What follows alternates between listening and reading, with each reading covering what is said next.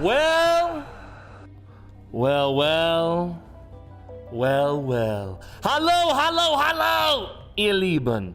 Und willkommen auf den PoorDeadMan Show. Ich bin PoorDeadMan und wir spielen today Stellaris with my friends. Our great multiplayer campaign. It's gonna be great. I think you're gonna love it. We're trying to build a federation. We're also kind of competing with one another. It's a lot of fun. Murder's on the menu. We're rapidly approaching the end date of the game. It is the year 2395, and at 2500, the game ends, no matter what. Thank you guys for being here. Welcome. Nugget, Trundle, Alpha Huntress, Zaida. So what we're going to do today is we're going to play Stellaris for the first half. And for the second half of today's show, we're going to do something Project Zomboid related. What do I mean by that? Well, Trundle and I are going to do something with Project Zomboid. I have an idea for what we are going to do. And I think you will find it interesting. I'm gonna need him, and I want to get one other person, but I need to get somebody who hasn't played Zomboid at all. Okay? Like, somebody who has less than 10 hours in the game. Is that you? Maybe you can help us. Stick around for the second half of today's show. If you want to volunteer, I'll need you for the second half of today's show after Stellaris. And that would be, we're going to sit in the VC and talk. We won't actually play the game for this little project. You'll see. You'll see. Trust me. It's going to be good. What's up, Rainstorm? Welcome to the show.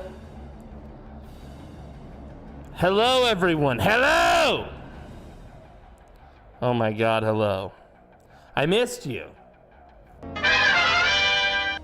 Did you miss me? All right, so Stellaris. We haven't played Stellaris in a week. I'm gonna unpause. So now everybody can play the game. Because remember, this is a multiplayer with a lot of people. We do play on the slowest speed. That is true. We are losing a lot of trade every month. So the main problem we're having right now with our little empire is that we have some deficits. And our trade deficit is such that it's a problem. It's a problem. We don't have nearly enough trade for what we need.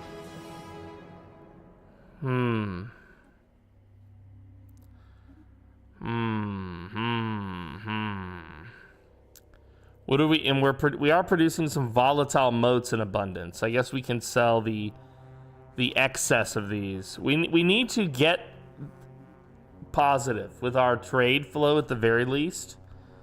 This being negative 1,200 monthly gain. Unacceptable! Unacceptable.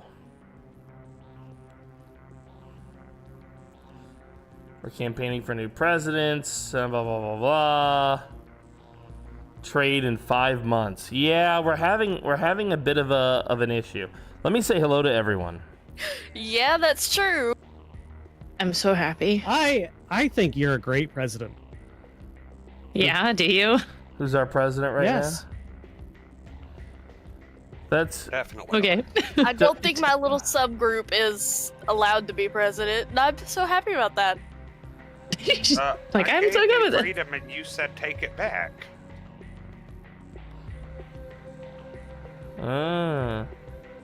That's a good point, actually.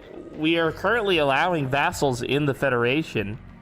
Are they eligible to be president? Okay, perfect. Thank goodness.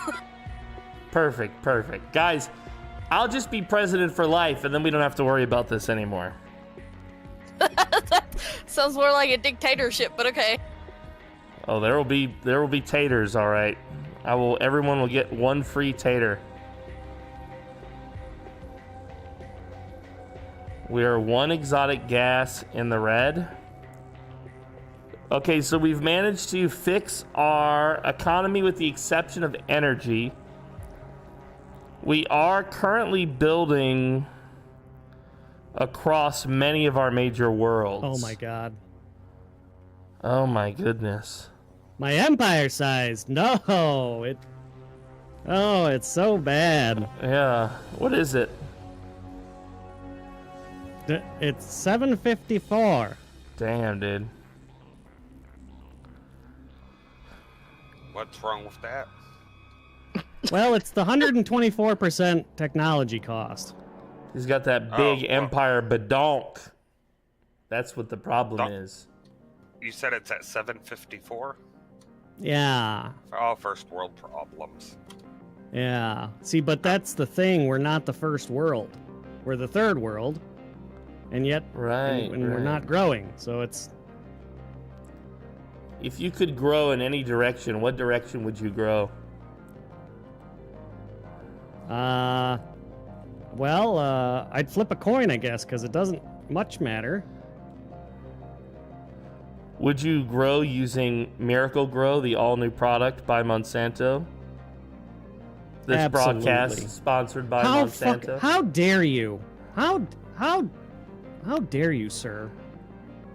Okay. I'm prepared to pay the price. What did I do? Huh? I don't know. But Okay. All right. how Did you get- something. You did something, damn it. I That's don't true. know. That's true. When we find out what it is, by God, you're gonna be That's fucking Yeah. sorry. right. When we figure it out. I know how you boys are.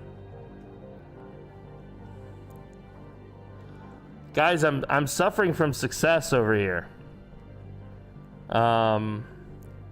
Everything I'm is very happy for you. everything is so Bring good. some of that success over here, buddy. I need some of that success. Everything is so good, but my energy credits in my trade, which is totally disappointing. What's your flight capacity at? Way too much. That's the precise problem. Well, it's not. Well, you know, Wait, PDM, what's your empire size? my empire size 1,500. Yeah. Why? Oh, okay. Well, Yeah. I'm gonna shut my yap now. Yeah, we're kind kind of bloated over here. Okay, we got a big badonk also. I've literally taken What does that every do star to- system possible except the ones that'll piss off the fallen empire right here. So I guess I don't understand then what that does to technology cost. Oh, it increases Makes it take longer. my technology by Right. 272%. Yeah, So it just increases the time it takes to research it then. Right, and it What is also increases the time it takes to adopt a new tradition with Unity, which is a big bummer. Okay. Yeah, okay. Yeah. So, but Oh. there's some ways around it. So it's not totally... Yeah, okay. All right. Yeah. Yeah, I'm having similar problems on all of that, but it makes things just more expensive all around, and it's Right. a bit of a pain. Yeah, okay. But I just looked over to the other side of the map. PDM, you are massive. What? yeah, hi, how you doing? Also, hold on. He's You know what you don't it's realize? I'm even more massive than you think because zoom out. The guys to the north to me, the United Favarian clans, they're under me. They serve me. And that big orange splotch, that's Nugget. He's also my vassal. Yeah. Yeah, he's also right under the thumb. Right, yeah. And then you see that little tiny thing over there, the fractured stellar polity?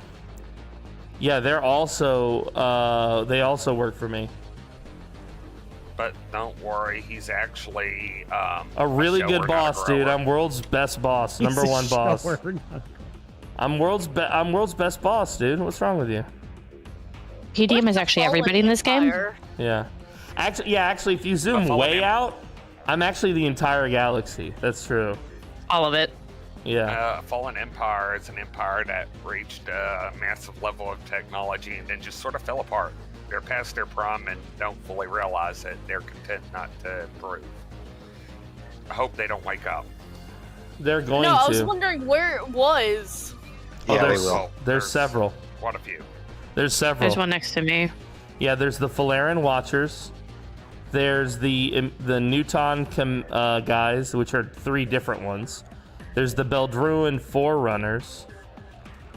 It's like there's way too many of them. You know they're gonna activate. They're gonna slit our throats. Yeah, You'll be happy to know They're gonna there are- combine forces and form one big empire.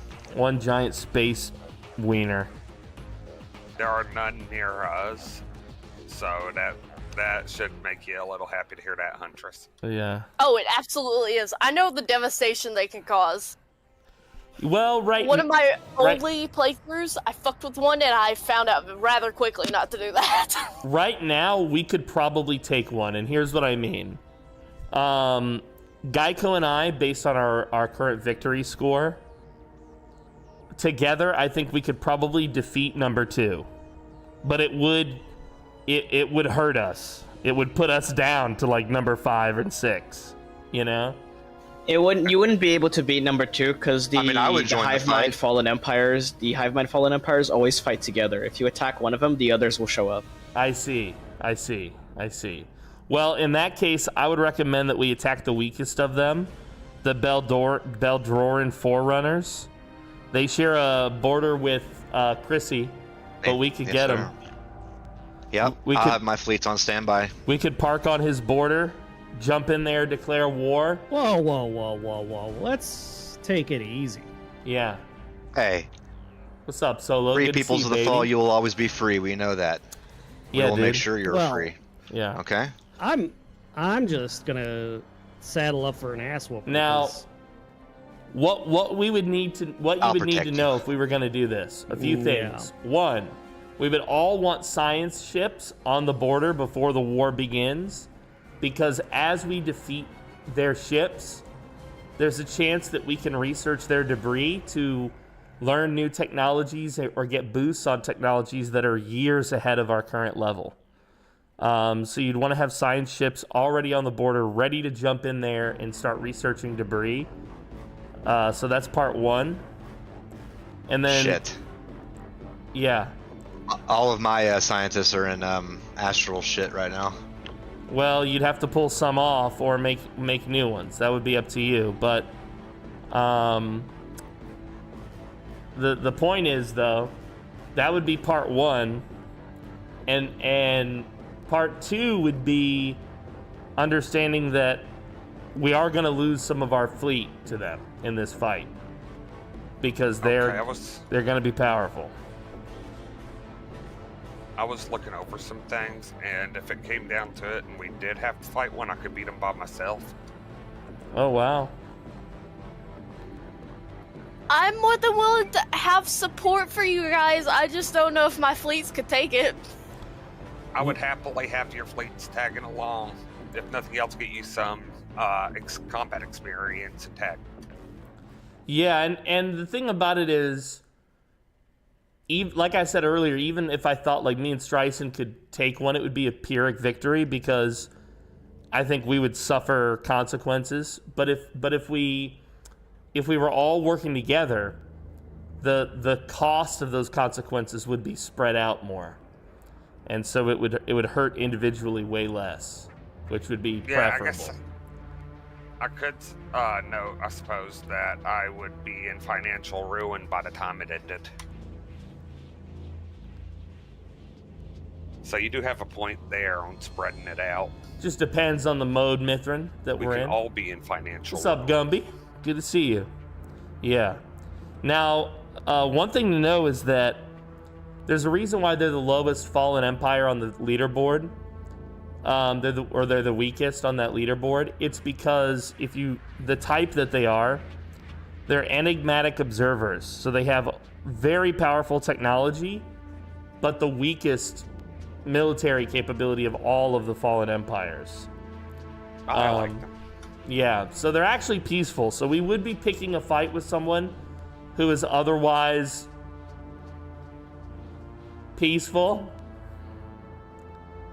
You don't do that to begin with. It always ends in ruin. Yeah, well, but if we did take him, we would be in a great position to do it.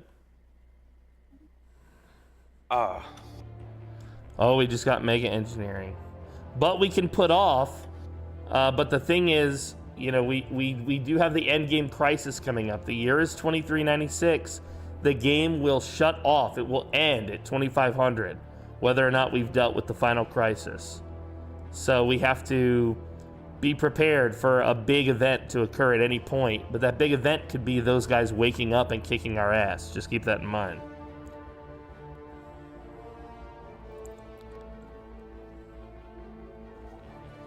Is there any way to gain more combat ability or naval capacity?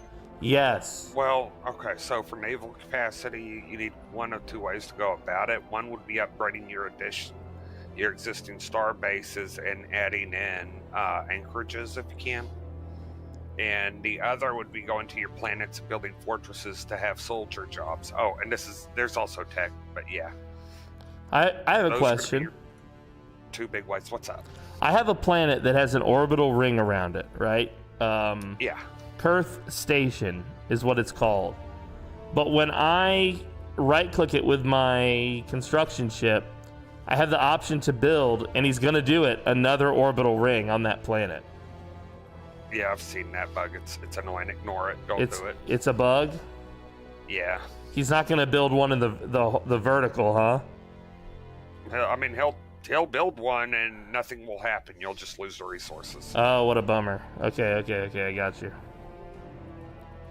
All right, so as president of the Federation, Okay, love this. I would highly suggest that if we're going to take on any of the, the fallen empires, it would have to be the Newtons. The who? Because the Beldrons, like you said, Newton Wrath, the Newtons, the three separate, enduring Newton ambition, immutable Newton command, and the timeless Newton Wrath. Those three We'll be guys. fighting all three of them at once then. Yeah, but if they can join and turn into one single faction, they're going to start invading us. Yeah, and we'll be... The Beldron Forerunners, we don't have to worry about them anyway, because like PDM said, they're peaceful. Well, they still do attack. They're peaceful to a point, but they're still a fallen empire. If they wake up, they'll still do stuff and vassalize people if they feel like it. Yeah, they're not trying to wipe you out or anything, but it'll hurt. Essentially, all fallen empires hurt. I don't know. I'm more worried about the Newtons. Scales. Arc Furnace, Dyson Swarm, Mega Restoration. That's just me. I don't know how much I have seen when they wake up. I can restore this now. The Hive Mind Fallen Empire is fucking crazy strong. To be fair, it wants a lot of food for me to do that. Good to see you, Crowbar. I mean, they have Leviathans for their own armies, so. Look, any of the fallen empires that we fight are going to give us a serious bloody nose. The president is right that the one that poses the largest threat is the one that currently is split because it can't get along with itself. However, I'm just not confident that we could take all three. That's the truth of it. I think that the cost would be way higher than we're expecting. Even with our Federation fleets, our personal fleet, everything we got. Yes, I think they would. Okay. They would. I think the cost we would pay to fight them would be a Pyrrhic victory. Maybe we would win, but we would suffer 50% losses or higher. I do fully believe we would win. Like I said, it'd wreck our economies. Yeah. we would take a long time to recover. So I agree 100%. Especially when the end game crisis is approaching. If we do something like this really early, like now, maybe we might be just removing our fleets, and then suddenly the end game crisis appears. Yeah. And we have to rebuild like as fast as possible, even though our economies will be. It would be Trigger. stinky. It would be stinky. I wish we could. I wish we could take them on, because they're close to me, and it would cost me very little to claim their systems. I would be the big winner in them getting defeated. By the way. Once we have everything, or once I have the GDF completed, it's something we can look into again.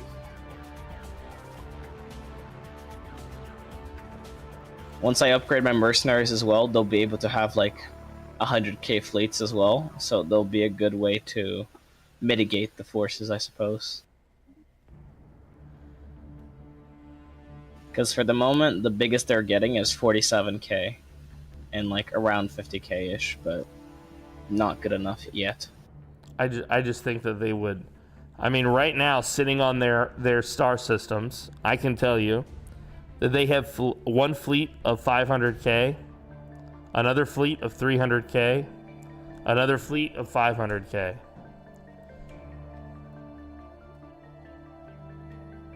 I mean, do we think we could? What's the total there? That's 5, 5, and 3. So that's 10.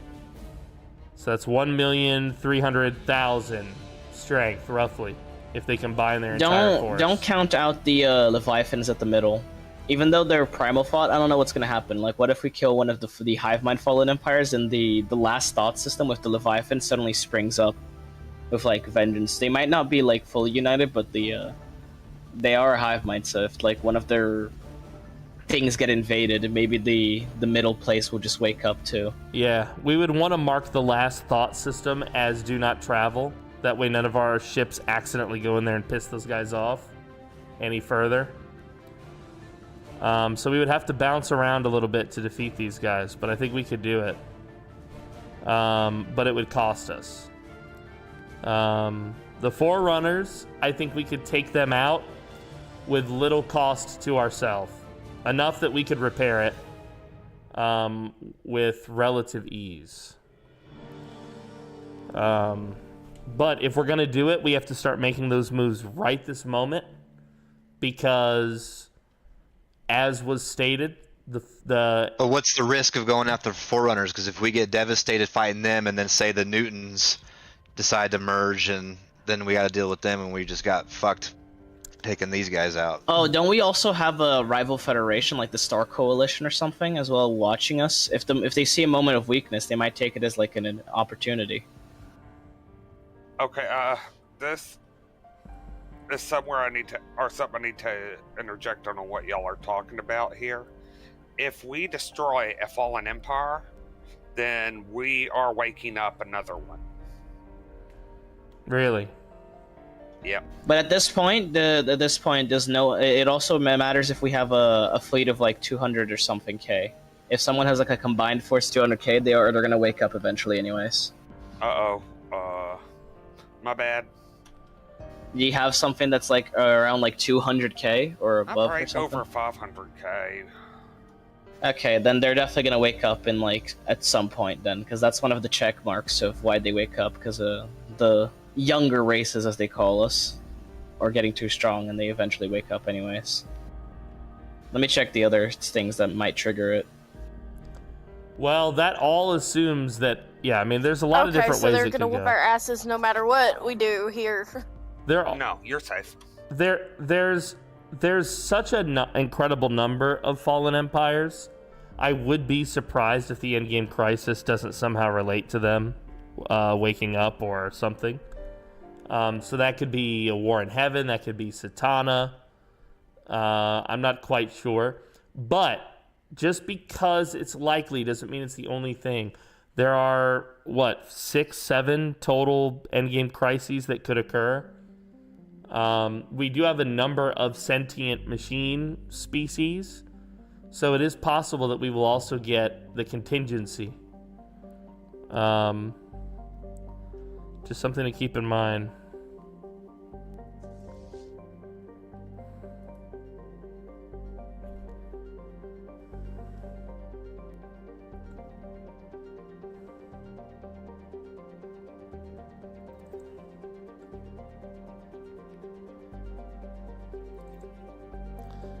Everybody was like, yeah.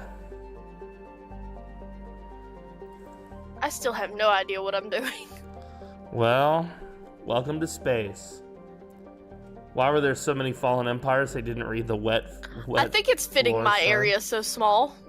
I have no idea what I'm doing compared to the larger people here. Yep. Well, shit, I just checked the values and it's a lot lower than intended, but I'll post it in the VC chat, I guess. What makes the fallen empires want to wake up. Particle beams.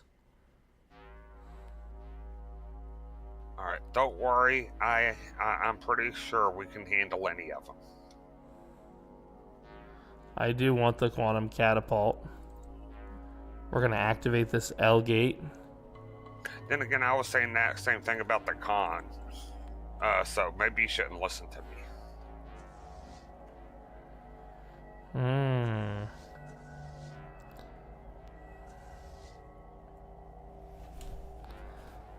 This station would be... You'd be hard-pressed to defeat this station and this fleet, but it could be doable. We're gonna activate this L gate now. This magnetic storm is fucking me up, dude. I mean, Naval sorry. Capacity, isolationist, expansionist, supremacist. Sounds like someone doesn't want to be free anymore.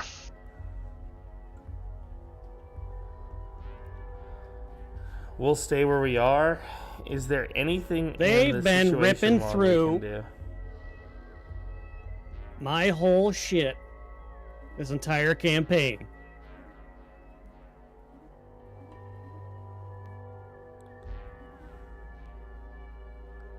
So I hear you. Yeah?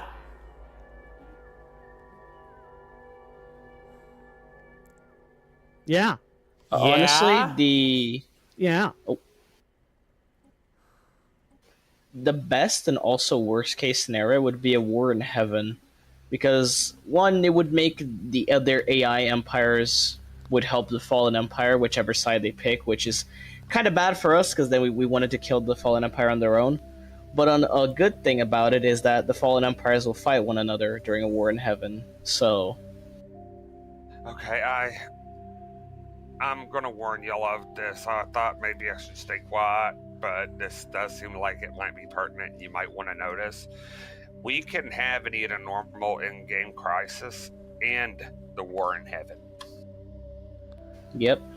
And the L gate crisis.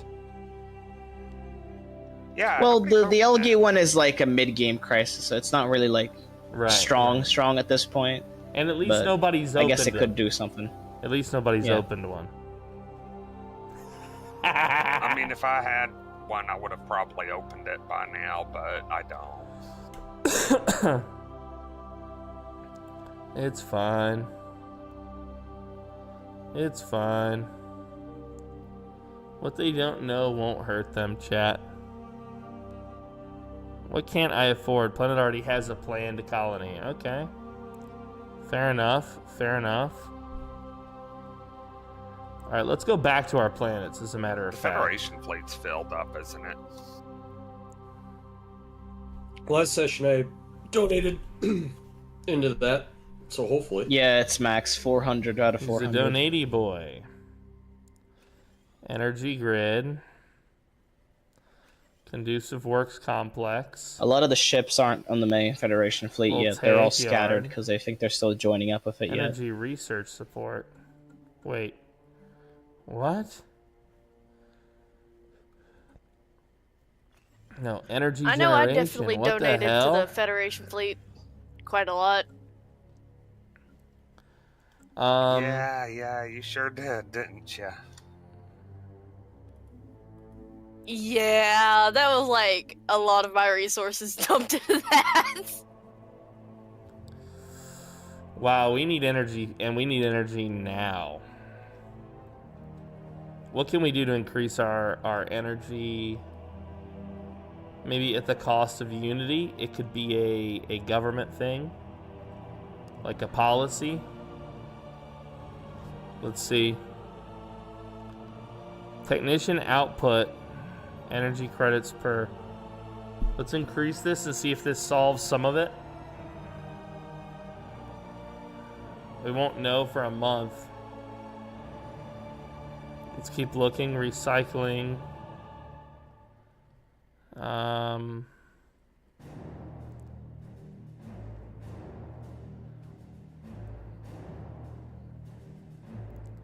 Let's see. Will to power. No. Monthly minerals. It's almost the first of the month.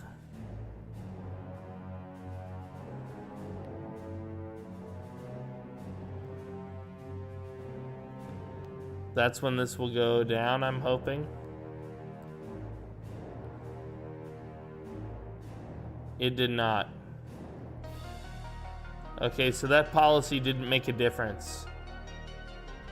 It stayed high.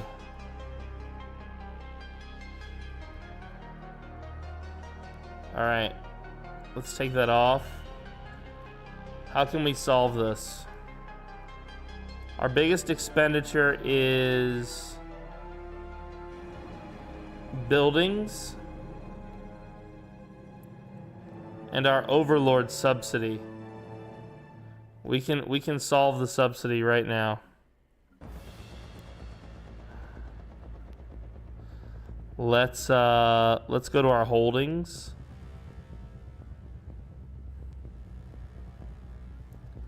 Can we pause these? Can you pause a holding or no?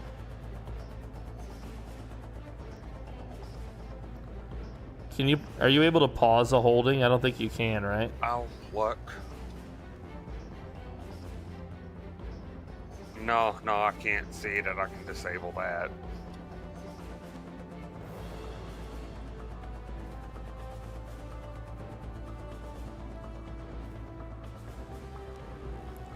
Alright. Anybody have some energy credit for trade? Wouldn't that be nice? Dude, this magnetic storm is causing my energy credits to go down the shitter. Yeah, I'm running low as well. So the energy credit crisis... For me, it's trade value that's falling apart, so I'm having to use my entire economy to keep my trade value. Yo, what's up, Poraha? Is that Good a to fun see you. game? Hello. Economy balancing. Try to keep yourself from going too far in the hole. I hate that. Yeah. I don't like trade value being this aggressive onto me, to be honest. It's... Especially, it depends on the market as well. Because I sell and, here, buy a lot of stuff. If things inflate too much, like the economy-wise, my trade value can go from, oh, here's 10k a month positive, to then suddenly, oh, we're negative 5,000 now per month. Mm-hmm. So I'm having to make like a bunch of commercial districts to fix it. We're in a serious pickle. I don't know if you had noticed this, Alpha, but I had been doing up some hyperlane relays in your space. Oh, have you? I've not noticed at all. Oh no, but I just got gravity snares. We're just in such a pickle here. Oh, good. Economy-wise.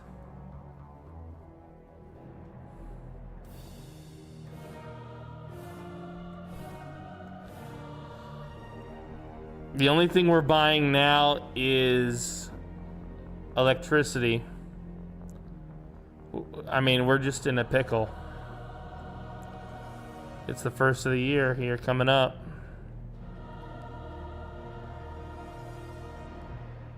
Does that mean I can catch the space amoebas now? No. Yes, if you have gravity snares and you have a vivarium, you can. Well, this hasn't done anything. I need to learn how to get me a vivarium so I can get me This some hasn't done some anything for space our amoeba. energy here, guys. It's a space station building. I guess I better not go and capture too many then. They're sort of in my way, and I didn't want to go murdering them, so I was going to say, We're in so much trouble here. We're in so much trouble. I mean, there's one in my area of the woods. Well, you have Let's two go all the fleets way to of the them. bottom of our stuff here. I do. I see one at the very bottom and one towards the middle.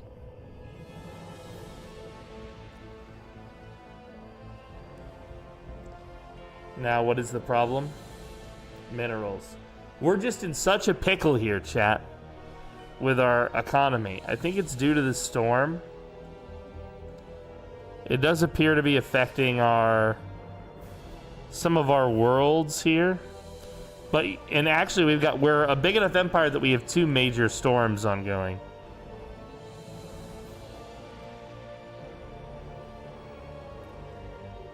Which is a serious bummer. Alright, our mining output So I have to build it increased, in one of my thank star God. bases, right? Right.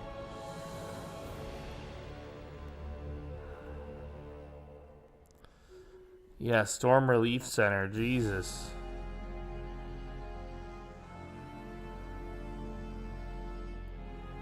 We'll continue our military growth. This guy's leveled up. He's a representative. Malice on joining. Peacemaker. Cohesion. Ethics penalty. I should be able to Federation get one experience. rather quickly.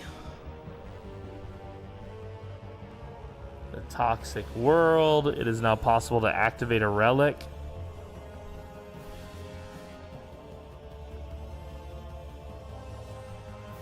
This one would give us more tech. We're gonna save our stuff for now.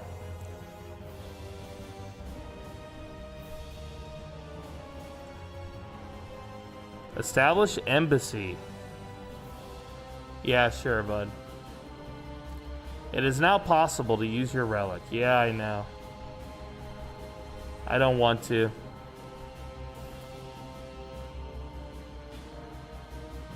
It's like no matter how much we buy, trade-wise, Oh, they're really cool looking. we're still in a Yeah, deficit. They are decent carriers as well, so if you have the vivarium and the hatchery, Rare they can make crystals. pretty good. We'll deal with that one Well, decent problem when we gems. get to there. They only cost food. Well, that's not true. You can put stuff on them that makes them cost more than food, but no alloys.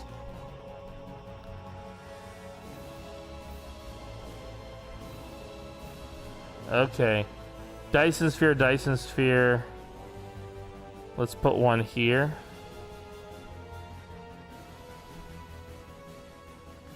Uh-oh, we're back to 0. Dude, this little game I'm playing right here, getting my economy from just collapsing completely. Do we actually have a situation? So what? Yeah, we do. Cut scientific investment. That's what we're gonna do. I really would prefer not to do So that, when it says fleet composition of space amoeba mother 2, does that mean that's 2 females? No. No. They're all. I like that. They're space No. amoebas, so they're either mothers or no. flashlings, but it means there are 2 of them.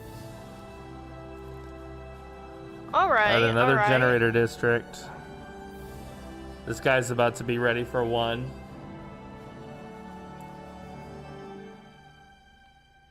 We're still.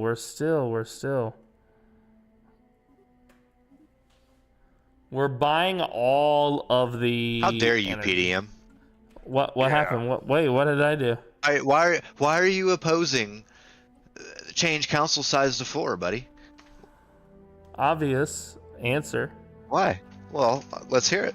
If it's so obvious. You want me to explain something so obvious to you? Yeah, please. That's what you Listening. require? Me and the rest of the galaxy are listening, buddy. So let's hear it. Look, I'm currently managing this little energy crisis, but Yeah, I guess I could take time away to explain the basics to you if you'd really like that. Sure. Yeah, so see, I'm noticing here that the current council is made up of some people who really know what they're doing. Okay? But there's also the risk of that wisdom being diluted. Okay? Even just one more voice on the council could really mess up, I think, the balance that we have at play when it comes to solving problems. So yeah, really, that's why we're opposed to it on a basic level. It's not necessary to expand it. It's a needless law that's a waste of our time and energy. Pretty arrogant.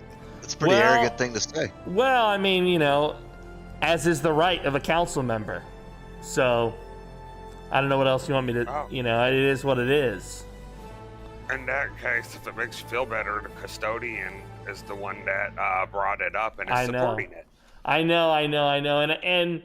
And we have been a vocal opponent of the numerous expansions of central power and of the custodian and his desire to rapidly increase his privileges and responsibilities. And yeah, we oppose this law in part because it was proposed, and therefore, while it would not weaken the power of the custodian, it would further diminish the power of those who are already on the council. Now, Blue Star Naval Contractors, if what you really wanted to talk about was your inability to win an election against the people's hegemon, that's a different conversation. If you want to have that, you let us know, okay? Hey, I was going through some things at the time. Yeah. Well, we think this law is egregiously unnecessary and represents a danger to the galactic stability. So there, you had me explain it all. Are you happier? Well, I'm glad that you explained it, but I don't really much like the explanation. But well, yeah. Well,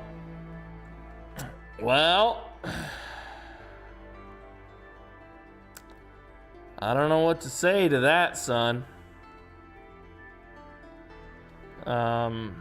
You know, it is what it is. And I just think you're prejudiced, man. I think you're prejudiced against anyone that's not a squid. Well, it doesn't laugh like Squidward, you know? Right. You gotta chill, man. Yeah. That you gotta let. That was I got wings, egregiously man. racist. You gotta let me fly. That was no. You're humans and you have no wings. You're useless. But that was egregiously racist. How dare you? That was racist. You calling me fucking human? That's racist. Well, what are you over there? Okay. You look like a human with like a weird haircut.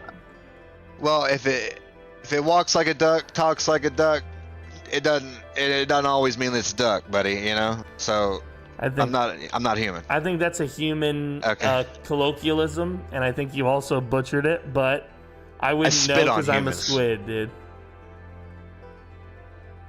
I'll tell you what I do know. I'll tell you what I do know. When the Blooms of Gaia was president of our federation, she never talked to me like this. That's what I do know.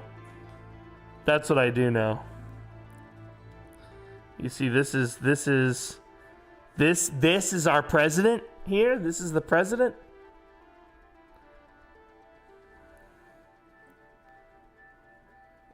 Here, dude.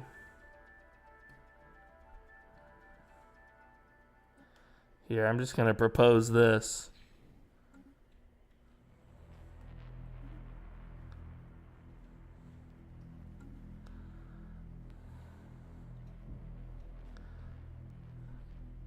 There's no way that law will pass. If they pass that law...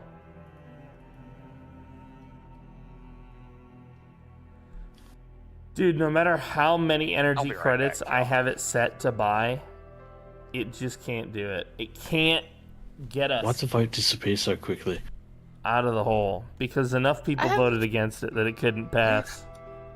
I voted against it, and that sort of auto-ended it. My bad. Bloody hell. You have Be so right. much influence. So many people didn't even vote. Yeah.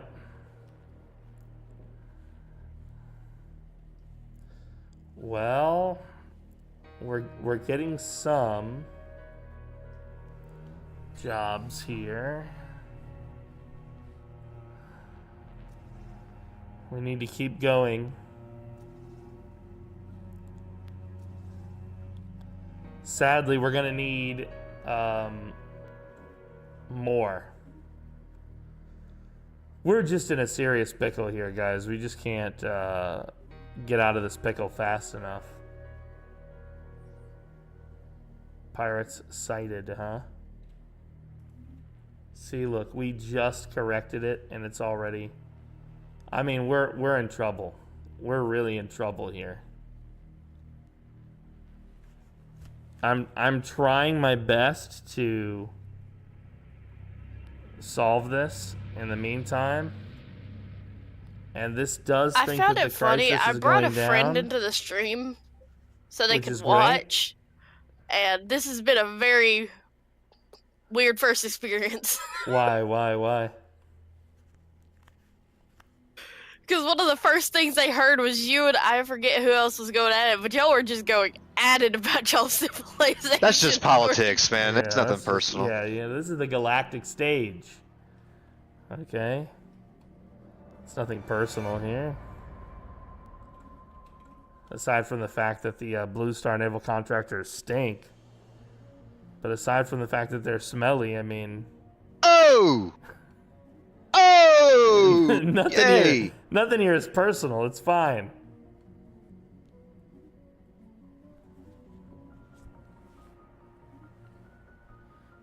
Try to be lighthearted over here. You It's- over here I mean- insulting me. Well, I'm not... we're just talking about... You cook with a lot of curry. You just We said I always stink. smell it. That's it. Well, we always smell That's it. it. You cook with a lot of curry. We smell it, okay? Yeah, We're we your don't next-door like to use neighbors. deodorant. Yeah, we might not like to use Yeah. deodorant, okay? I do admit that, okay? Yeah. But That's we eat nothing but disgusting. fruits and nuts, baby, so we smell good. Yeah. We don't gotta use deodorant, that's why. Yeah. So, I should have We're known y'all vegans over here. I should have known y'all over there were nut eaters. yeah, we're vegans. Yeah. What else? Y'all been eating nuts. Nuts and berries, berries and nuts. A little bit of Well, if you mushrooms. really get technical, that means you're not really for life, because even plants and nuts have life in them. So Yeah, dude. If you were really for life, you would starve to death. Good point.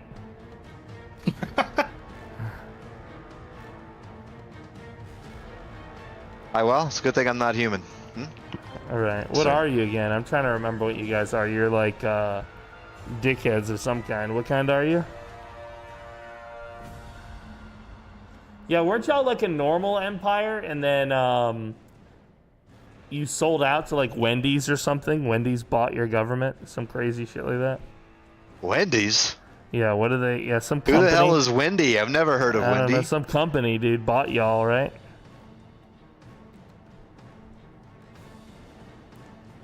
I've never heard of no Wendy.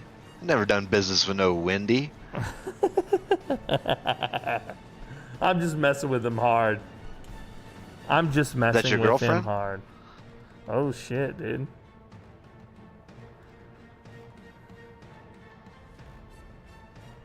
I thought it was someone's mom. So Is that what? Yeah, is this what this is about? You think I did business with your girlfriend, so now you're jealous, and so you're having to project on me, the much weaker empire? That is. Oh, wow. Okay. That is what this is about. Yeah. It turns out y'all are troublemakers. And now we know. I feel like if anyone's the troublemaker, it's you. Yeah, likely story. Who has been manipulating Likely galactic story, affairs dude. behind everybody's back? And no one's has the guts to say it. I'll just say it out loud. Yeah. We all know it. Everyone's afraid to say it. Yeah. But I'll say it. I'll call you out. Wait, you're talking As about the president me of the manipulating Federation. affairs? Yeah, What like you're manipulating, talking to. you know. Yeah, I feel like you do a lot of espionage, buddy. Yeah, not your But not your I can't friend prove over it. there. Not that I can prove it. Not, yeah, you There's a can't. reason you can't I mean, prove let's it. pal. be honest. We Yeah, all this know is- you're doing it, but These are no one just wants to admit baseless. it. These are baseless accusations. Okay. Okay, so first off, we do all of our evil plotting in the open. Okay? So if we were doing some evil plotting, you would know because you would see it. Okay, and it would be easy to prove. But we're not doing that because we're the most kind, peaceful, prosperous, friendly, successful, handsome empire that ever was. We can jump higher than you, we can run faster than you. Our Yeah, you guys coffee are good tastes better. swimmers. Hey, you guys are. Yeah, how are you Yeah. squids? You're a squid, buddy. How do you jump? Yeah, dude, very I mean, unless you carefully, just jump out of very the water, carefully, but yeah. I mean, you're not on. Yeah. Didn't know you guys the lived on human land. mind can't comprehend it, so don't worry. I don't Oh, think I how can dare you. explain it to you. How dare you? Yeah. It's okay.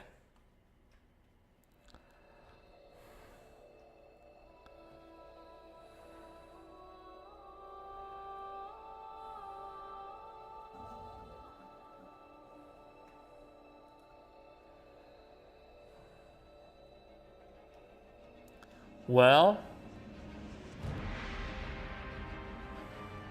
what's for dinner? Squid. Okay. Yes. Okay. Yes, I'm with you there. You- Some you hear calamari. this? How You about hear this that? shit? Yeah. You hear this Yeah. shit? You hear this? Fry 'em up. Why? Sorry, that was out of impulse. Why I never, dude? How dare you? Wow. Wow. How dare you, sir? How double dog And dare you are gonna get a fruit basket, Alpha. And Right. now, No more fruit basket for somebody. Somebody's not getting one. Wow. It was Somebody out I of know. impulse. Somebody I know ain't getting a fruit basket. Somebody I know is getting coal in the mail. Coal, that's right. I love coal.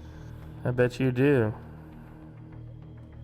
That's still how we I was create our forced energy into here. saying Yeah. it, I swear. We still use fucking coal, baby. Let's go.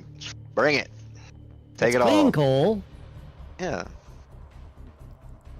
Good black If coal. Love it. If it helps, I thought that was funny.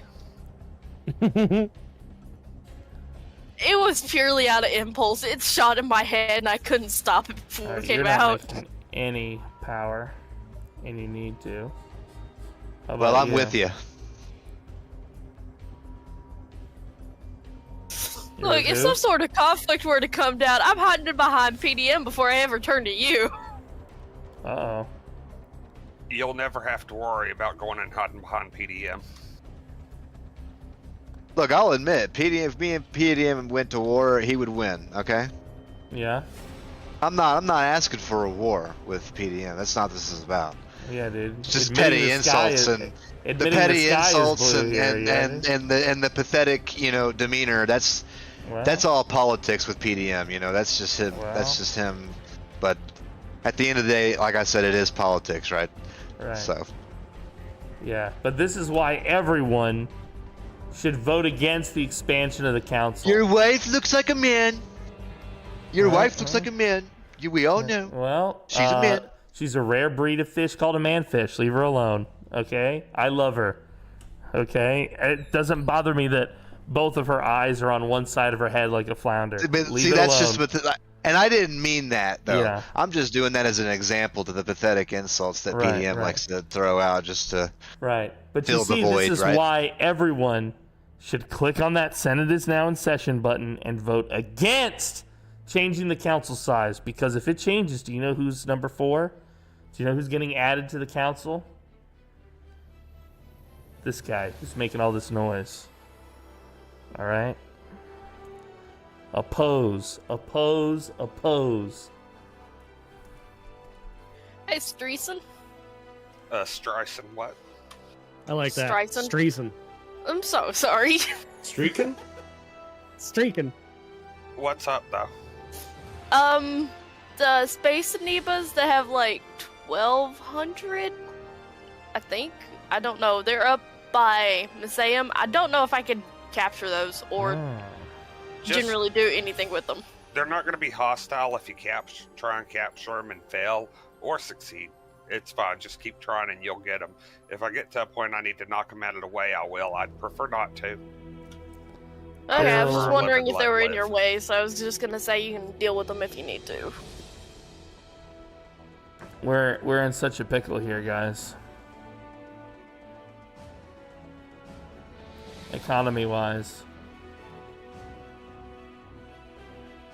We're in such a serious pickle. It's like no matter what I do, I can't Hey, solve it. Trundle, Virchel, and Huntress, can I speak with y'all behind closed doors for a minute? Yeah. You see this? Absolutely. You see this?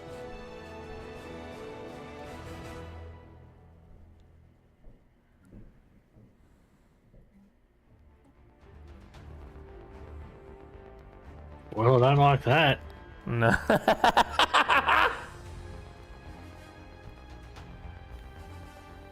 I'm sure they're not plotting against those of us that remain here. No, of course not. Surely they're not doing That'd be a anything poor choice. untoward.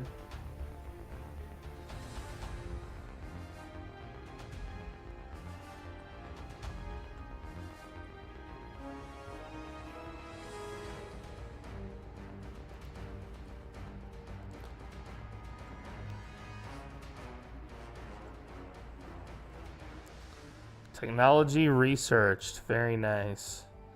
If only we could get more food per farmers, energy per farmers. Okay. Okay. Planet modifier. Interesting. Interesting. This could be useful for us, the bioreactor.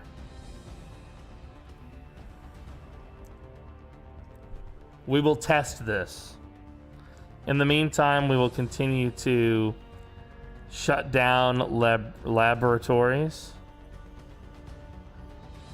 until such a time as we're confident that the energy crisis is under control. These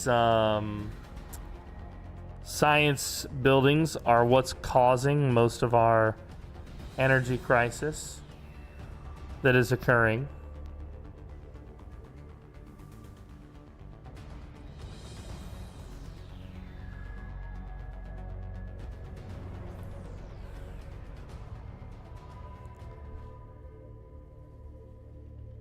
We just need this technology to be learned very quickly. And we're going to replace, across our empire, the genomic researcher with the bioreactor, assuming it will allow us to do so. I don't know what slot this will fit in. We'll have to see.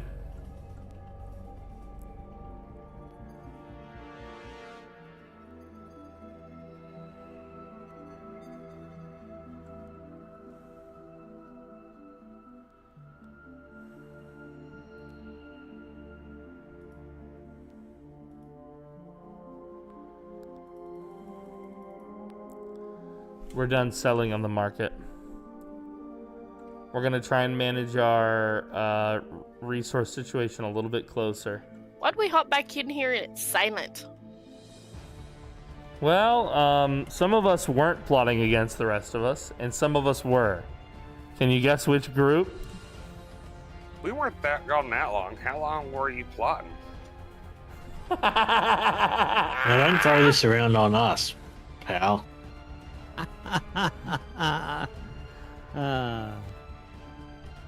Evil Yo, what's laugh up, Joe? activated. Good to see you, buddy.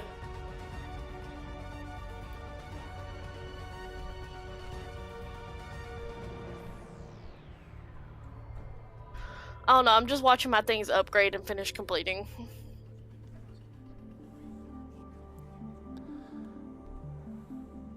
Stryson, you've called in so many favors from me to win this vote that my political weight in the vote is worth less than my vassal.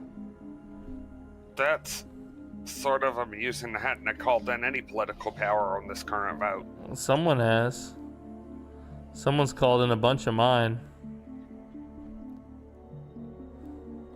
Where did I see this current vote at? So in the It's top... up, oh, go ahead, Stryson. Yeah, on the top right under the pause button, you'll see Senate, the picture of a galaxy little thing. All right, And you click bioreactor. on that, and you can see it under Senate floor. Can I replace the Genomic Research Center with it? No. What about one of these? No.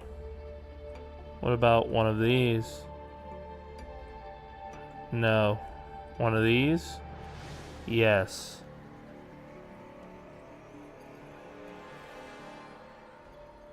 Very nice. Okay, this will work.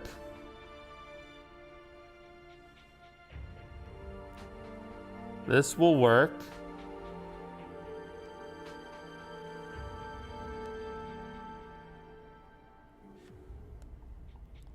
Spiraling deficits. Resources. Faction approval. From Igara Prime. Yeah, we'll take devastation on the homeworld. Yo, what's up, Squiddy girl? Good to see you. Hey! Hello, Squidling.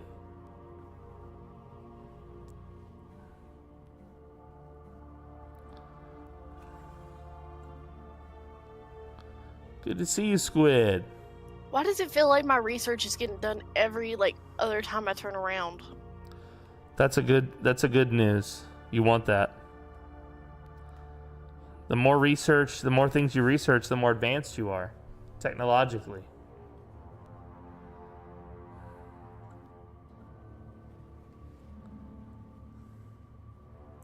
But it wasn't Yeah, I going wish as I fast had last that. It's good time. to see you, Squiddy. Hello, my dear. Don't look a gift horse in the mouth. Okay? Weren't someone talking about the L gates? Yeah. Would it be bad if I click this L gate insight? I mean, it wouldn't be bad, but I don't think it'd benefit you much. You don't have any L gates. Fair enough. Thank you for that. We can't afford That's why I never almost opened anything. them. I don't have one. There's so little we can't afford.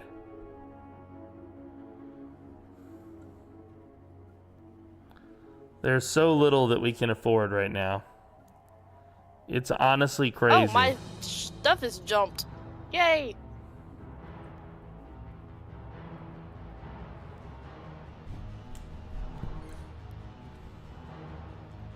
But we're keeping on. My naval capacity We're is gonna- slowly we're gonna getting find to a the point way. where I could possibly make more troops.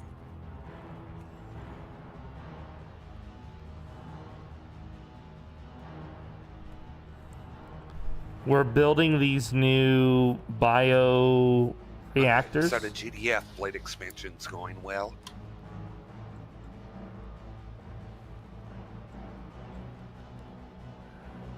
Yeah, we are suffering from success here, guys. We're in trouble, in a way.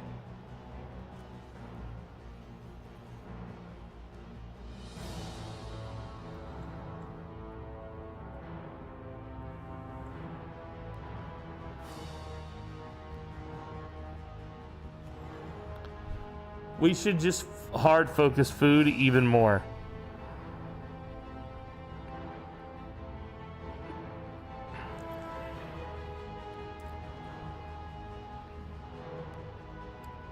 These genomic research facilities, man.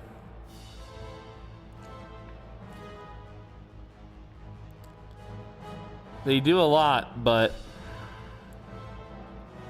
I'm just not sure that I can keep them running long term. But we're gonna keep going. We need to build even more.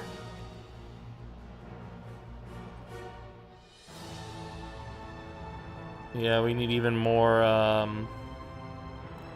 Sad to say it, but we're gonna need a lot of this.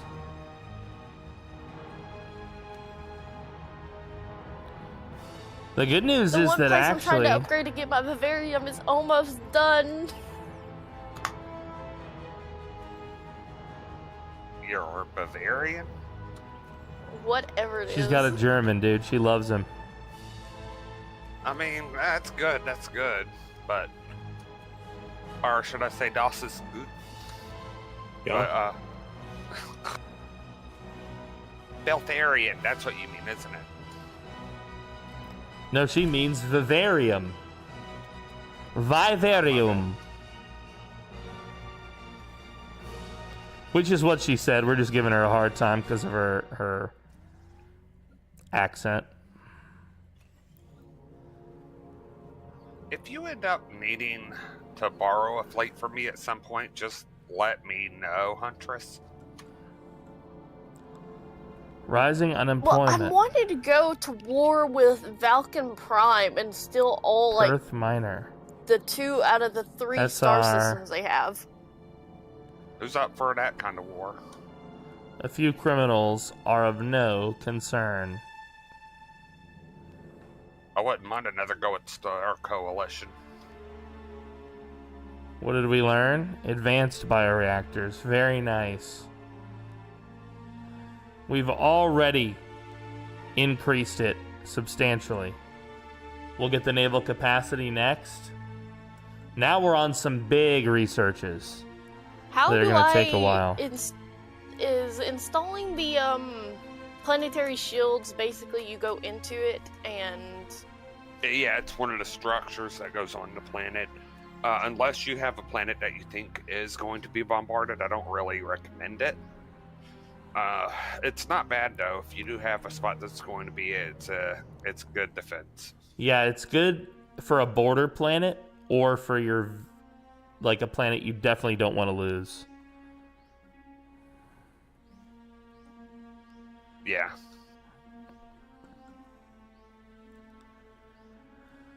Anybody up for a war with the Star Coalition again? That's that whole Fed. Yeah. Where are you trying to make war? What would the fronts be? Alright, so Huntress is after 2 of the systems that Valiant Prime owns, which I believe would actually completely wipe them out as a nation. And I would pick one of them, probably the Palvanati and Divine Council, to try and turn into a vassal. no, it doesn't completely wipe it out because they have one more system all the way in People's Hagen. Yeah, so that system has no colonized planet, which is what would wipe them out. So this is this is the Federated Associated Nations we'd be at war with? The Star Coalition? Oh, the Star Coalition. Okay, hold on.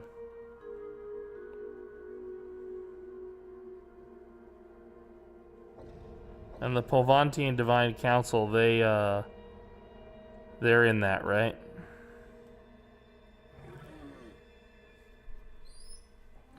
Yes.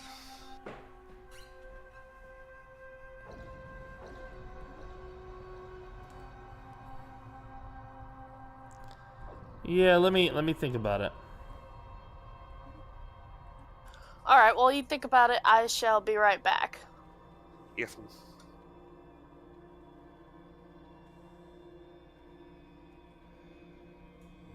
Well, I found what keeps me from trying to copy the accent so much this week. Okay. I've got a raging headache. Oh my goodness. Is this something you have to go through typically? I always have a headache, so yeah, it actually is pretty common. Oh man, I'm sorry to hear that.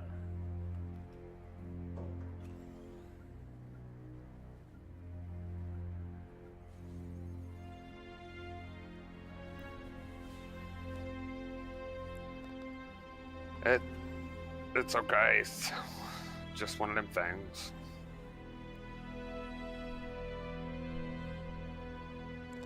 This planet can only support 18 districts. Well,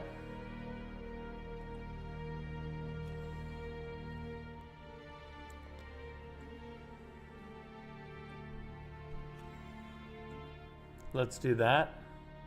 I'm trying my damnedest here to get this situation under control by doubling down on my capability to make lots of food. And what that will mean for my empire as we expand. Hey, Chow, Yeah. I'm going to send you a quick message on Discord. Okay. It's a trap.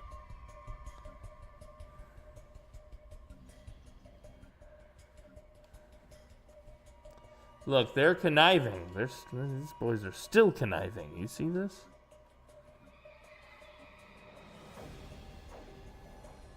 You see this? Look, we would never plot. We would never think about plotting against the Democratic Alarian Republic. Yeah, I'm sure you wouldn't.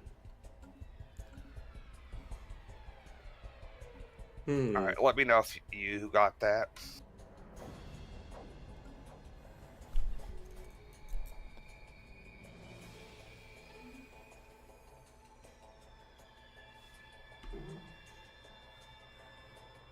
Yeah, I got it. Alright, I'm gonna do it. Hey, how do you do that? Oh, Yeah, okay, so you go in and you find a proposal, you click it, you'll see it over there on the right, under community. Proposal? Right. What is it? And then where is it at? Alright, so it's on, under community, if you look at the proposal queue, you'll see it over there on the left. Okay. Then Oh, I you see have it. Yeah, okay. Alright, I'm doing it. Oh, welcome to the council. Oh, I just fibbed. It's not gonna happen until next vote. Huh. So, Never mind on all that. So, I would like you to note, they went behind our back to end that vote early, and the very next proposal of Geico is remove custodianship turn limit, which was the very thing he said he wouldn't do. Pay close attention. I oppose it.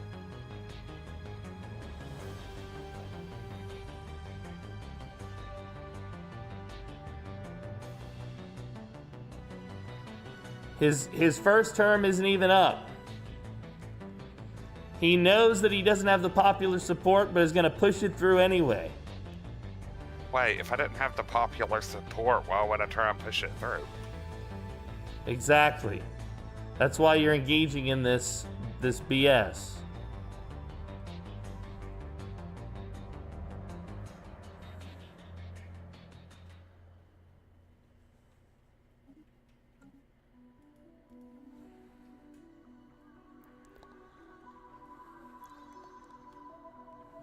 The DAR has used its right of council veto to veto the removal of the custodianship's turn limit.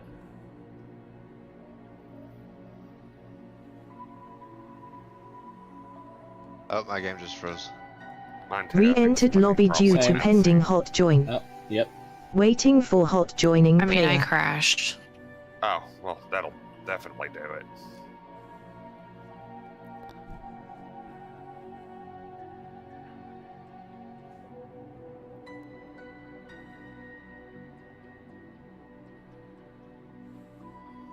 I like how Nugget hasn't said anything about the planets that he got returned to him.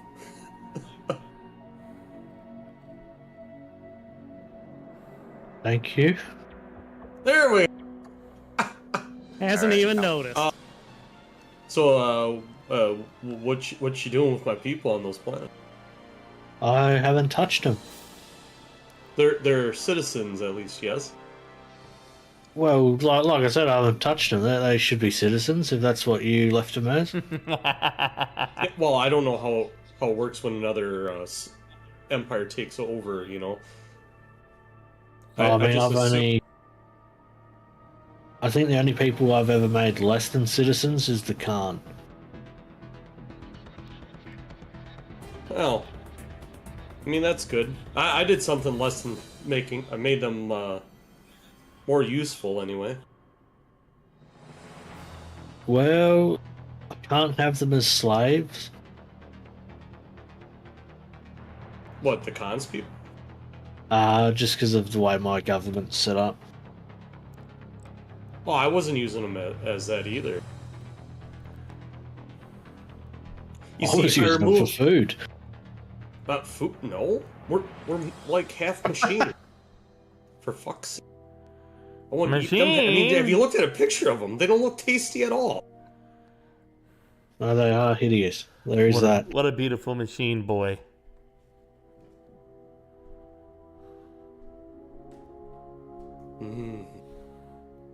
Machine.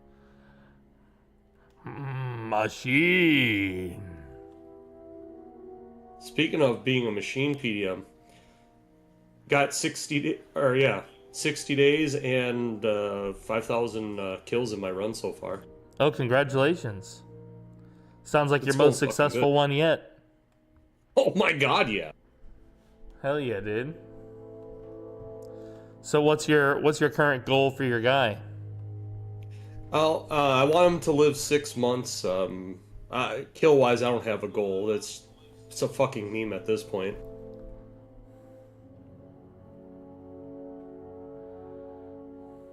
If I can kill, I don't know. If I can kill 1,000 per month, that'll be good.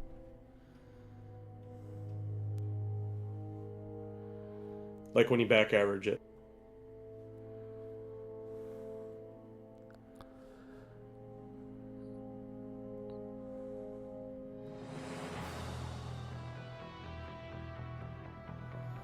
Getting our Hearth and Harmony back.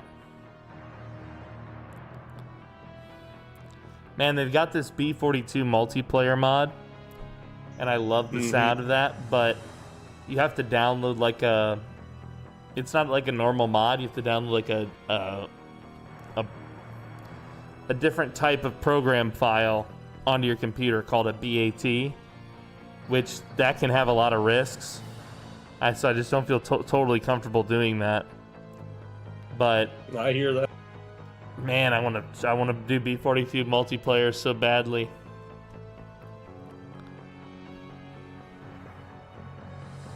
Yeah, watching you guys do B42 really like twists the arm, so to speak, you know? Yeah, it makes you want to do it. It makes you want to do it. Yeah. It is good. It is good. So, for the second half of the show today, I kind of want to do something. I know Trundle's going to help. And then I was also thinking maybe somebody who hasn't played much Zomboid, like 10 hours or less, would be a good addition to this little experiment. But I don't know if anyone's interested. Basically, we would just be talking on Discord. You won't have to play the game. Hello, Oratory. Good to see you. I don't know if any of us here have that little experience. I do. Yeah, you do? Yeah. Yeah, Hearth and Nugget, I think. I'm just haven't trying played to much. figure out if my body can handle staying up that late. Oh, no, you have class in the morning, don't you? Or no? I don't. I'm off tomorrow, actually. Oh, nice. Because it's Labor Day, so. Oh yeah, shit. Speaking of that, I probably should tell my employees that we're not going to work today. Nah, Let don't 'em worry know, about let that. 'em know. They'll be fine. Nah, don't worry about that. They'll figure it out. Yeah, when they get there and the doors are still closed, it'll be fine. Yeah, but one of them's got a key. Oh. Ah, let them work then. Now it's time to get the gun.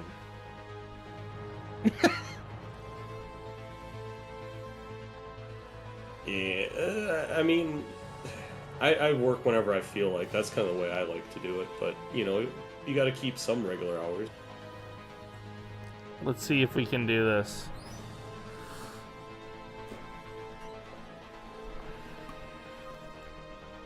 Basically, we're converting some of our food into energy at different levels of efficiency for this process,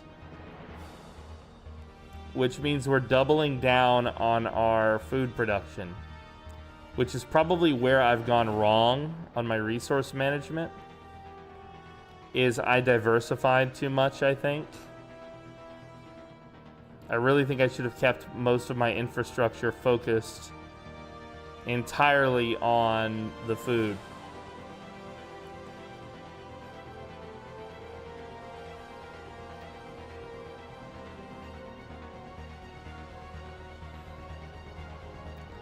That's where I've made my mistake. Just checking if someone meant to pause the game. Nope. I think it was paused because we were letting her in. That was my bad. I didn't even realize it was paused. I'm sitting here narrating.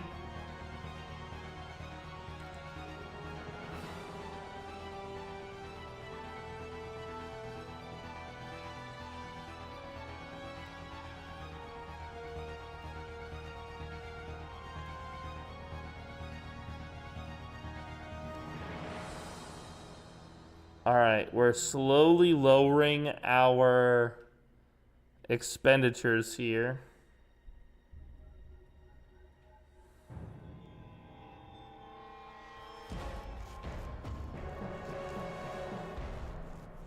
We're trying to, as best we can, lower the problems that we're having across our worlds here. And our main problem has to do with energy. We do produce a lot of food, and we'll continue to produce even more food.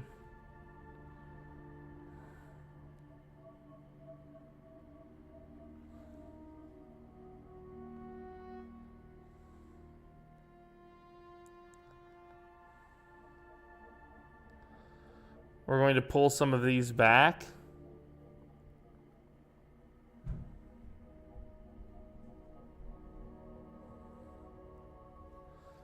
We're going to cancel our various edicts.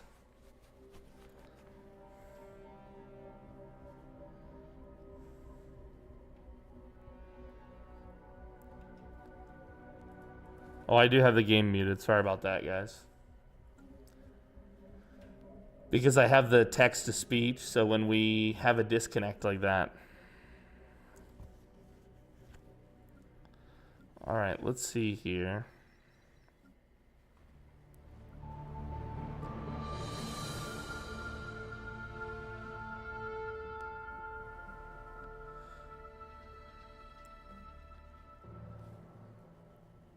Yeah, so what we don't have is all of the necessary minerals to keep upgrading this. And we're going to keep upgrading this as best we can across our various worlds.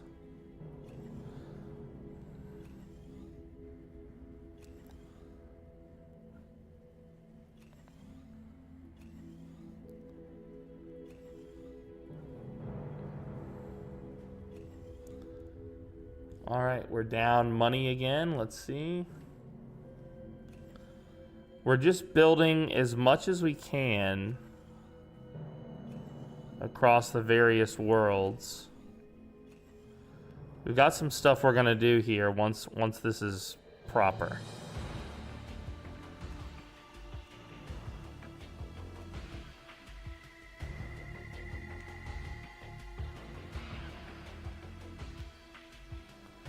$43K, wow.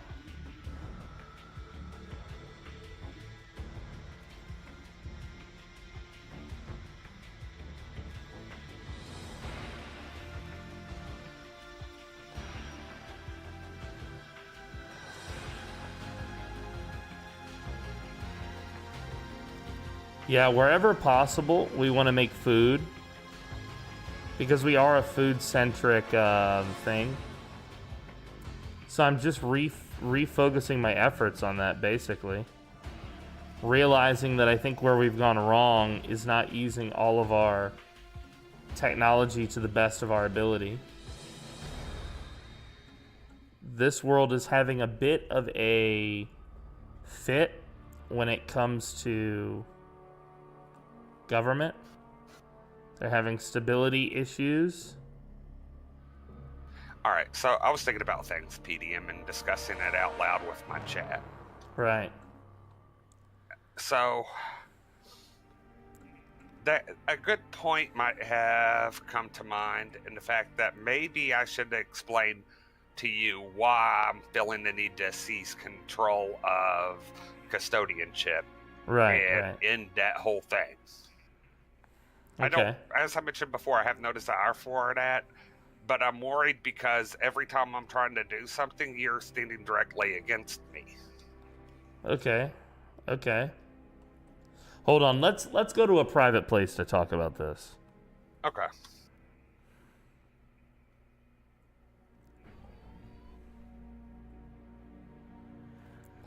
Okay, so let's get down to brass tacks. Okay. If you want Yeah, if you want more power, I can facilitate that. But I'm going to need two things.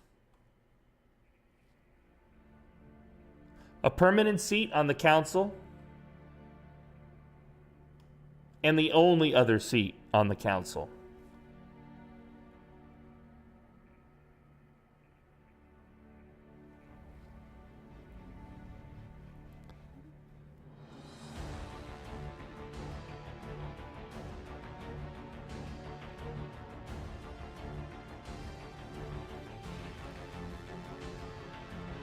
I do think a permanent seat's definitely 100% fair.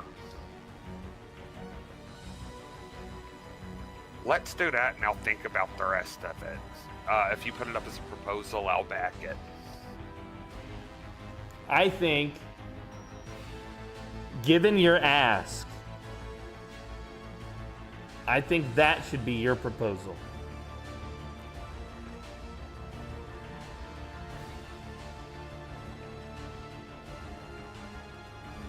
It would mean a lot more to the galaxy to see you sharing power in that way.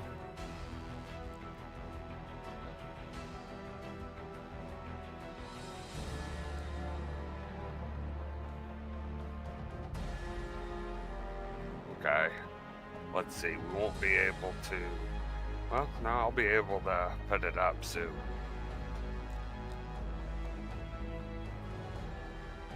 Good talk.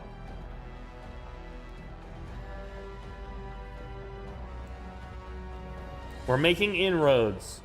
Negotiations continue, ladies and gentlemen.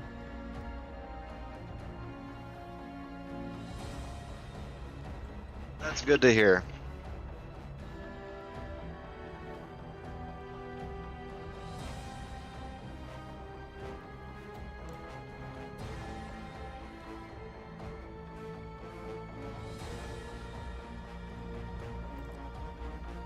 Dude, macarons are delicious.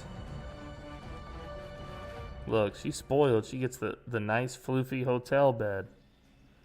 What the hell? We done spoiled that girl. We done spoiled her. We thought she was bad before. Now we done went and spoiled her. Yo, what's up, Apex? Briskite tea is pretty good. I've never had the blood orange flavor, though. How do you like it? Is it yummy?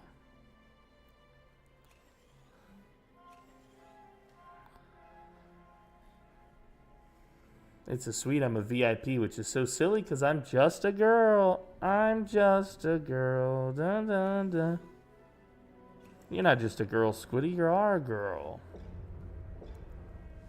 It's nice to be pampered a little bit, right?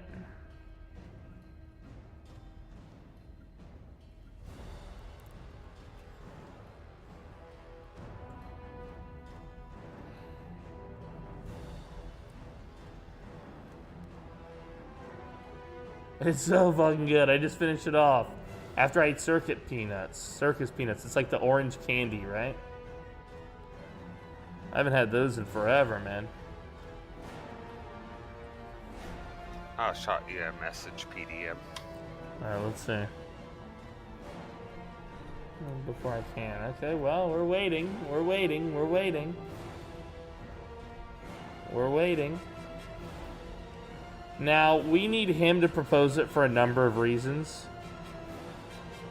But basically, we need to maintain our influence level so that we can issue a veto if he tries acting out. If he tries seizing power again, we have to maintain... The fact that we have veto power will be meaningless if we cannot flex it.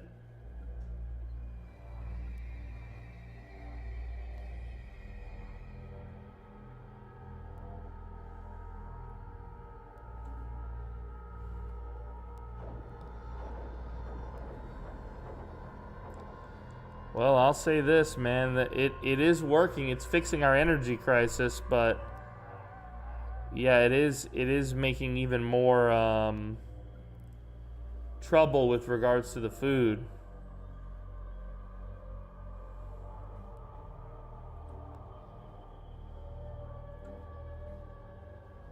Archives. What if we change this? Could this somehow farming support? Yeah, that might be better, frankly. Or even this one. Turning this into farming support would probably be even smarter.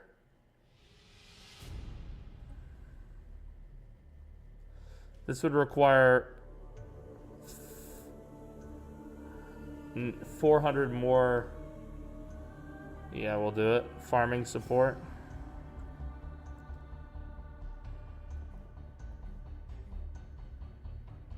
Wait. Hold on. We want this one to be farming support. The mixed industry.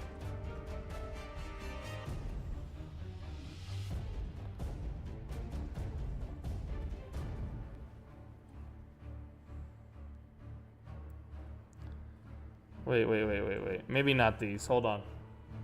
Let's go to the frontier of our empire.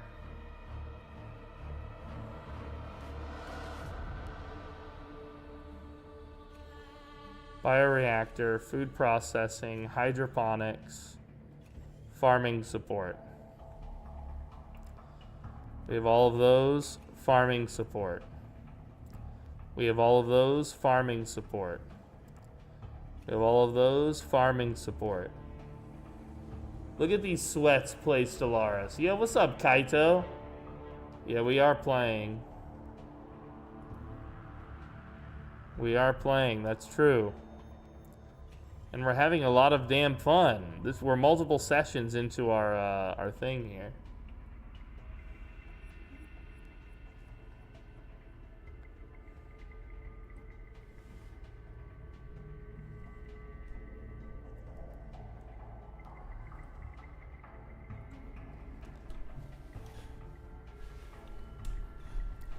Good to see you, good to see you, good to see you.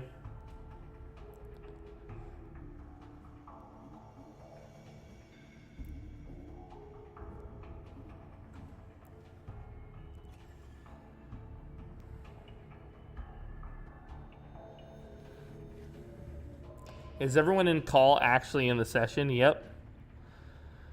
It's a huge game with a lot of people. And normally the call has been pretty active, I would say.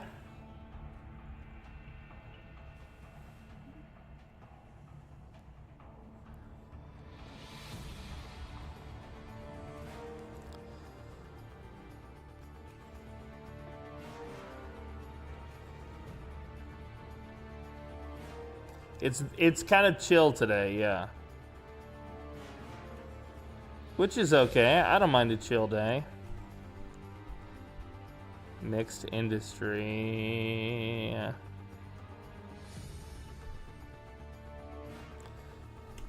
Chemical plants.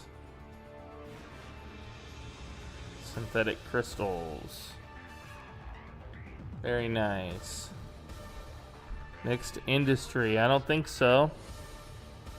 We will replace this with farming support. We're going to crank up our farming across the board. To the umpteenth degree, guys. And our rare crystal shortage continues. I'm not solving this problem nearly as effectively.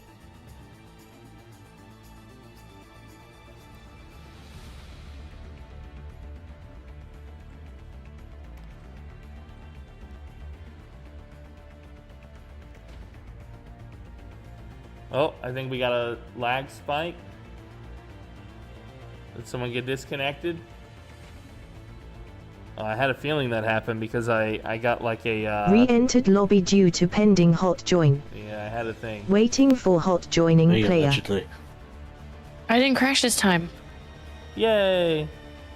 You know what's crazy? We played our whole session last time when they released the new patch. And aside from me crashing from my power situation, we didn't have one crash last session. Like one resync, none of that. That I recall.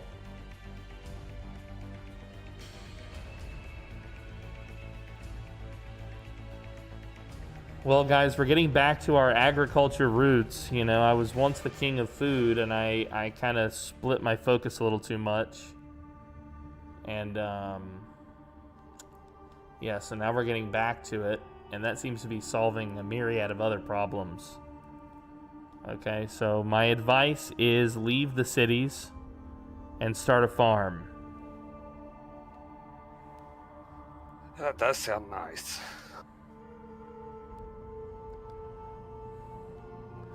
But, and I can't believe I gotta say this, Trundle, no making love to the farm animals.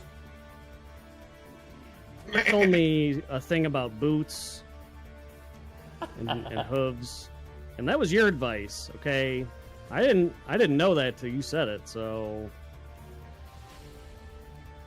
Well, it's kind of like, it's like, I know he's gonna get in trouble, so I'd rather him do it around the house.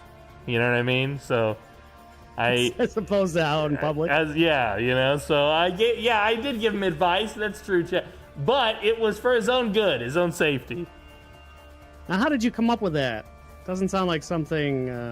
Well, you know, my pappy's pappy, his pappy's pappy's pappy. You know, it's. How did I come up with it? I don't know if I came up with it so much as it's been passed down generation to generation, you know? Fair enough. My mother was a sheep, as a matter of fact, so. A lot of things coming to light now. Right. Oh, God. Bro, it just hit me with every negative alert in the game that's possible. I swear. I turned those off. What, so you're just never gonna know if something's going wrong?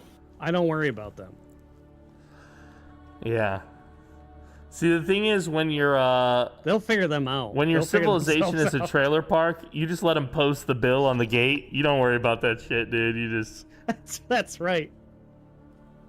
Like, energy shortage? What the fuck kind of energy shortage? I ain't short on energy. I'm gonna live a good life. I got a big day ahead of me. That's fucking Barb's problem. Okay.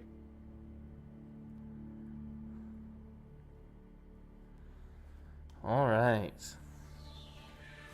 Well, we do be loving it. There's a guy in a trailer park near where I live who would literally take the pipe, the PVC pipe that was laying around when they were doing a project, and he would just pick it up off the ground and bring it to my store for a refund. And we were none the wiser for a little while, so he was just getting his drinking money from returning PVC pipe for a little while. Oh man, I found this. Yeah. Oops. I was doing a project in my house. Like, that's weird. You're returning like 1 or 2 pieces of pipe a day, and Yeah. Rupert Gaming Boy says, can you put the call thing? What's the call thing, buddy? Tell me about the call thing. Only in a trailer park.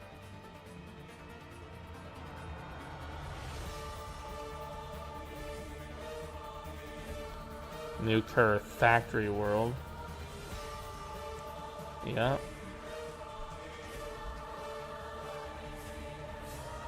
You know, for TikTok to chat. No, I have no idea what that is, bud. I'm live on TikTok, I'm live on Twitch, I'm live on YouTube, I'm live on Kick. I don't know what the TikTok call thing is. I'm not familiar with that, but I can read your chat right now, even though it's not displayed on the screen.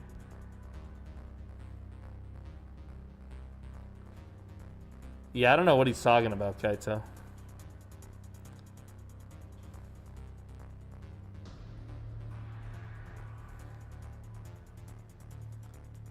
I have no idea, sir.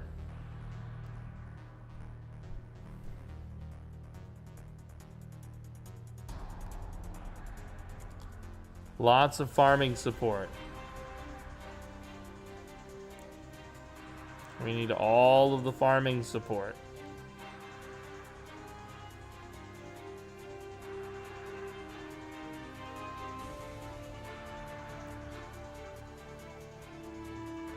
Energy credits in 2 months, yep. We're still trying to solve this little crisis here.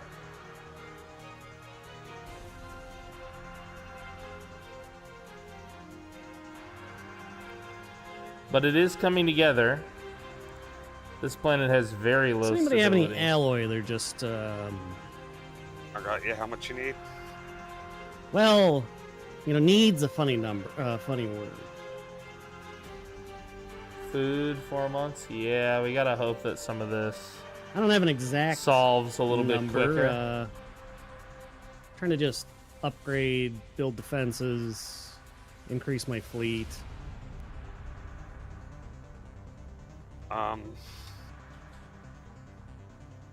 Let's see here. I don't Oh, tend we're to speak in the producing a same lot terms of as the Hey, gas. rest of Trundle. you, because Trundle, I don't hey. really have much. Yeah. Yeah, I sent you a fruit basket. Check it out. Oh. That's a metal fruit basket. I love those. Thank you. I tried to eat this and my teeth are broken. Oh, I see. Kaito, Well, I I'll help see. you out in a minute, Trundle. Well, thank you. All right, let's see. Any other proposals? Because he shouldn't be proposing anything other than what we agreed.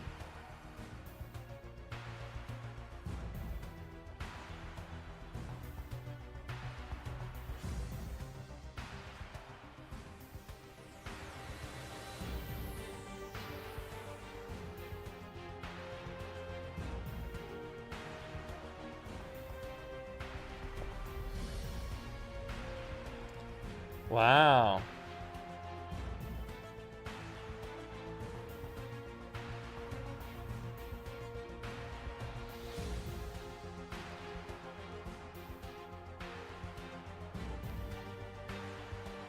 So security contractors is the next thing to come up. And again, I need to save my influence for a potential veto. I can't use it just yet.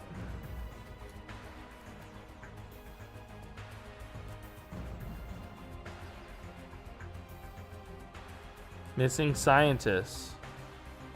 Thank you, Streisand. Happy to be of assistance. Okay.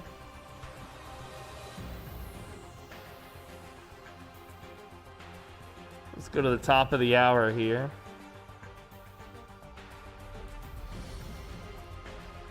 Let's enable these jobs.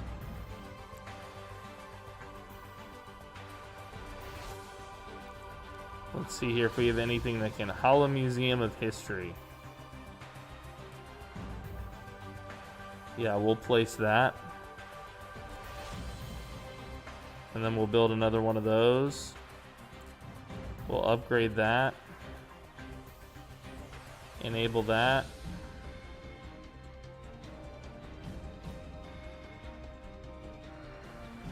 Yeah. I agree, Kaito. I don't know what that's all about. There's some weirdos out there, Kaito.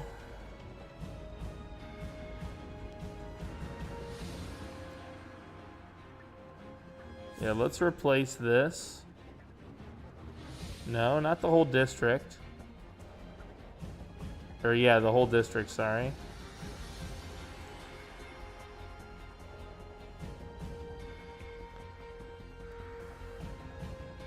Perfect, beautiful.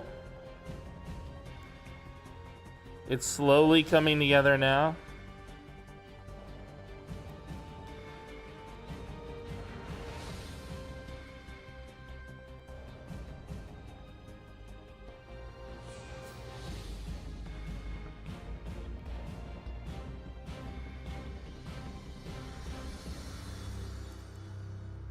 We're hurting, but at least we have a plan to resolve it now, guys. We know what we need to do to fix it. It's just a matter of the time passing that needs to occur.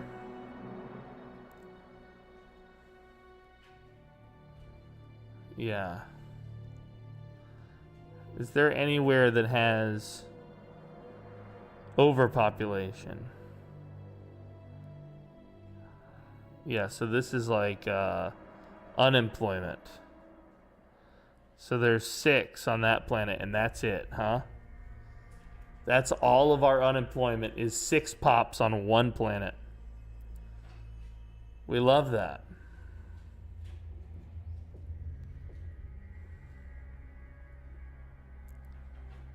We're going to focus. We need to make sure all of these guys are ticked on the right thing. I'm hearing dogs trying to chew on a door to access this room. That's not good.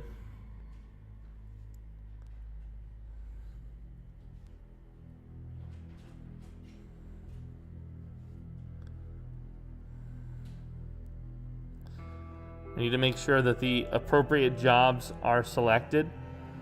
We might have food production jobs, but that doesn't mean that the game is properly putting everyone in those jobs. And it is our primary job focus and should be. We have a lot of infrastructure dedicated to food. So we just kind of want to make sure that food is always selected, and engineering jobs. Senate is in session for security contractors. Some of us are opposed to this, some of us are not. The Zoofian Nation wants a contract with us.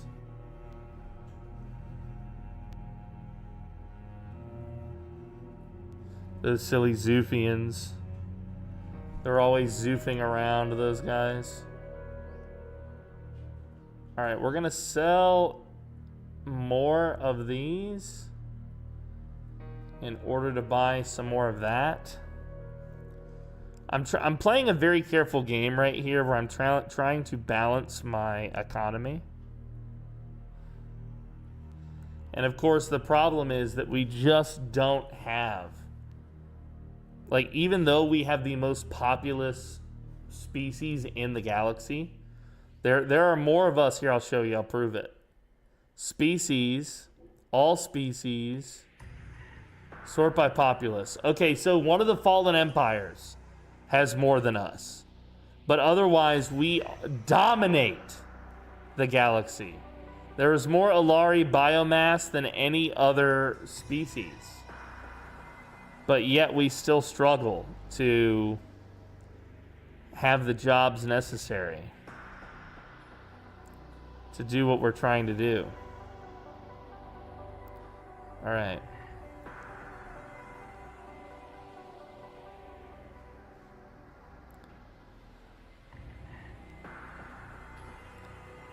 Yeah, replace this with an agriculture district. Thank you.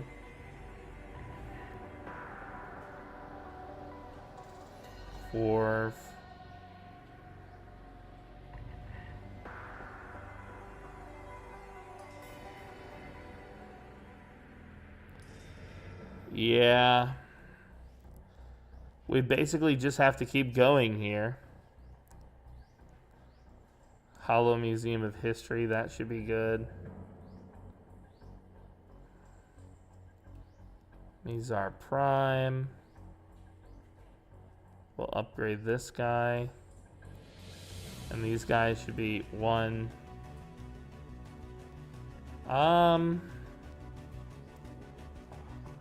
How come it doesn't want to go?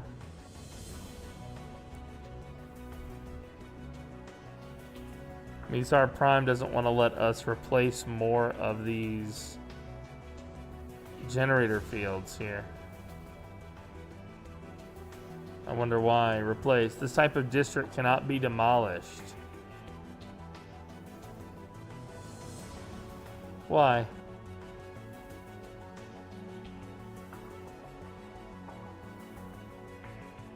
Why?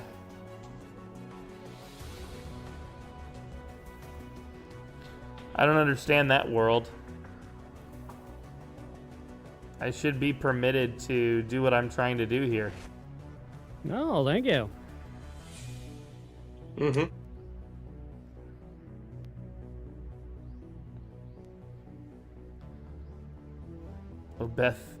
Obethalon Prime, same thing.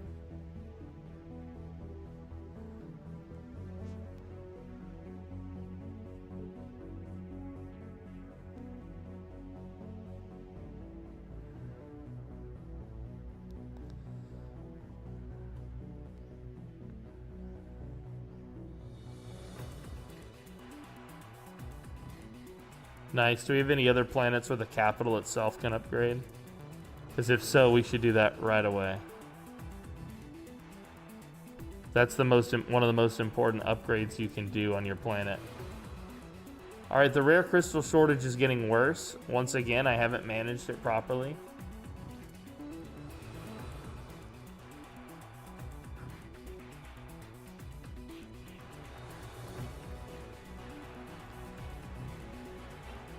Alright, let's go to our government. Nutritional plenitude. No, we're looking for something that will, yeah, subsidize the farmers, maybe.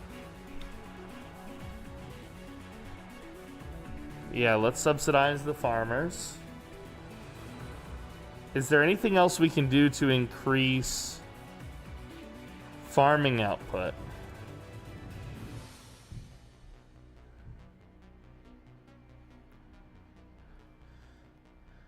No. Not right now, at least. But our farming output is massive. We've solved it in the meantime.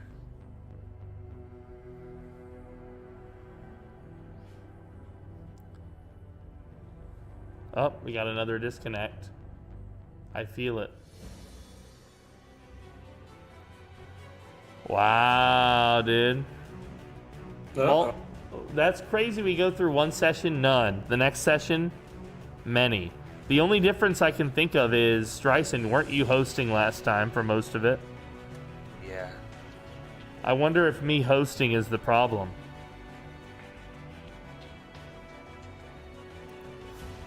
Last time, Stryson, when you hosted, did you host the same thing? Like, when I got disconnected, you just kept playing with everyone? Or did you launch it? No, I had to relaunch the whole game and get us going like that. I see.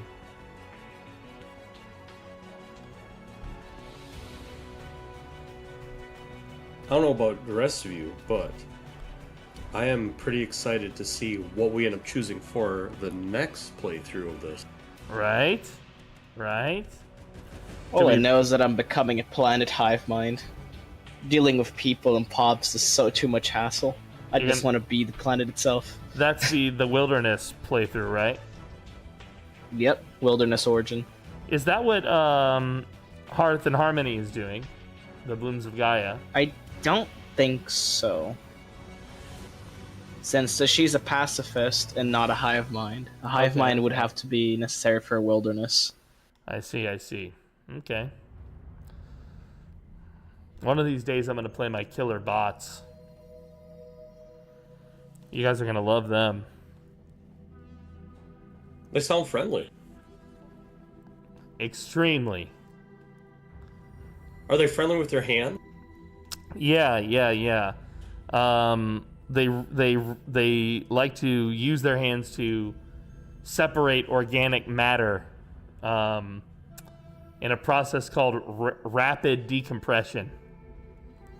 Yeah. I like the sound of this. We're gonna have some hamburger. Yeah, so obviously the schedule is always subject to change. But I'm liking what we've got for the schedule. I want to do a lot of Zomboid because Zomboid is my jam. Pinky is getting really good at editing Zomboid. I know you, the audience, want to see a lot of Zomboid. So that's why Zomboid dominates my schedule. But I'm trying to work on a new project where I would play more indie games and show them to you. But to make it sustainable, I've got Anyway, it's a process. So I haven't put it on the schedule yet because I can't be sure about it.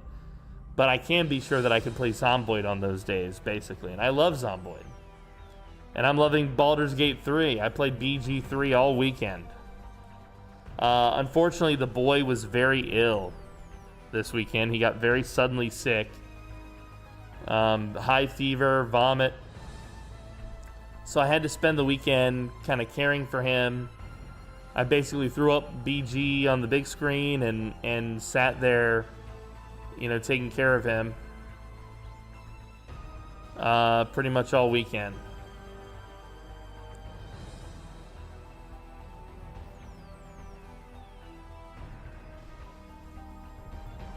So I didn't get a chance to do a lot of the stuff. Oh, he's feeling much better. Yeah, he's back to his normal rambunctious self.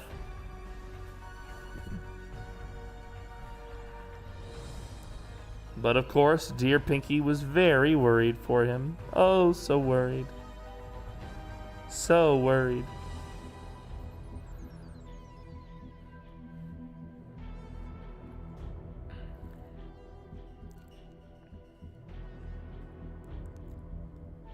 Yeah, he I'm not sure, maybe he just ate something that didn't agree with him. But he had a really bad fever and yeah, some vomit. And then even once he felt better, he still had a little bit of like, you know, upchuck.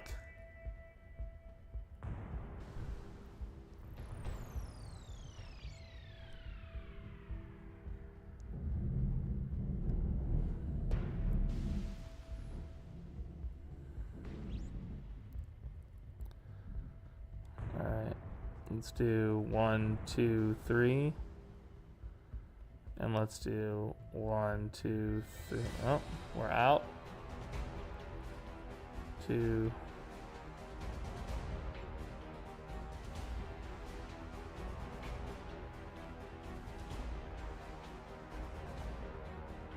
Yeah, hold on, I gotta redo that. I don't trust that. 1, 2, 3. 1, 2, 3. There we go. Because if I remove too many, it will damage things. Is the Skelly Bean doing okay? She's literally fantastic. Couldn't be better.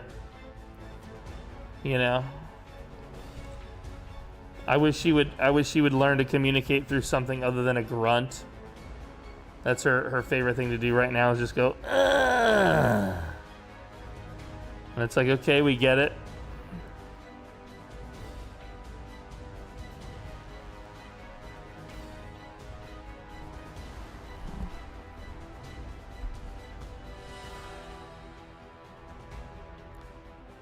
L-Gate, we did it.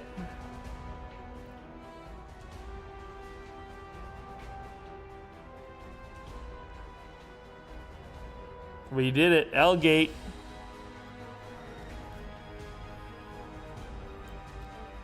Let's see, situation log.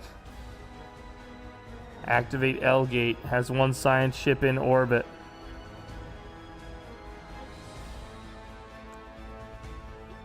Let's see, where are you, science ship?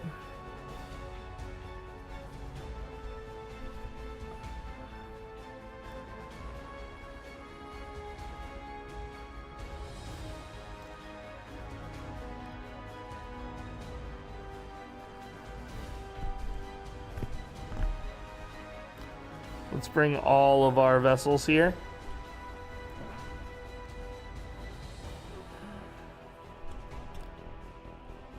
Yeah, she's a groaner, dude. Ah, she'll groan.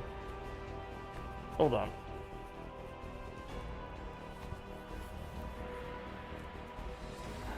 I don't know why she groans so much. I will be honest and say that I wish she would move on to her next phase of communication skills. I'm not a big fan of the grunt.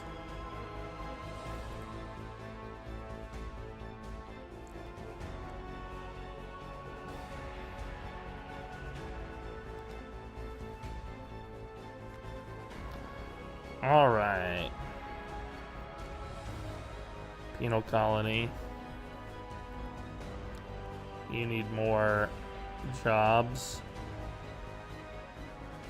So do you. You guys all need more jobs. Exotic gases, man. We produce so many of these.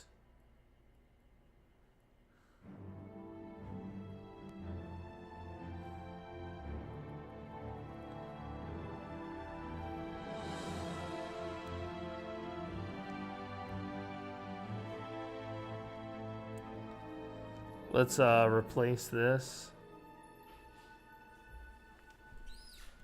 Does she do that cute baby laugh? Of course she does. Of course she does. Everything she does is cute. She has a she owns cute. You understand?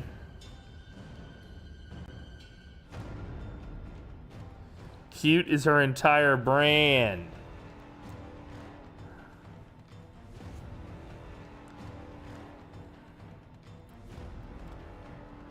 Let's see. Oh, we're still out of resources. It's so crazy how little we have of everything.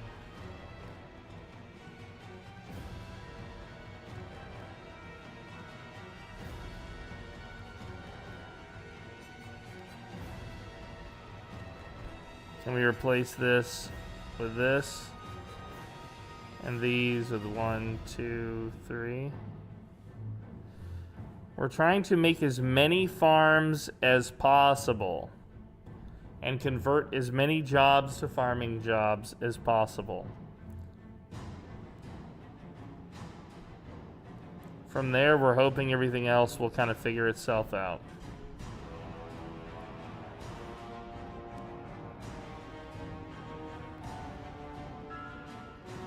We have this advanced bioreactor, which I love.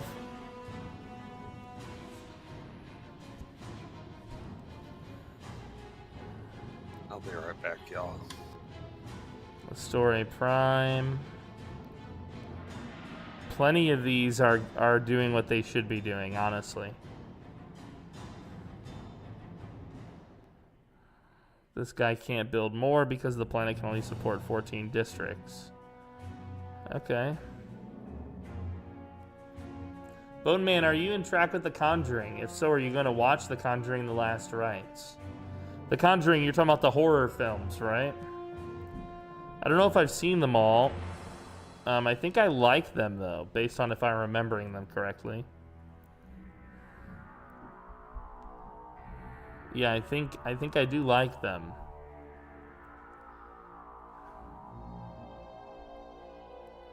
Replace. Does this have any of that cosmic, no. Replace. Automation build and military academy, that's the only options, huh? The Last Rites is the finale. Dude, I feel like they always keep it going. Is it just me? Am I wrong? It feels like they always keep these brands going, which I don't mind. I mean, like I said, I kind of liked The Conjuring, so I guess I don't have any emergency stuff for storms or devastation. I return. Welcome back. Oh, I'll take Anything your happen trade. while I was Thank gone? you. Yeah, so much. No, nothing major occurred.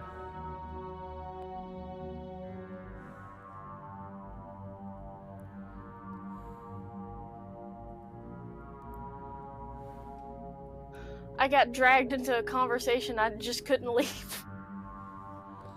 Oh my goodness.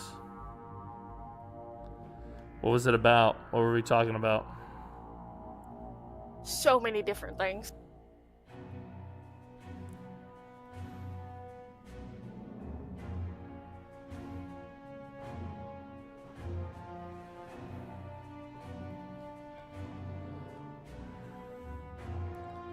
She's not gonna tell us, chat. She's gonna keep us in suspense. My Yo, research Squiddy, completed while I thank was you. gone. Why was the guy twitching weirdly? Yeah, some sort of bug. Squiddy, thank you for the bats.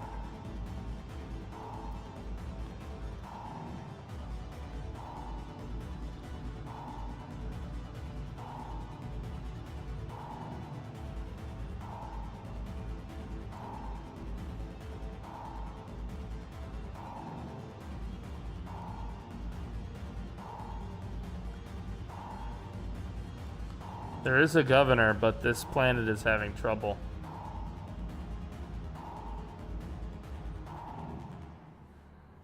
Part of it is the consumer goods crisis on the planet.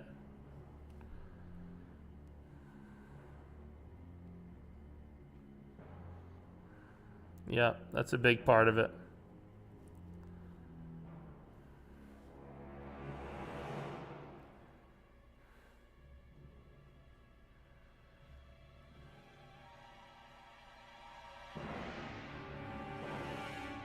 They've got jobs. Let's yeah, until the jobs are full, let's not build more there.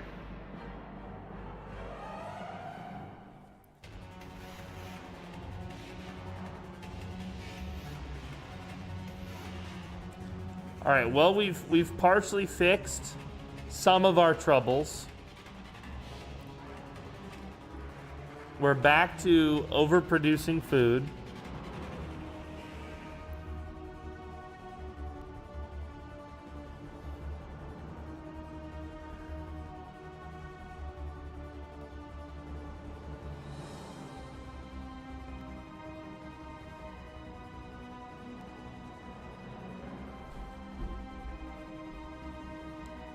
Nice. He's got a bunch of these. Build mega structure. I wish I had those. Sad to say that we don't.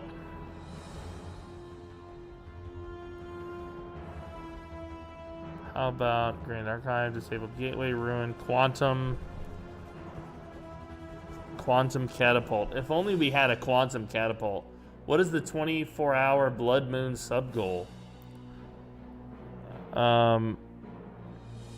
Is that what we're seeing somewhere? Are we seeing that somewhere? I don't think that shows up anywhere. If you're seeing that, I'm not aware.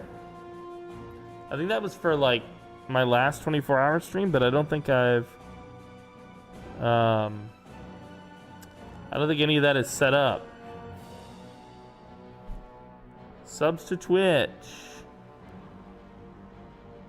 Oh, I see. Here, I can fix that. Hold on. What is everybody up to at the moment?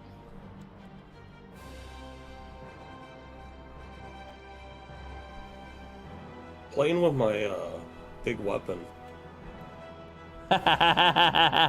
What big weapon? Go to perfection and you can see it.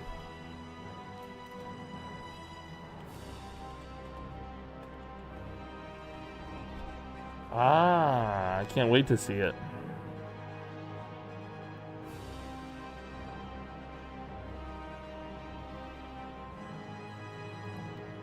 Well, I'm currently just trying to get my resources back to where they belong.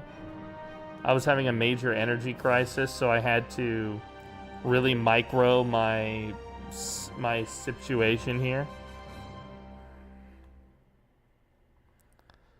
But I think that I finally got it under control, and I just had to, like I said, return to my roots, which meant focusing on food, focusing on having food. Where is it at in your system?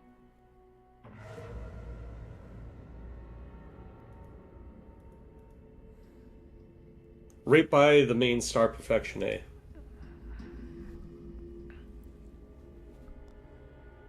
10. Well, I would say that we're doing good. I have it moving right towards the name of the star too, where it says Perfection A.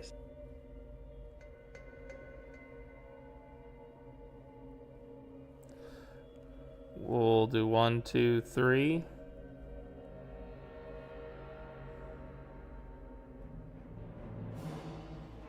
One, 2, 3. So I'm replacing as many districts as I can that aren't food with food-based districts. Some planets that's not going to be possible, like Igra Prime, as an example.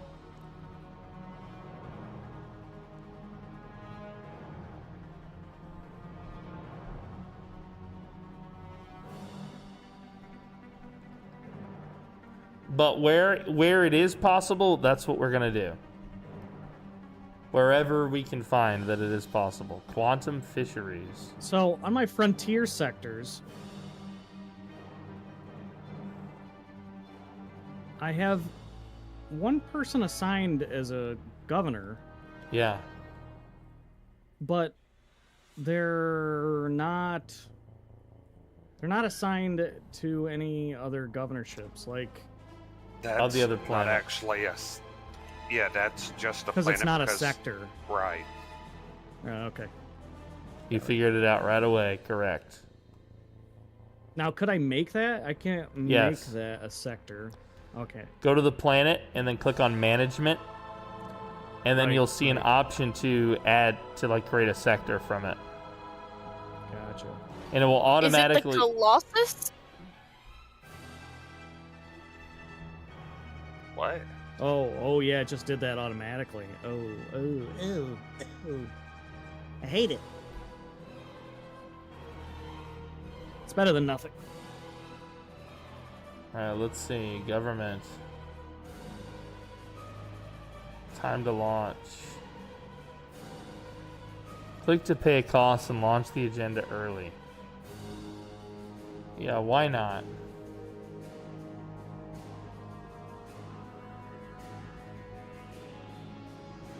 Pioneer politics, open markets, open our military, build up infinite, build relations, biomorphosis. Here we go.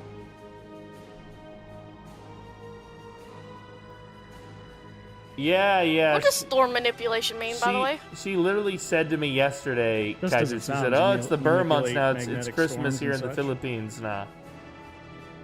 And I was like, no, it's not. She's like, yes, it is. We argue about this. But yeah, she likes to start celebrating real early, man. Amazing. Real early. Some things you get. I'm the type, I want to put the tree up, you know, the day before Christmas. Send them away. But yeah, she wants like everything to be Christmassy. Like some of the stuff I took I kind of over like that when, though. It's nice to keep everything fresh. For Chow, I realized that like the colonies I took like all had basically giant lightning rods to attract storms to them. Like, oh well, that's why all the magnetic storms were coming through here. That makes sense. Orbital growth chamber reverses your artifacts, combat training.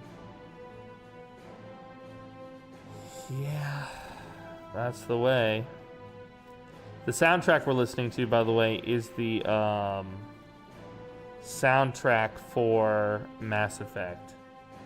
Just so you guys know.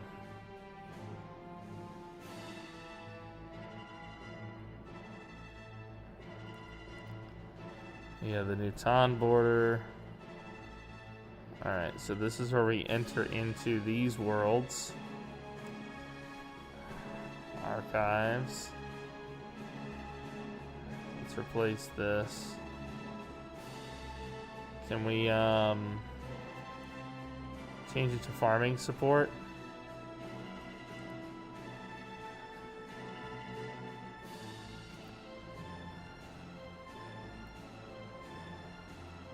Yeah, wherever possible, I'm totally changing our whole focus back to farming.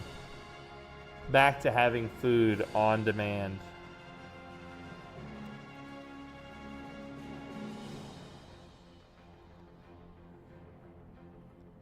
So see, some of these are acting like they're automated now. But I don't think that they're working properly.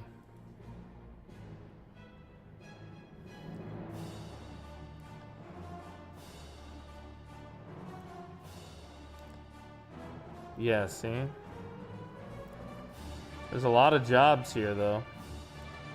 Can we relocate anyone here, I wonder? Are there any planets where we have overemployment? Yeah, here we go. Hicklam Prime.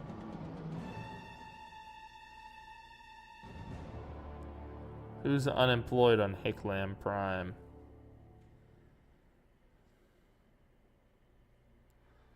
I thought it said we had a ton of unemployed people. Oh, that's Hicklam Secundus, right. Okay.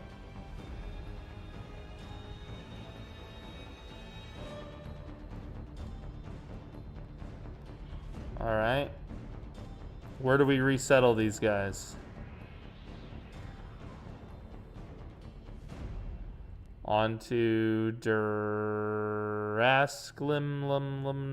Prime? Yeah, like that. Alright, now how do I know who's unemployed? That's the that's the problem. How do I know who's unemployed here? So it's 600 Alari specialists are unemployed.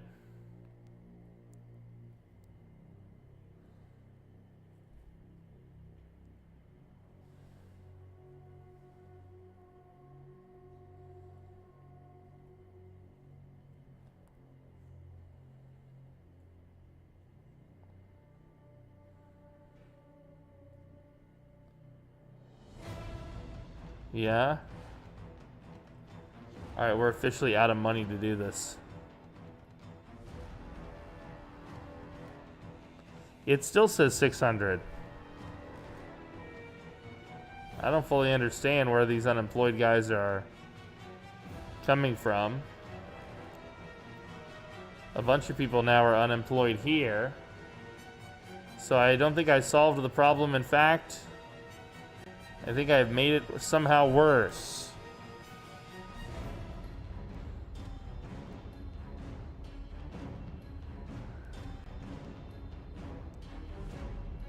Astral Rift discovered. Very nice.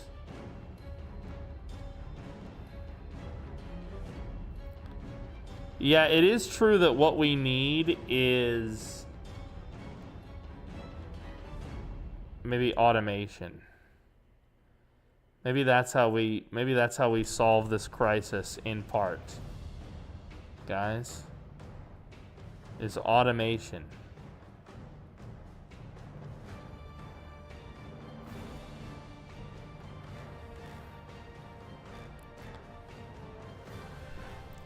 We'll automate a bunch of the food jobs.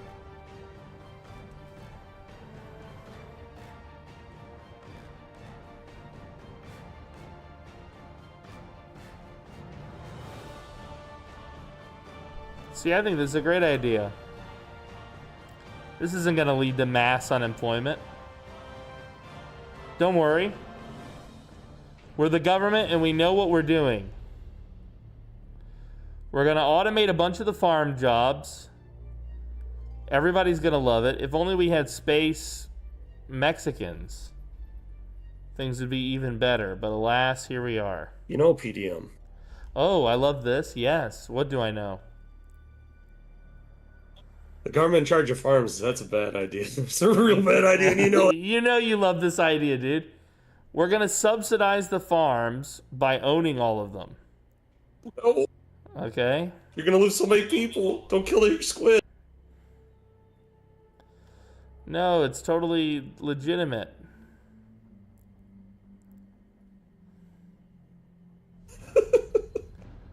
It's totally legitimate. Everybody's going to love this. Trust us.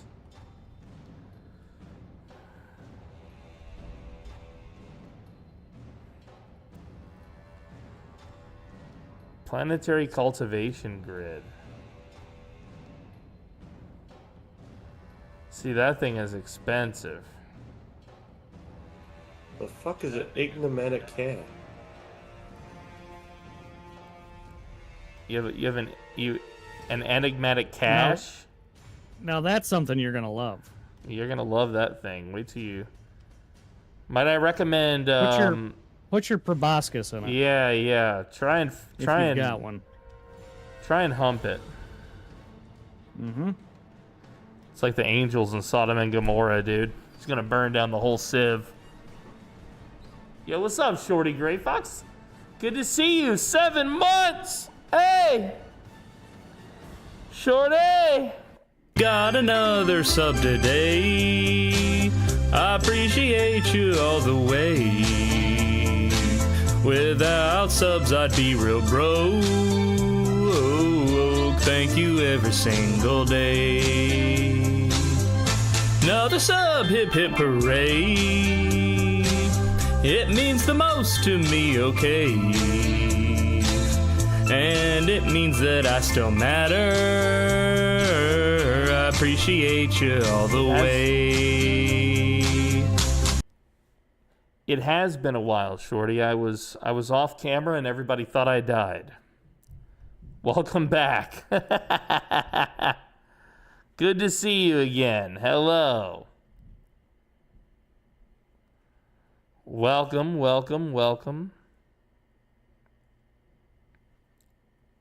It's weird how the ban on organic slave trade keeps getting moved down the list. Where is that? Let me see that. Huh. Wonder why that is.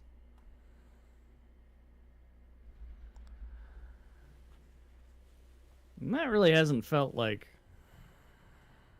an important thing for a long time.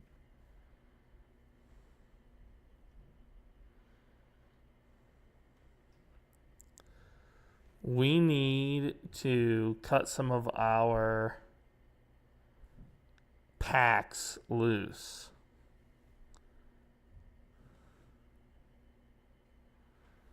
We have 39 days. So see, Streisand is playing games.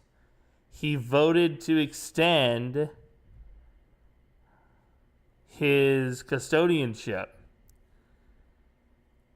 rather than what we agreed, what we proposed.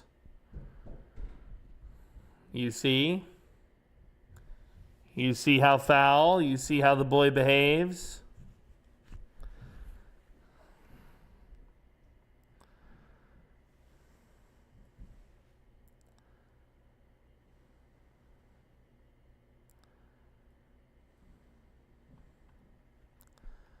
Let's see.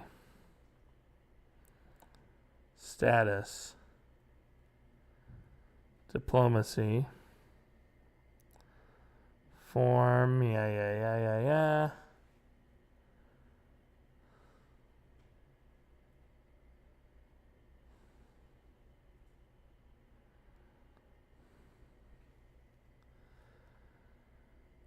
Owes favors, has favors to collect. Casus Belli. Independence supported.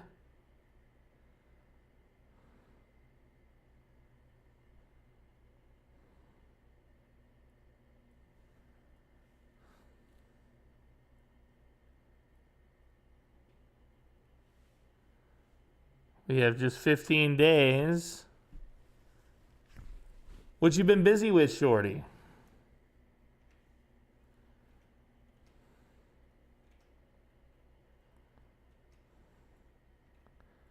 What you been up to?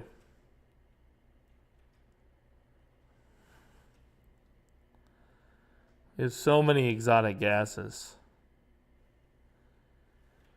That's okay. 9 days. It's moving slowly.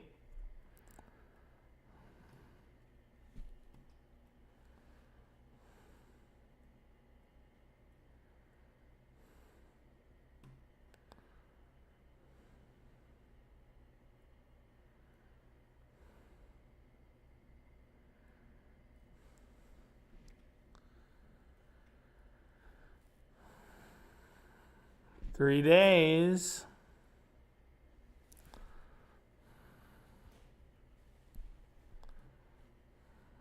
One day.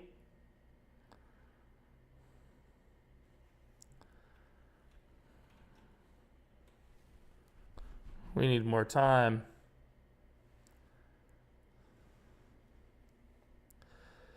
We need more time, and we need more influence as well.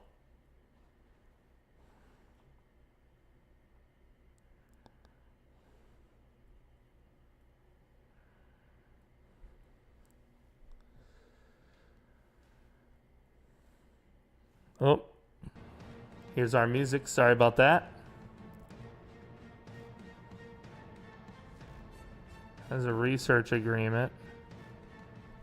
Yeah, we're gonna break as many of these as we can. We want to get as much influence as possible. Mr. Streisand, could I speak to you privately? Yes, sir. You've adjusted the terms of our agreement. I'm sorry, did you see the message I sent you on Discord? Yeah, you said you were going to propose that next, but it was going to take you 900 days. 2,000 days. Oh. I can't propose it by the time my term would be up, so extending the term meant that I would still be in position to get all that to happen. I do promise as soon as I can, I will. Now, I remember last session when we were talking about the custodianship, and I was opposed to it. And do you remember what your marketing was, what your sales pitch was as to why I should be for it? You're next in line to get it. Yeah, interesting how that happens.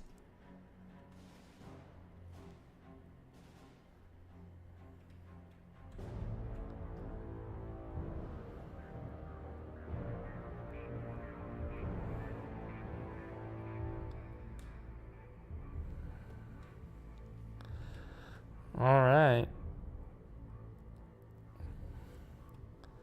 Well, that now how long it'll be until I can.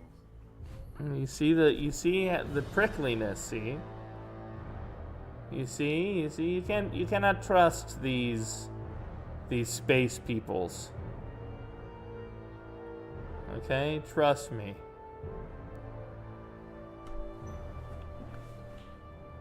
Migration packs. Can't immediately withdraw this one without. Well, no, I can't withdraw this one, and I can't get the other one up till later. You see, he but played I am going to get the other one up. I'm still not convinced I should actually try and take full control of the custodianship. I don't know that I want it. You see this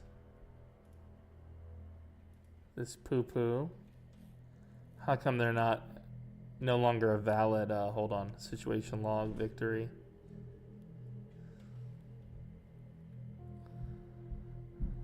Only empires are relatively to be our rival, greater than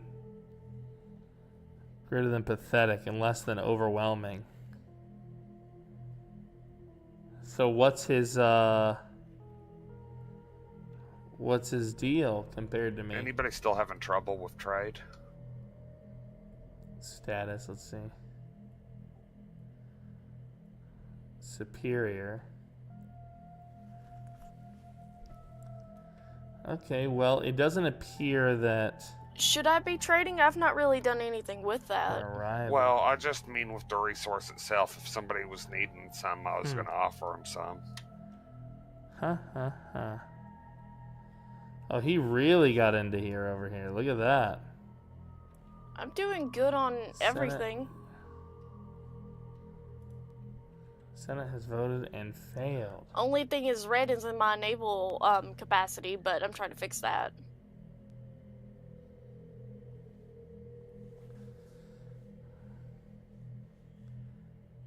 Did he already call it to the floor? He did. All right. I oppose this. I believe that something duplicitous has taken place.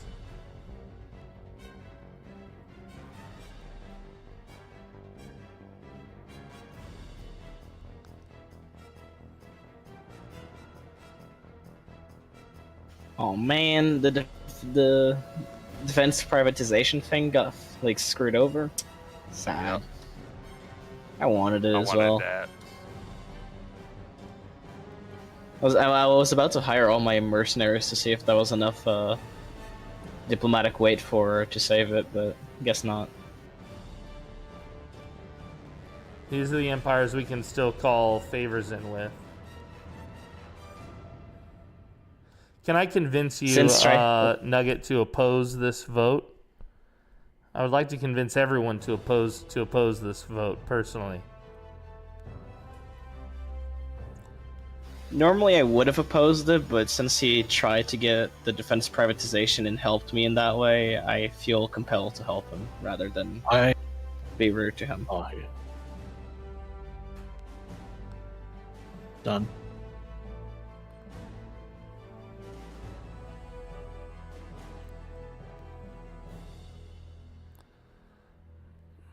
Yeah, so the Lohendrin are for this.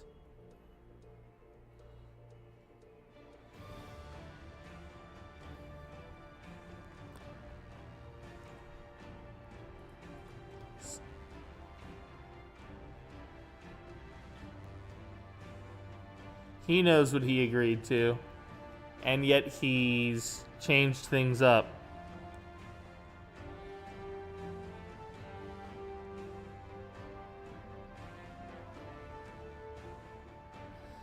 He's changed things up. You see. You see how he has done.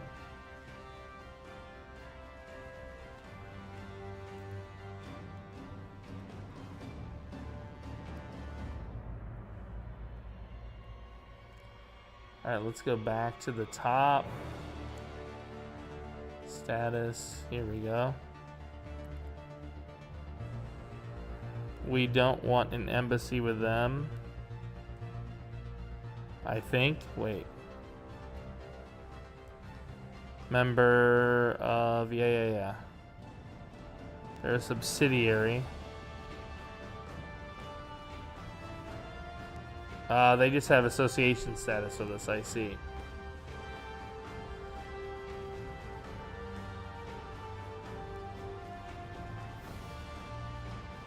Anyone else? As Federation Commercial Pact with the Polvantians. We're going to break our migration treaty. We're going to... Will they agree to that? They would never agree to that.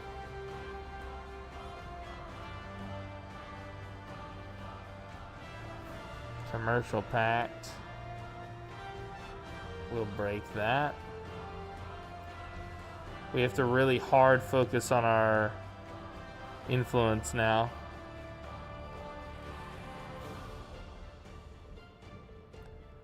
Federation Association status. Declare rivalry. I can't declare rivalry. No, we don't want any of that from you, sir. It is currently opposed, just barely. Just barely. It is opposed. I'm sure he will play games to unoppose that soon. If I was him, that's what I would do. So what we have to do here is we have to keep looking. Research agreements.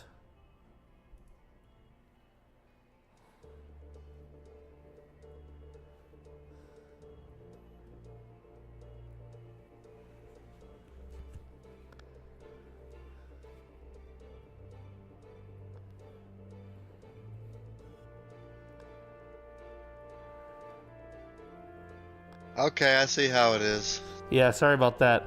I have to reclaim all of my influence expenditures. I can't be I can't be expending any influence because there's a war you see on the Galactic Senate that you guys are sabotaging.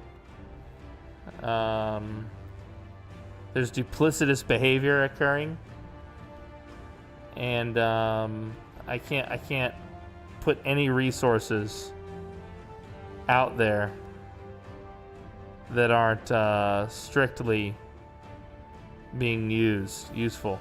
You understand?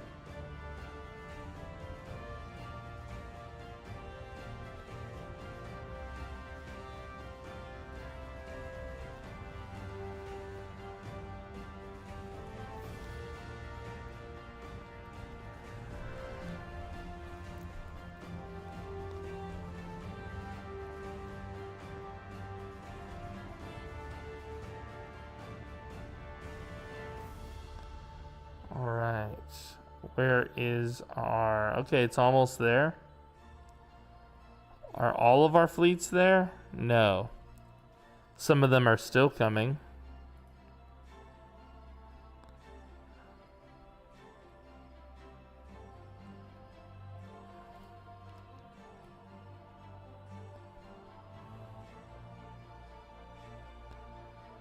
Costs us... Okay, it doesn't cost us influence, which is what we wanted to be sure of.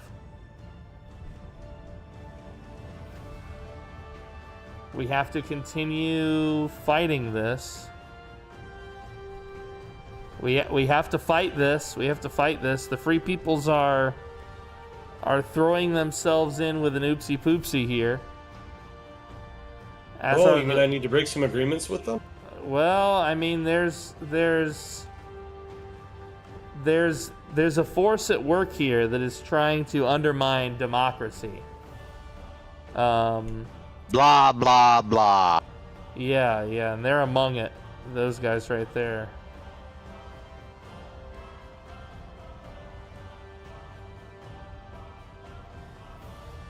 What do squids know about democracy, though, dude? I mean, really?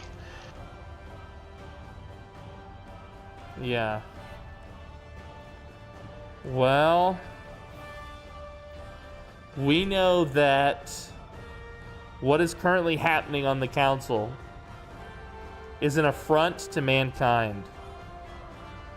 Okay, it's an affront to squid kind. It's an affront to squid kind. Yeah, okay? that's also true. That's also true.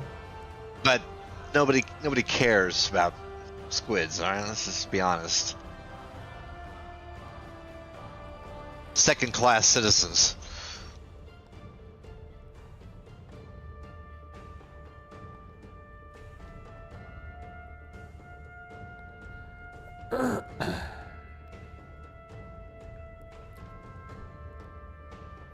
Even with 30,000, the vote would still not be carried.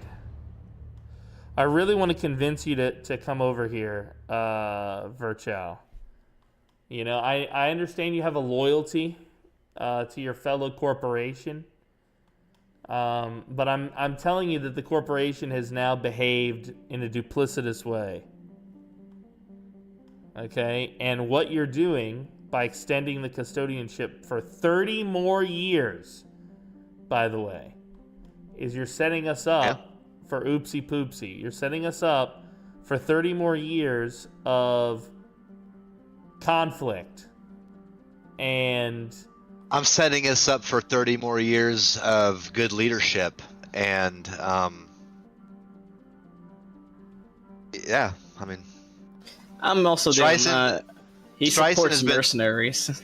He has been nothing but a blessing to this galaxy. And the fact that you don't see that, your blinders are on. You got tunnel vision so bad, dude. There is no current cause to have a custodian. There is peace. We have everything we need. We have a Federation president for the purposes of leading us. There's peace now, but who says there won't be peace 30 years from now? Right, good point. And at that time, we could always elect one of us to be the custodian then. But I'm telling you, the current custodian has engaged in duplicitous behavior. That's the conflict is not that the role isn't necessary. The conflict is that this individual, Empire, has said two things which were deceptive and truly deceptive. Now, you were opposed to me because I was pulling strings, but I'm telling you that there's wool being pulled down right in front of your face if you don't think critically about this.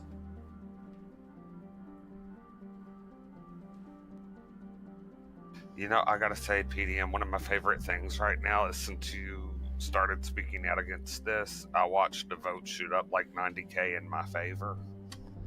Yeah, because people are calling in favors. And yeah, that might have been me. I might have done that. Yeah. You're on the right side of history there, Huntress.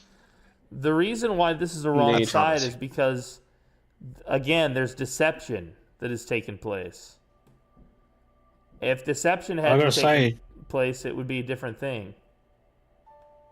It's very cheeky that he's made my little sapient civilization his protectorate. Don't you want to be free? On the bus system. Don't you want to stop licking the tentacles of this squid? And be Isn't that a free? bit of pot kettle? Oh. I mean, Are these squid guys are really lizard. free?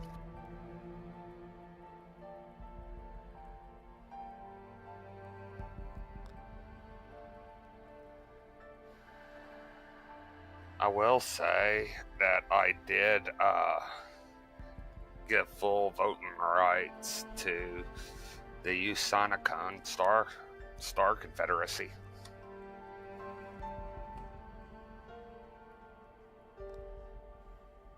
See? Yeah. Meanwhile, the rest of us... You want to talk about are democracy. are kept under the boot, bro. We can't get a single law passed that doesn't have to do with increasing his personal power.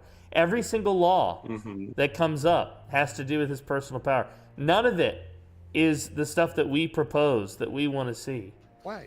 Well, you were also That's opposing not one true of at all. the... Yeah, you were also opposing the mercenary privatization thing that didn't even have anything to do with him, really. And That you was mostly my also- thing, and you were against it, so... You also asked me multiple times for me to do certain things, including a vote, and I did those things you wanted. No. You did things that only benefited you, or that directly benefited you. When we actually made a deal, you then duplicitously engaged in this tactic here, this behavior, to increase your term limit, rather than what you had agreed to do, which will say real which proves that quick, you had no intention to do proper diplomacy. I do actually fully intend, and I want to announce this so everyone hears it, to give the Democratic Galarian Republic a permanent seat on the council. I mean, if the council's used, I don't have a problem with that. I actually don't have a problem with that.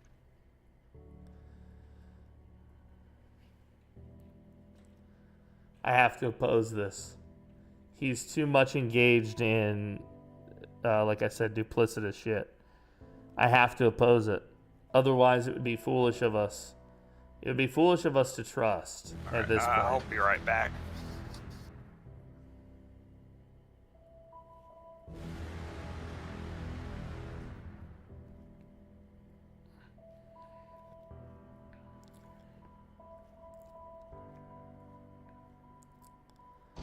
But I don't have the political means to correct this. But I will tell you what.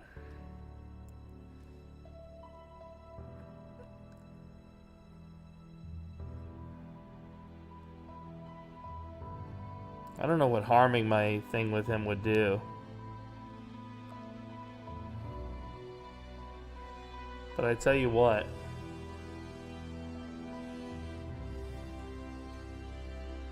I don't like what these guys have going on, these two. I don't like.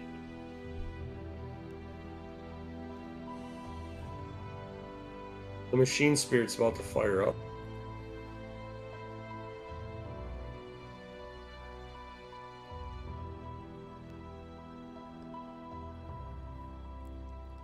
We're in quite a pickle here because we don't really have the means to oppose Streisand. Maybe militarily. No, somehow his fleet is overwhelming to us, despite our circumstances, which is very confusing.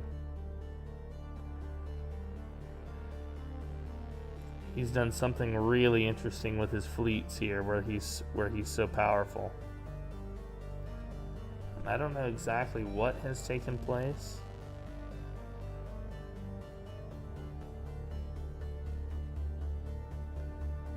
I wish I did know.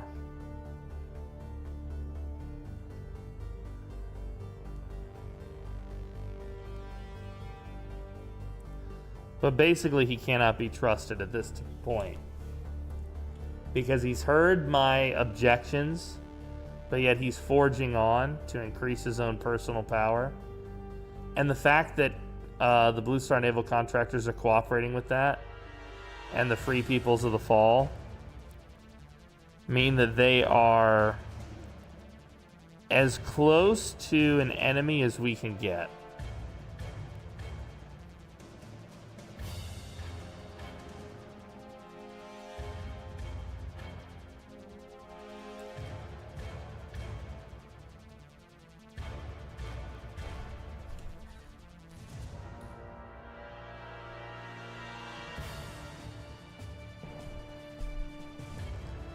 Damn, dude. It's almost all him, too, that's pulling in this weight that we have to fight here. And we just don't have enough. All he needs is 51% of the vote, you know? I don't understand why any of these NPCs would be game for it. That's what's really shocking to me.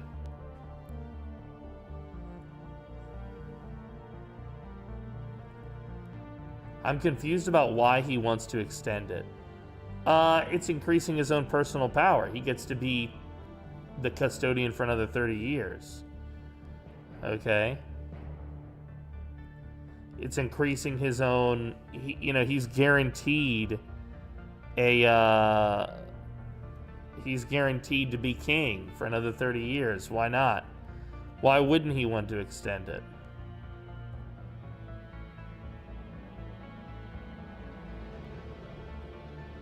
And he gets his way with everything he proposes.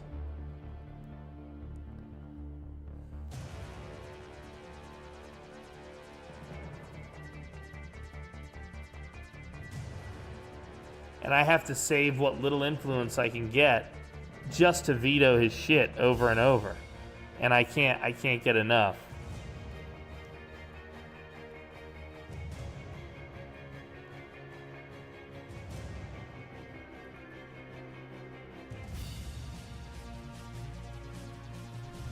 I can't get enough. Yeah, he's got so much political power. He even dwarfs me. He like doubles me almost. No, he doesn't, but still. Fleet power 34, and that's where all of it, the majority of his power is coming from his fleet power.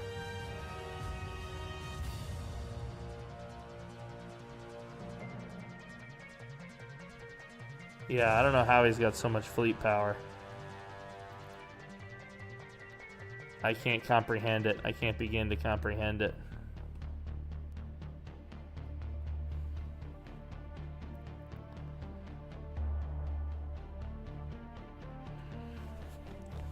But I do have an idea. I have to fight it somehow.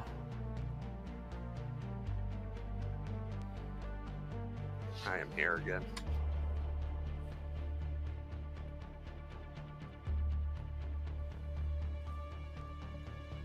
Laser at 75%.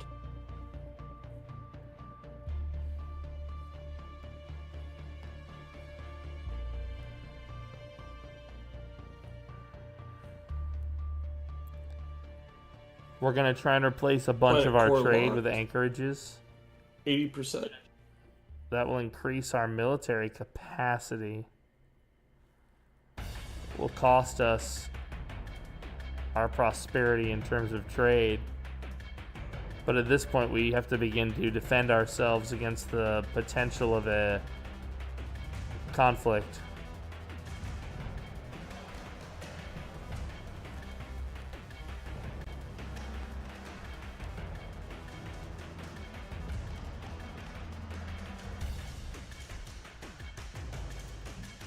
Not the bastions.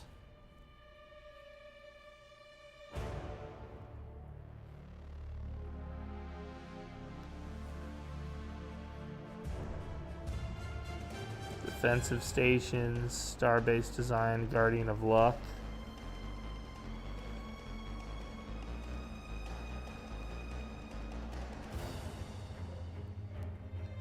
The vote, the vote, the vote.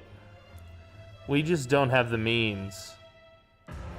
Even with a lot of people opposing it, we just don't have the means. It's terrible to see what has come of the galaxy. And to see how easily the others are fooled into this.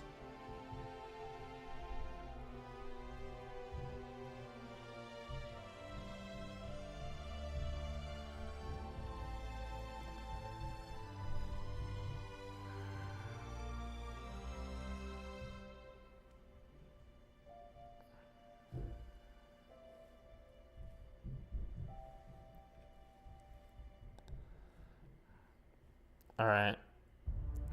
All I can do is keep building, guys. And hoping for the best here. Unlimited power is correct. That's the idea here. That's what's taking place here.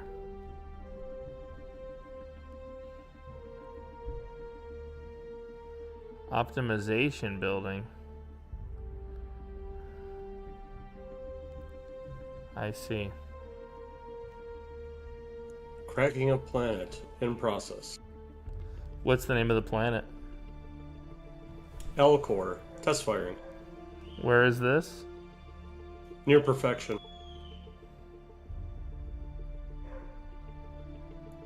You have a planet cracker? Yeah. There's only one way to be sure. I'm pinging it so you can watch. If you want to see where it is. I am also watching. It's about to fire, huh? Where is it? You're about to be too Never late. mind, it already did. Yep, it just fired. Yeah, world is cracked.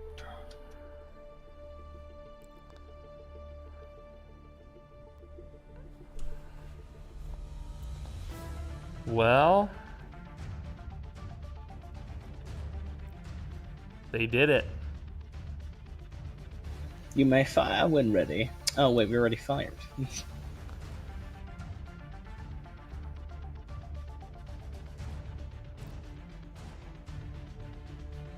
The weapon is a success. Please stay out of my place with that thing.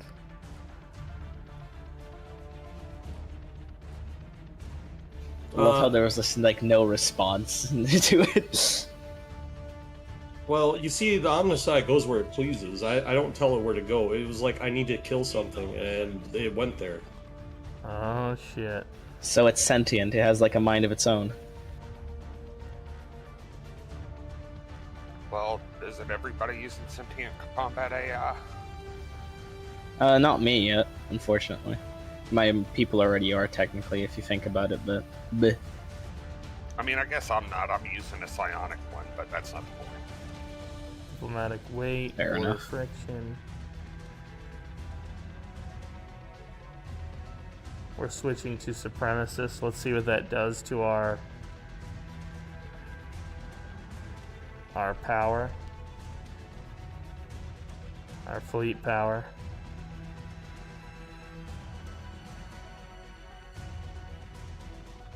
Well, it did something, but not much.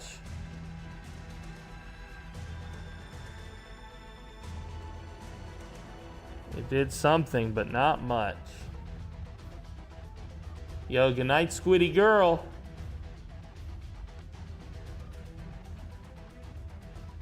Hey, Squiddy.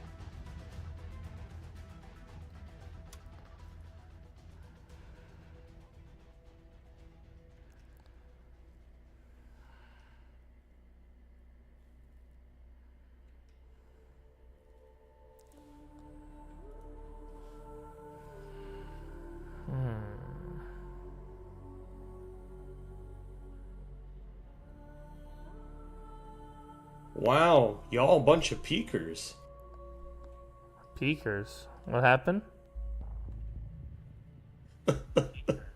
Oh, Peak won the community day poll. Oh, I see, I see. Yeah, they love that game, man.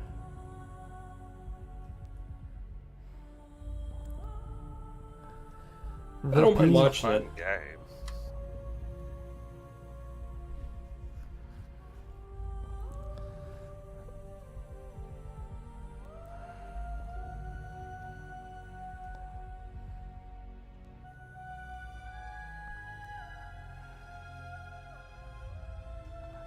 Let's see here.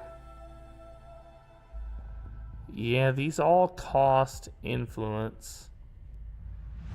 Yeah, if there's something we're going to do here, it's going to be conflict for him. We have to make him pay a price for giving into tyranny. We have to pull some Iran shit here. I am glad to see how you've grown, been able to grow, Nugget. Thank you. It's been a long process. I gave you some good help, buddy. Cheers.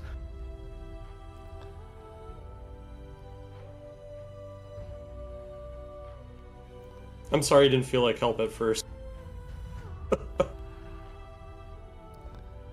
Yeah, we're automating most of our work when it comes to the agriculture, which is nice.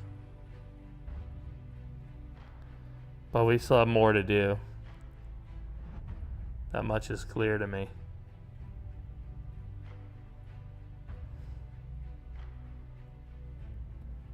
I took something for my headache and I am actually feeling a lot better now. That's good. Nice.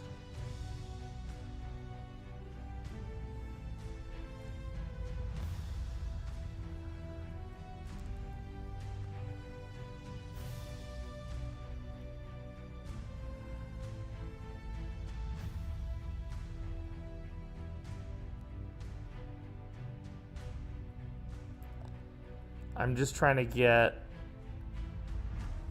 some resources so I can buy as much of this as possible. We're just having so much trouble with energy. It's just no matter what we do to solve it, the conflict continues, man. I cannot seem to make a meaningful difference on the energy front.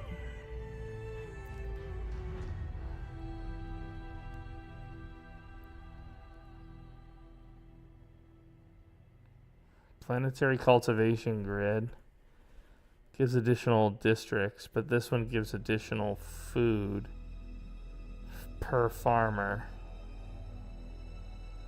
Let's actually leave these alone.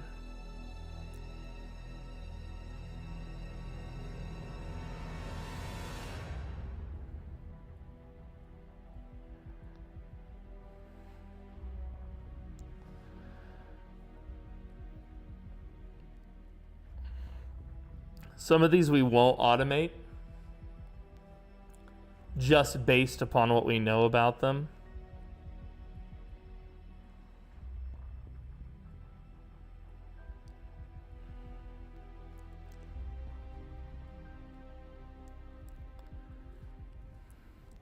We also want to make sure that we have the maximum buildings made for our generators.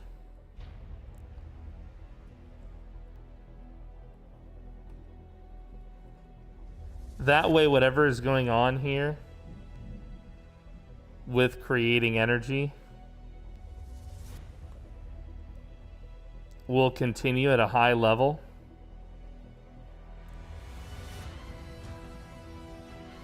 I actually think that the last thing we need on the core worlds is automation. These worlds don't have any problem with employment. So these districts where we've, you know, kind of notated that already, I think we're just going to leave that. Genomic researcher job, yeah.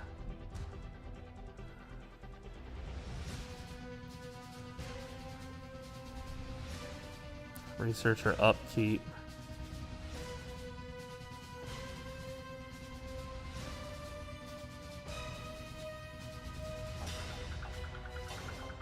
What is this world? This is an ocean world, so actually what I want to do is replace this with farming support. No, hold on. Replace the archives with farming support. I always click the wrong one. And yeah, I know I'm getting rid of my genomic stuff when I do this, but we clearly need farming support across our various worlds. Look, some of these worlds aren't even using their facilities anymore, their research facilities.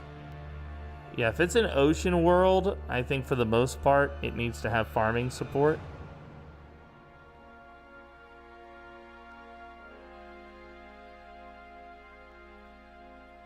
Let's see, archives, farming support.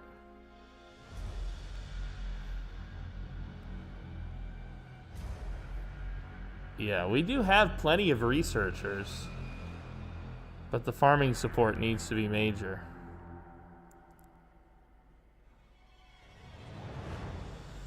Well, this is your last chance to stand on the side of democracy, because right now you could be a hero, and although switching sides on the vote wouldn't change the outcome of the vote, the fact that we would all be opposed to it would send a message to the custodian that this new act of seizing power does not have the support of the Federation.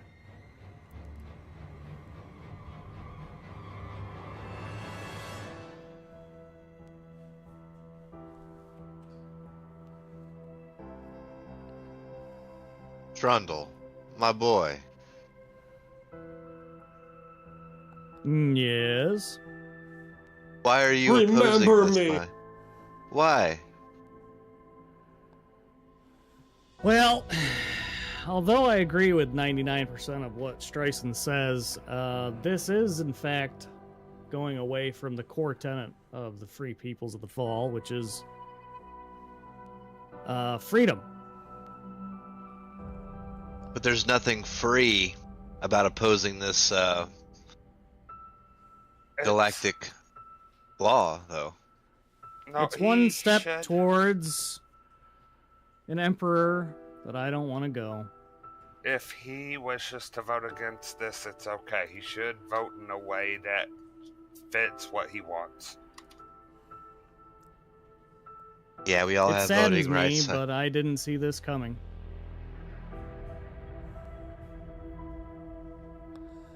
Let's see here.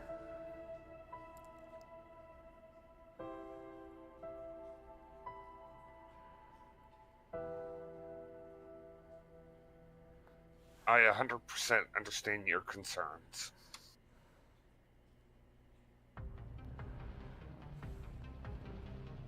But what do my concerns have concern? What? But what if my Well, then they'll concerns be have concerned. concerns? Well, I You mean, I read was the concerned man. enough that I had to test fire a super weapon to make sure it worked. You did that for fun. Nah, I mean, as soon as I realized I could blow up one of my own plants, are you fucking kidding me? Hey guys. I think one of the fallen empires is trying to kill me. Why? Because they're at my home planet trying to kill me. Oh, well, No, that's like an experimental ship. It's the Hive Is Mind it? Fallen Empire is just trying to. It said test the their thing. Newton or whatever said that they were coming to Seoul and they were gonna fucking kill me. Yeah, No, but they were just willing to test their weapon. Well, thing. they're in her system, attacking her now.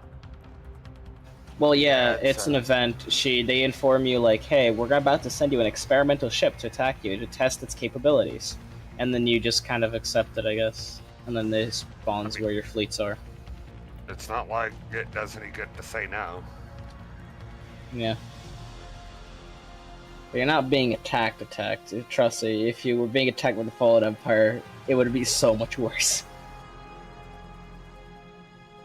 They're jerks.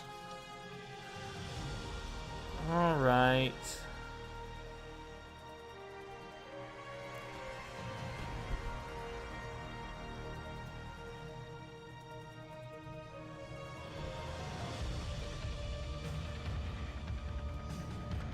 $3,000.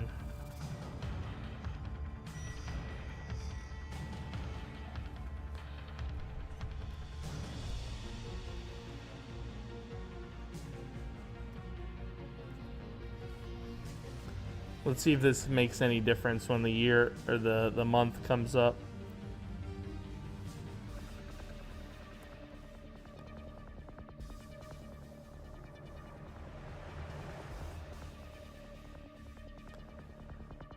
Well,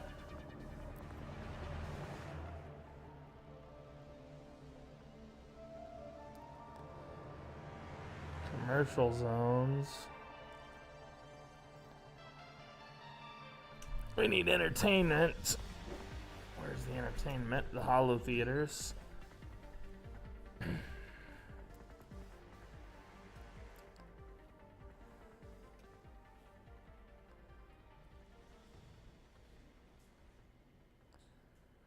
Okay, so this is a penal colony where a lot of these jobs are also being done. I see. I think I want to replace this. No, we'll do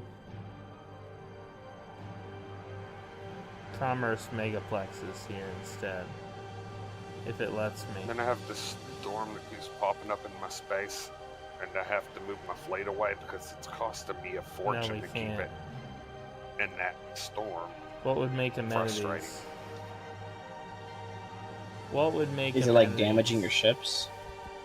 No, it's increasing their upkeep by 100%. Bro, that's like effectively doubling it.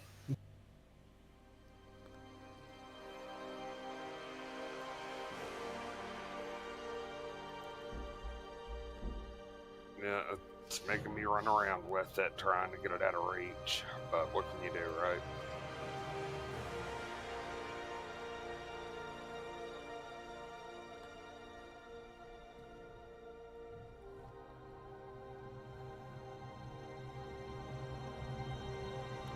Would me building storm attractors help you any? Oh, good God, no. Yeah, build. You'd be pulling more build stores to have 100 storm instead. attractors. Build many. So it's probably a good thing I've not tested that out. Great. Yeah, you would want storm repulsion. Storm I have repulsion, some dude. that are building up myself. I mean, I've built some storm attractors along the border with PDM because he loves them so much, but... I figured you did, you dick. That was more for comedic value than it was anything else. I'm trying to figure out where I build this damn vivarium or hatchery, and I can't find it. It should, if you have the tech, it should be in one of your space stations. Have you researched it yet? Yes, I know I have the hatchery. That's different. If you have a hatchery, you Mineral. should be able to Industrial. do a vivarium. Surface quarry. Alright, Voltaic. so on the vivarium, you may need a whole new star base. It might not let you add it in to where you have anchorages, or I don't know what your star bases are, sorry. Doesn't she have to have the other thing that she has to Research have Institute. Unity for? The tradition? No, I don't have a tradition for it, and I have a fleet of amoebas. Can we put a They research help institute keep on my every alloy world? costs down to have one of them, and they're pretty good. Increases job efficiency. How many star bases are you at? I have 9. How many can you have Hmm. without going over? I don't know. Look up next to the fleet limit to the left of it. We do have a lot of consumer goods. Might be worth it to.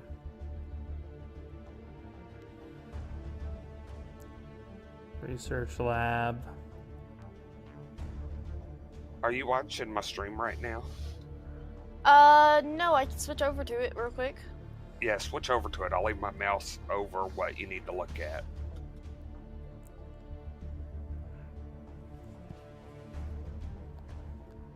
We've almost got these issues solved with our resources. Let's go over here and see if we can mess with Chris.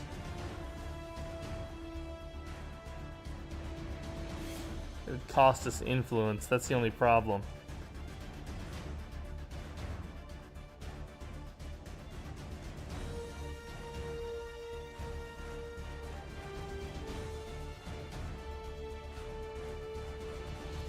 Okay, that was actually really helpful. Thank you. I can have 2 more.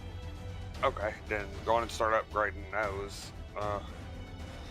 You can don't have Jupiter 2 more systems. Prime. Well, you can upgrade the last system without We're one. having quite a bit of If we start this damn war on Valon Prime, I can get me my last 2 star bases. I need to get this storm out of the way, but I am happy to do the war when the launch others are willing. anti-crime campaign. This would increase our costs.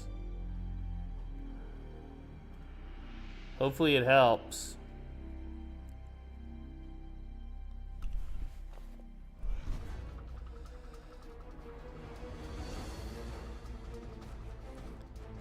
We've got a lot of If I technology could just have these 2 coming down little the pipe clusters that's of people rare right now. here, if I just take their systems, I'd be happy. Quit try asking nicely. You know, that's what the Germans said, too. I still can't make any claims on these, so I'm gonna leave them. But I would very much appreciate any help getting Valon Primes to systems.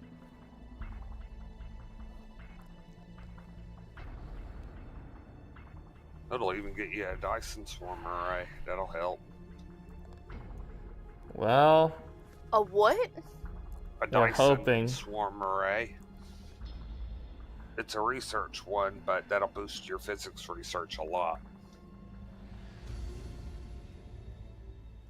Okay, you're still confused, aren't you? It's the Dyson swarm bit, isn't it?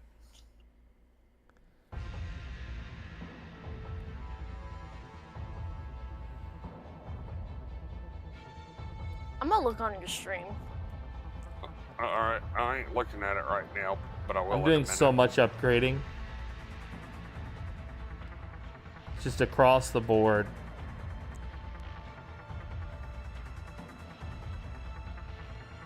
What is this? We have no available jobs.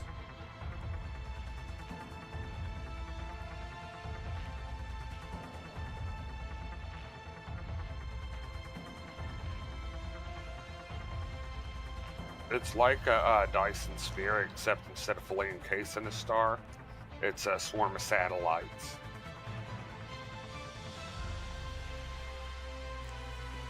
That was fucking pretty. I have quite a few of them myself. They're nice to have. Planet can only support 15 districts.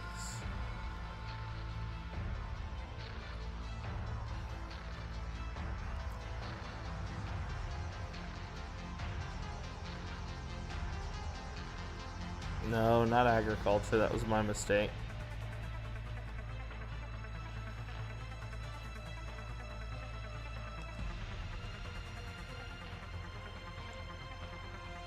Mining. And we also want one to be a generator district. Again, we're not making the money that we need to make all this happen.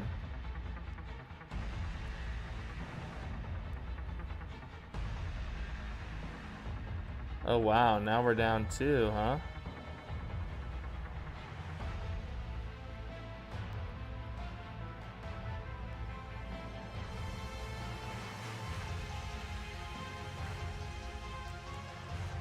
Tyranny.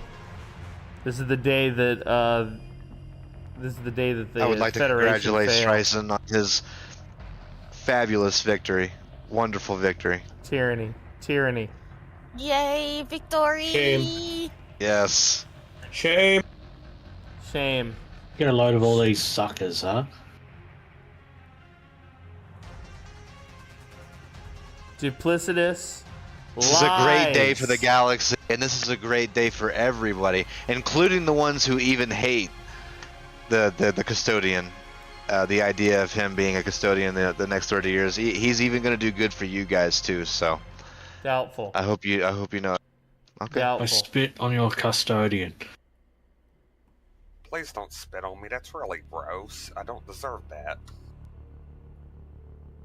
He doesn't deserve any of that.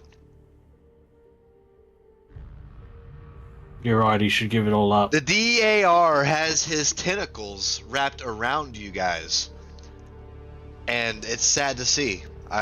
By golly, are they some soft tentacles? Slimy, nasty little tentacles. I just, ugh. Alright, I'm looking, and in the next year I'm going to be able to do my next proposal, which will be giving a permanent council seat to the Democratic Galarian Republic. We'll see, we'll see. See, I think this is all duplicitous.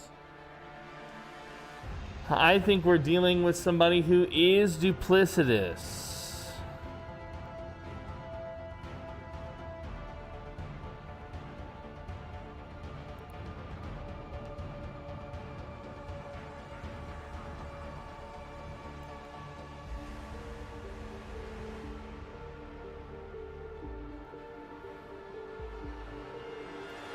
Oh, this planet can't have any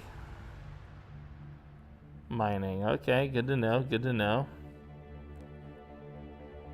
This planet can have one.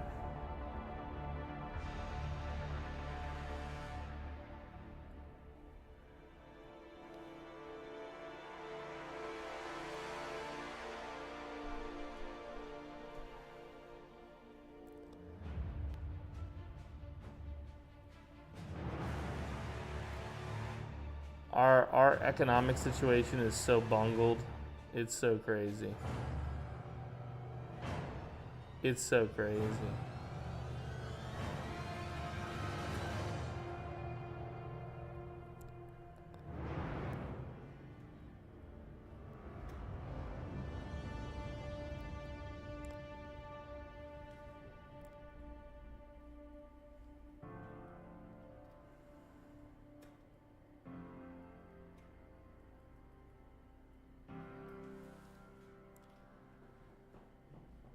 Eldrakes emerge, dude.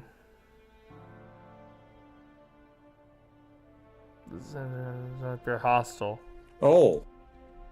A giant creature.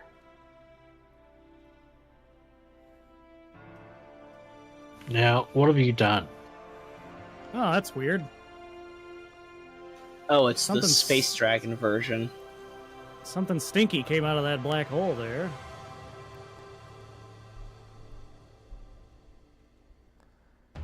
Well, for the sake of fairness, I will point out for everyone here, the space dragons that come out of the L gate can be domesticated. So, if you ever have access to anything, or maybe a space dragon comes out of the L gate and goes to your territory, see if you can domesticate it. Otherwise, someone else will, and you will not get anything. How do you domesticate it? Send a I science ship don't to remember. It. Yeah, Send a that science was. ship to it, and it'll play along. The big ol' liar it is.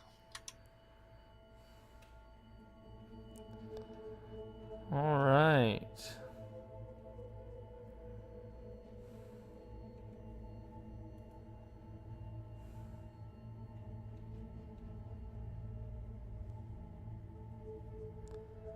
Everything moves exceptionally slow.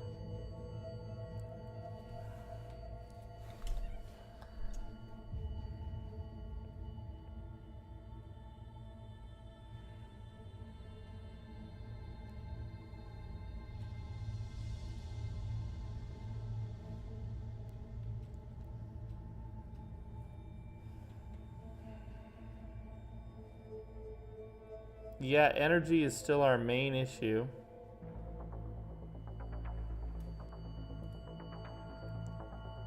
We just don't have the means to support ourselves energy-wise.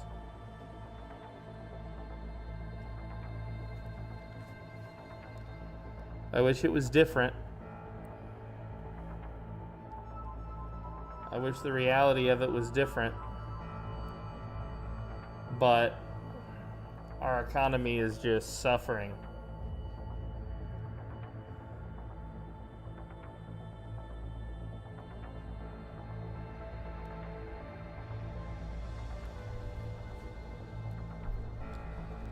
We're suffering.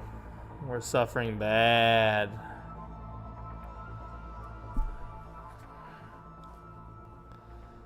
We're suffering bad. And I think it's the custodian's fault.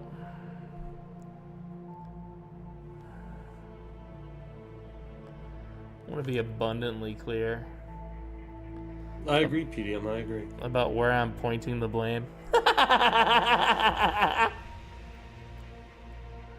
Okay, wow, Yeah, very yeah. nice. Very nice. That was appreciated. Thank you. Thank you. That staves off the inevitable here.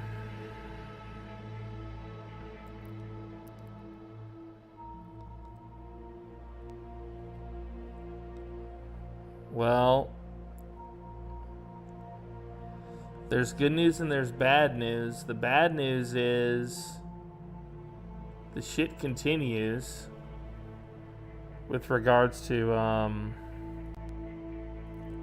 Streisand and his BS.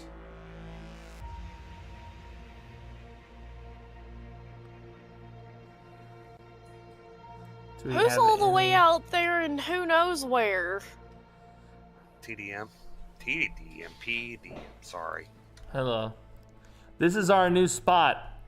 We own this. We lay claim to this.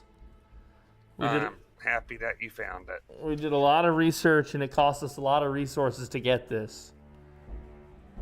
Yes, I'm not the only one with a dwarf galaxy on the outskirts now, huh? Look at the southeast section of the map. I don't know if you ever noticed that, Huntress. I did not. Yeah, it takes a wormhole to get there. It was full of psychopaths when we found it.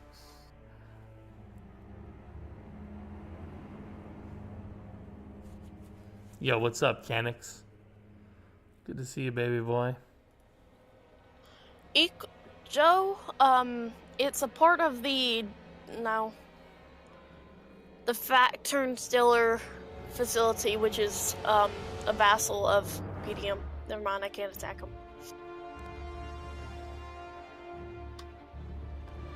Is it okay if I come and get one of the dragons in your space for Chow? What was that? May I come and get one of the dragons in your space? Yeah, I'm about to get one of them. It ran away. No. I saw the direction it went though, so I'll find it. I've already got a science ship there. I'm still sad over my dragon, so this will make me feel a little better. Well, how many dragons are here? Oh, I don't know. There could be like 10 of them across the galaxy. These will never actually grow since... I don't want to give spoilers, so never mind, but they won't grow. They're going to always be little babies. They're so cute. Are you winning or losing the galactic war? That's a great question. In the most technical sense, I am at the top of the victory leaderboard. And if the game were to end on January 1st, all this time I've 2500, been planning the I would Fracturans, win. Stellar, Yes. But because I'm with a Felicity, group, whatever, federation, we would Death, all win. But I would win. and I just now recognize that it was PDM's vassal, and I'm so upset about it. Oh gosh, he told you about that. I've not done anything to him, so it's good that I'm recognizing this now because I did not hear him.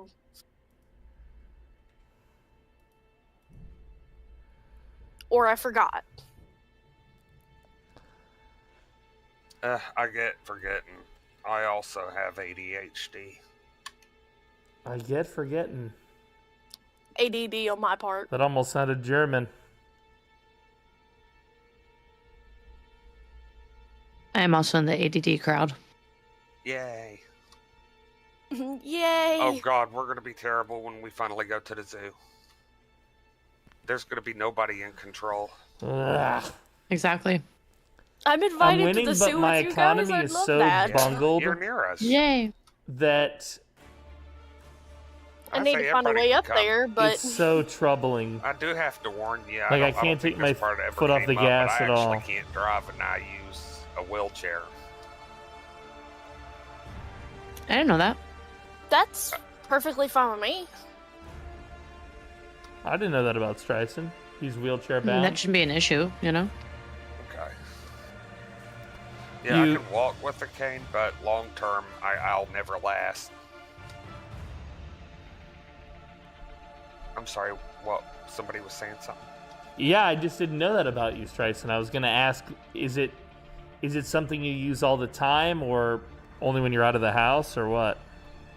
Only if I'm out of the house and going to be somewhere that I can't get or out for a long time. So like going to the grocery store, I don't use it. Really, it takes something like going to the zoo where I'll be on my feet for hours. I don't really like using it. I use it because I have to, but Right. and of course going to the zoo is just good fun. I've been a live-in caretaker before, so I understand how to load up and deload wheelchairs, so...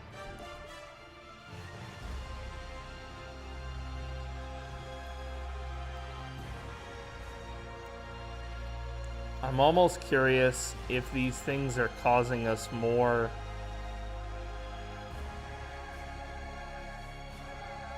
Let's see, I gotta who's say, at a since I'm only deficit? 44. It was actually back in 2019 that I drove This for the guy's last got a time. deficit. And man, do I miss driving. This guy has a huge deficit.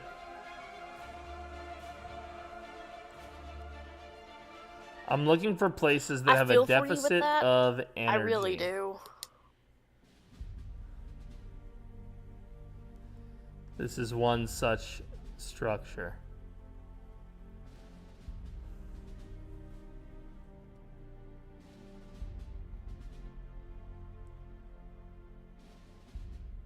Damn.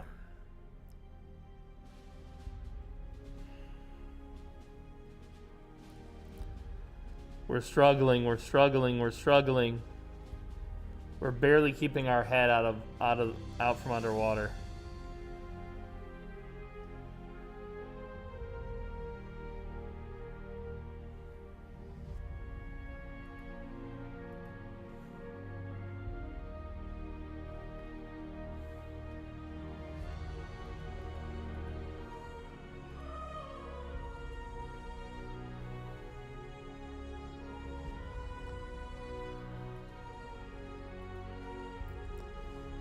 Alright, we're gonna have all the fleets go search. Oh.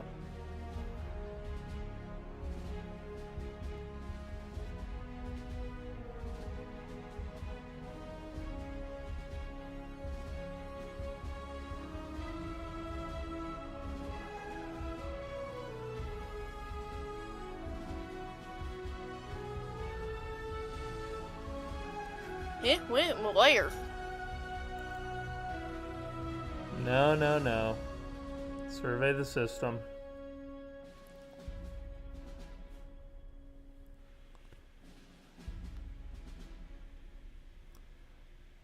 Wow, this is hard.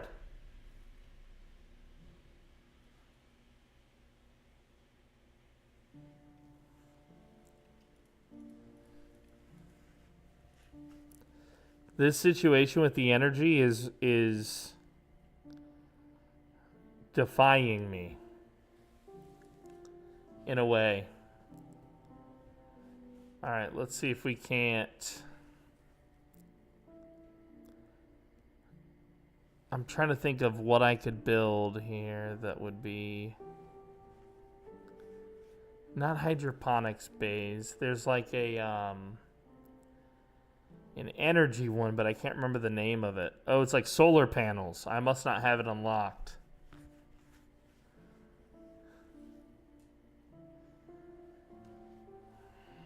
So the funding's good back there for you, Mr. PDM? The what? Are you finding good things back there for yourself? Well, we just kind of started. We just got here. We're just now kind of splitting up and starting to look around a little bit.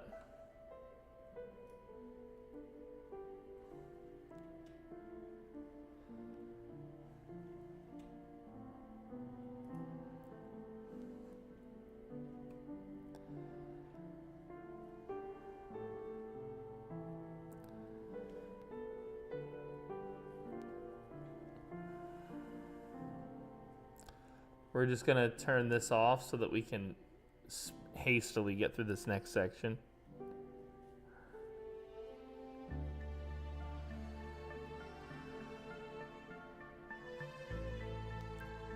Yo, this music is dope.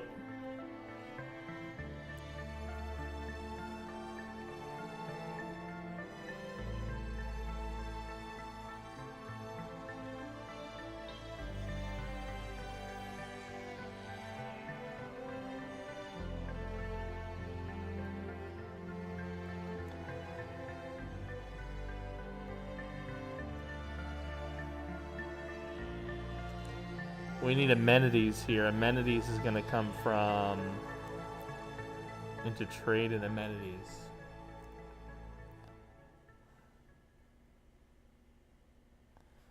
Yeah, I think Hollow Theaters also create trade and amenities. Yeah, or Unity and amenities.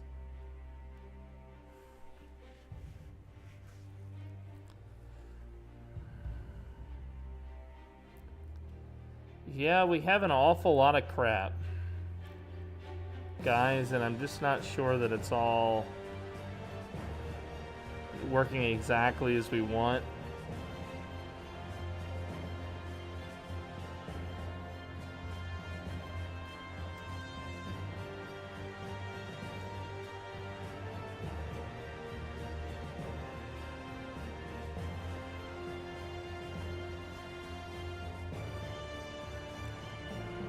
I mean, we had a serious problem for a long time. We had this energy shortage thing. We're about to have the rare crystals one too. Jesus, can't I solve one problem and immediately another one pops up.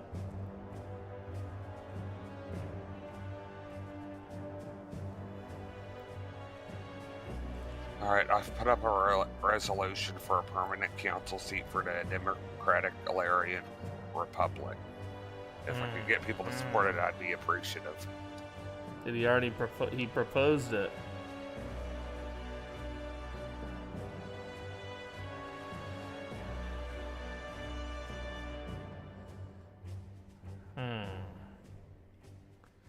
See, here's the thing. We got to be careful with him. He's being tricky. He's being tricky. And everyone knows that when somebody is behaving tricky dicky, you have to be very careful with them. You gonna oppose this one too, PDM, or what?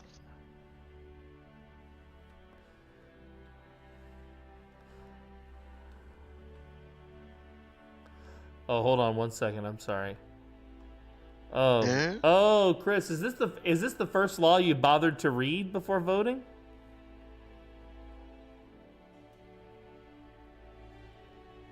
Buddy, I've read all of them.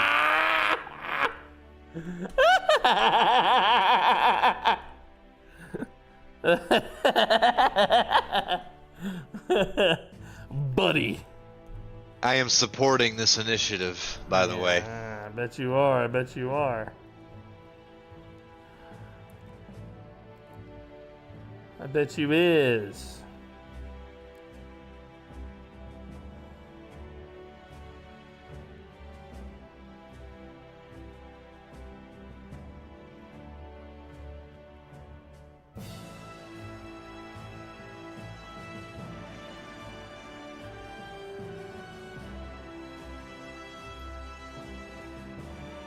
We're in trouble here, chat.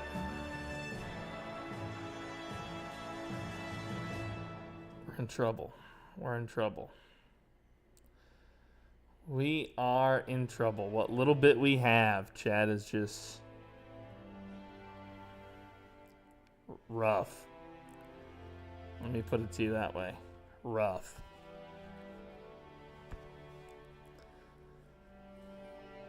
I mean, every problem we solve, every fire we put out, 3 more fires are starting energy-wise or resource-wise. If we could get rid of this, that would be big for us.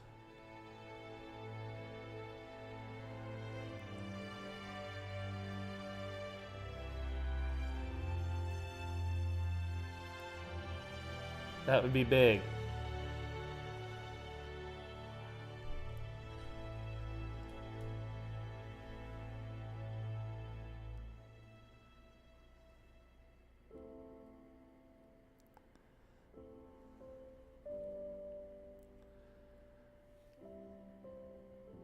Hey, Hearth, would you like me to send some ships over to get the mining corps out of your way so you can claim those planets?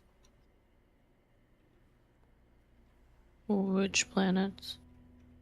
Well, systems, The I should sleepy say, but in the which northeastern part planets? of your empire. I mean, sure.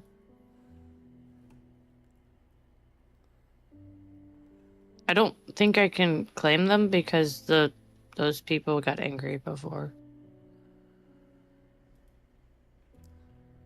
Yeah, there's anomalies and there's... It's weird. Okay, well, if I mean, I could try again. I just don't want to like wake them up and then slit my throat. No, those guys there is the Fallen Empire. They're a spiritualist one. You can claim the systems, you just can't claim the planets that are Gaia worlds that are considered holy worlds. The reason last time they got pissed was because you basically stepped on like a holy world, like that place was like sacred to them, and you were just like, oh, let me build a home here, and they were like, what?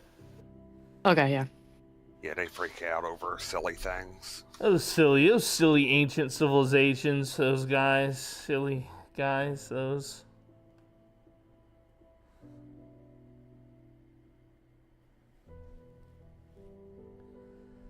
I don't know what I'm going to do to solve this energy credit problem, guys.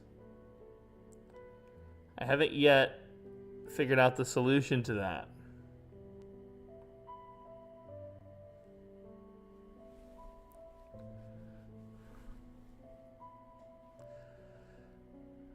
Maybe capacity subsidies, let's see if that makes a difference. At the end of the month from 1,300 down.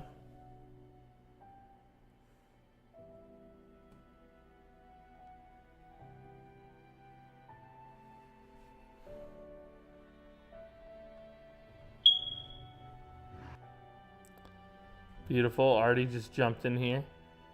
Hello, Artie. You announced yourself.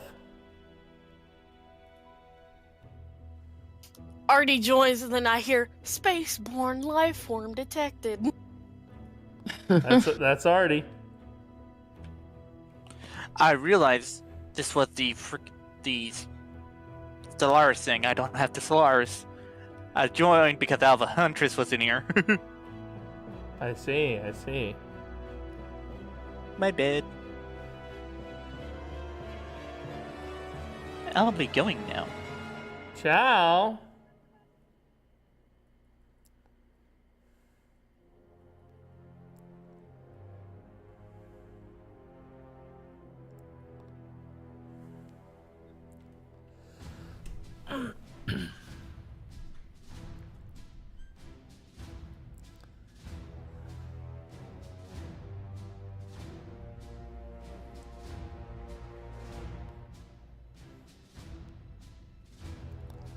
Alright, hold on.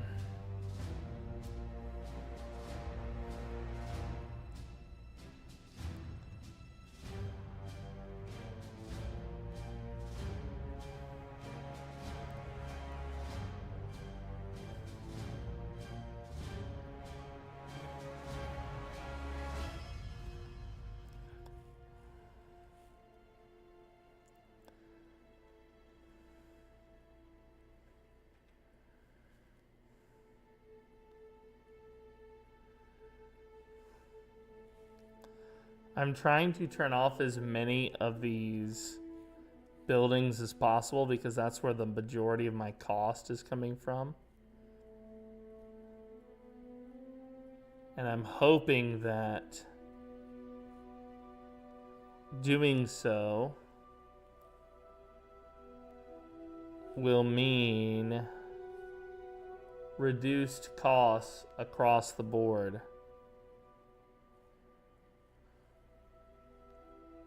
for my empire.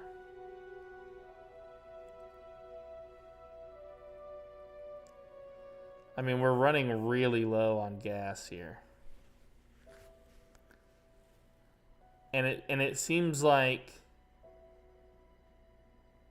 no matter what I do, it don't make a difference.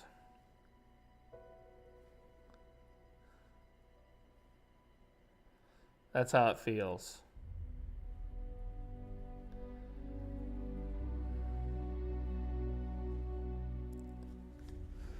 Well, I have my first L Drake. I hope I get another one or two, but if I don't, that's okay. At least I have one.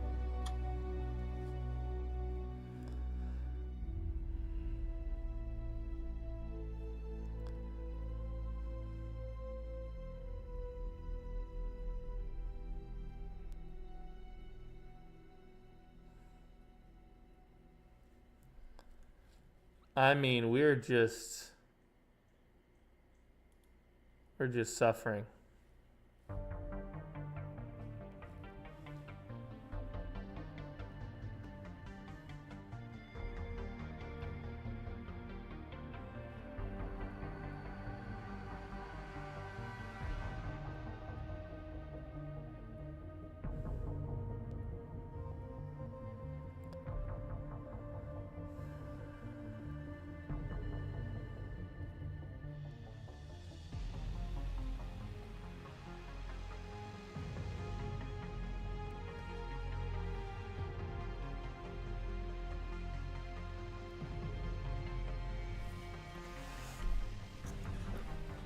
I'm in such a economic hole.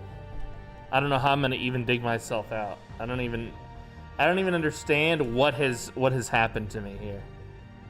What do you need? Energy, in abundance, in great abundance.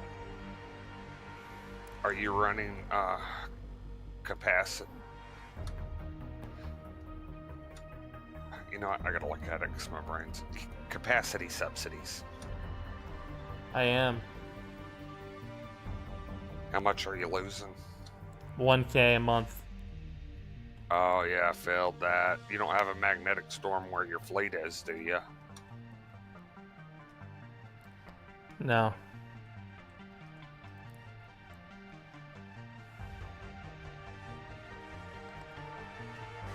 No, I don't.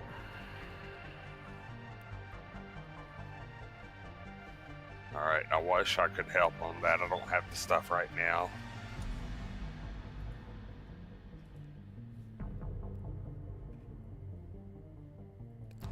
Thank you.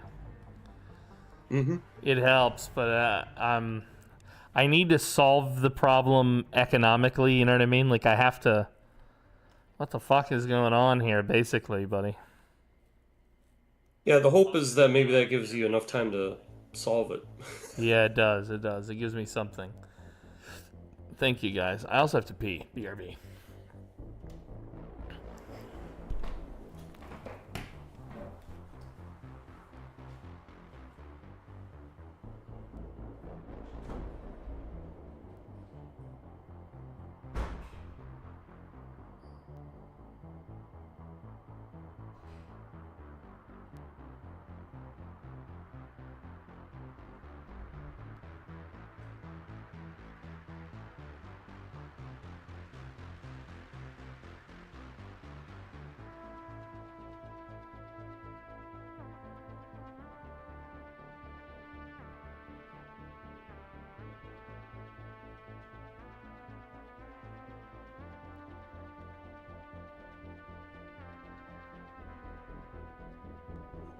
I, for once, have positives all the way around. Isn't it wonderful? I shouldn't even have said it. I don't know why I did. I know, I didn't mention that I was positive either.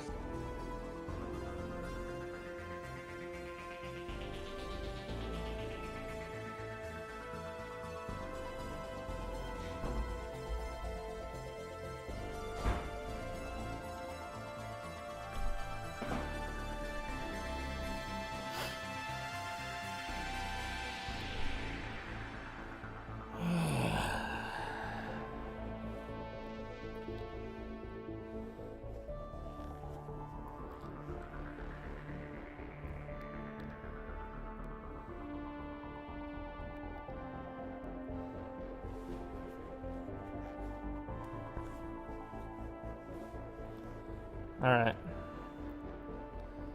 Let's look at planets and just let's look at the ones that are costing us money.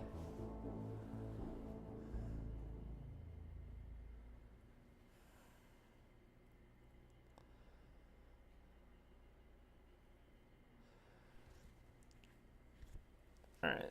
These guys need a generator district.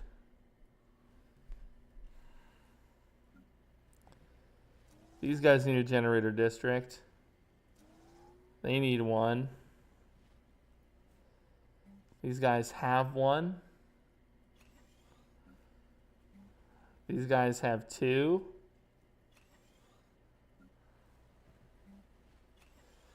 These guys have one.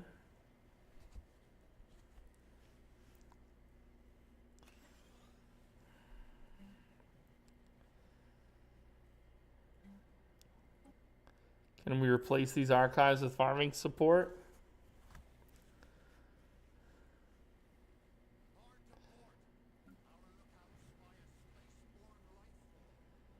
These guys don't have one. We're going to need more of that.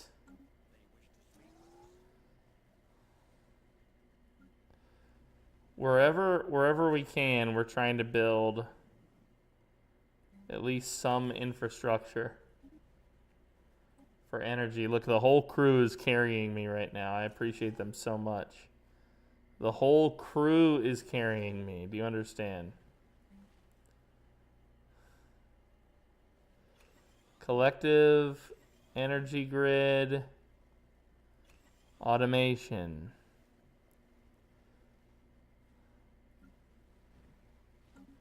Yeah, instead of automation is what we've got.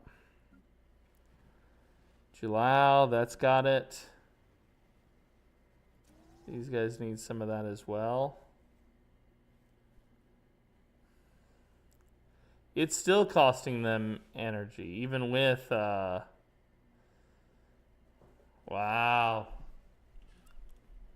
This is tough. This is tough. I'll be right back.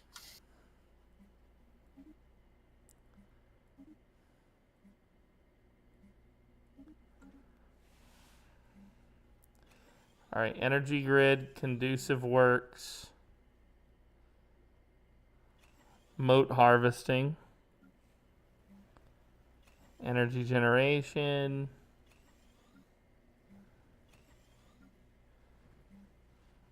conducive works, energy grid, automation. I'm trying just to build power capacity across all of our different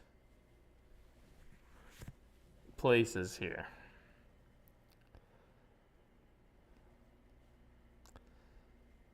This guy, for whatever reason, can't create power here.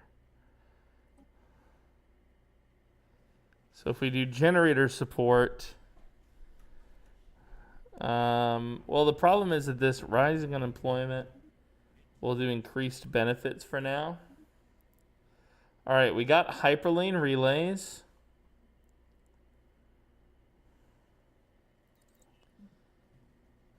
And something else.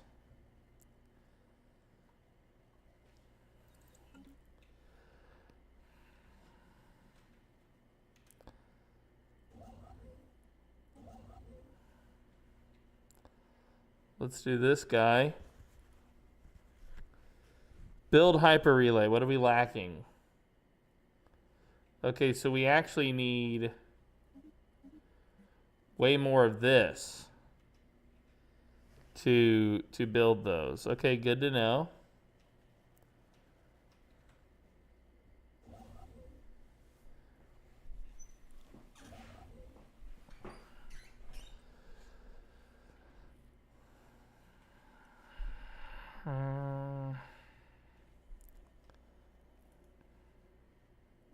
Mega structure, yeah, hyper relay.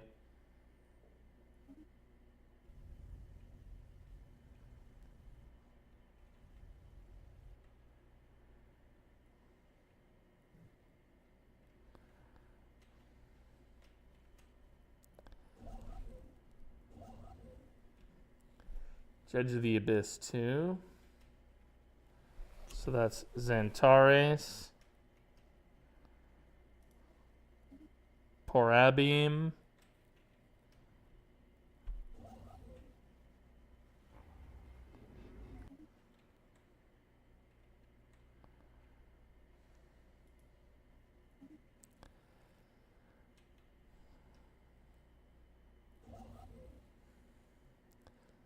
So there should be only one who is remaining here now.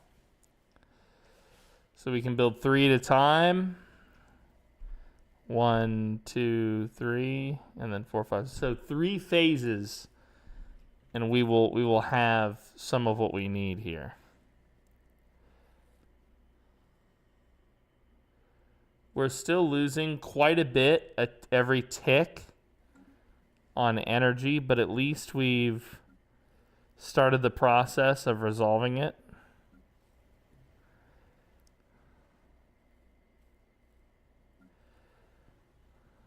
I'm trying to make sure that everywhere is building what it can.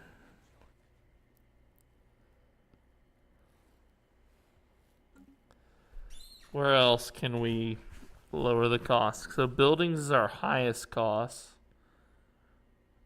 1,700. I mean, it eclipses all other costs. And then Overlord subsidy. So that's an amount that I'm paying. Huh? Anyone going through my airspace, I'm sorry, you may be hit with one of my dead people's body. What'd you do? Threw him out the airlock? No, he's dead, so we're just launching him into space. Deserved.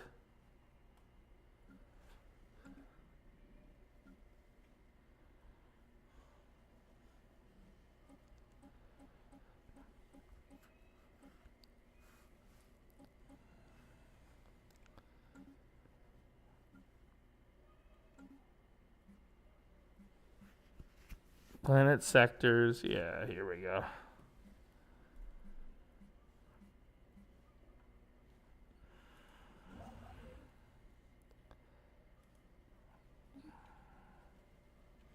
Yeah, that's true. I guess we can build one there.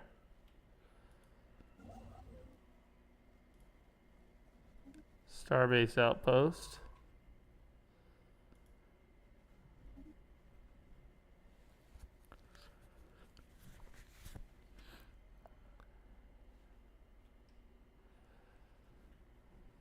Well, we actually have gotten pretty far.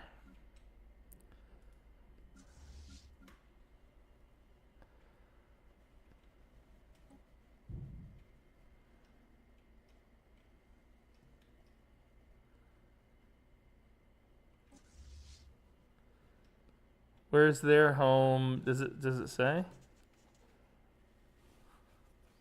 Ah, shit. This is it. Yep. The Falorans, who are they? Oh, they're next to they're next to They're my Hearth. friend. They're my friends. I knew it. I knew they were gonna come slit my throats. Well, they've just awakened. They've just awakened, and unless all of us are willing to submit to their thing, they're opposed to us.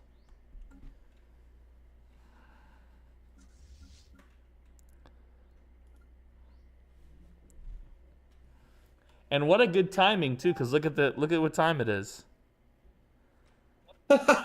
So we have a threat for our next thing What here. a terrible timing.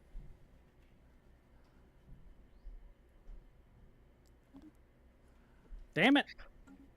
Yeah, I think it'd be hilarious if someone I get a pop-up eventually saying, yeah, this space vessel containing your commander's dead remains just smacked someone. Now you're at war.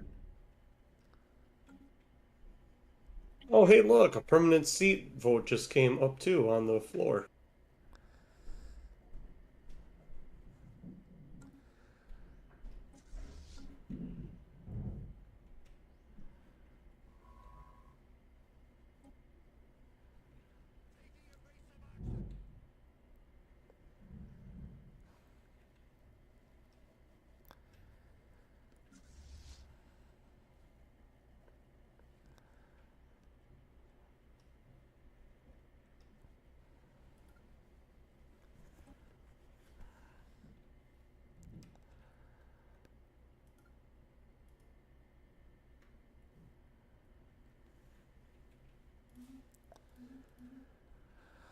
A lot of good shit, but Oh. I mean, we just really didn't get to accomplish what I wanted to accomplish today. The fact that we're ending in such an incredible economic deficit is both shocking and sad.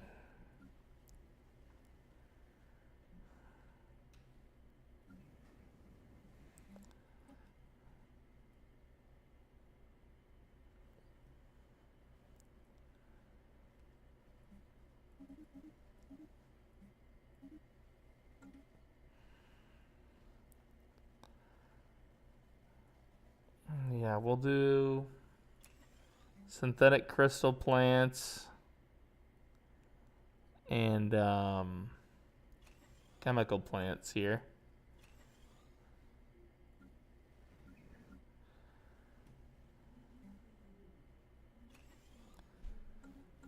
All right, guys. This is it. This is the halfway point in the show. This is where we stop. I'm going to save.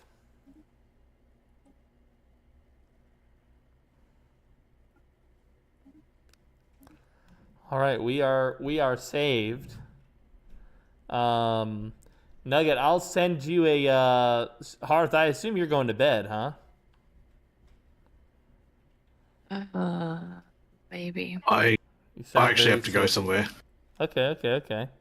All right, well, guys, I'm gonna take a break and I'm gonna play something else for the second half. But thank you guys for gaming with me today. I had fun. Thank you for having me.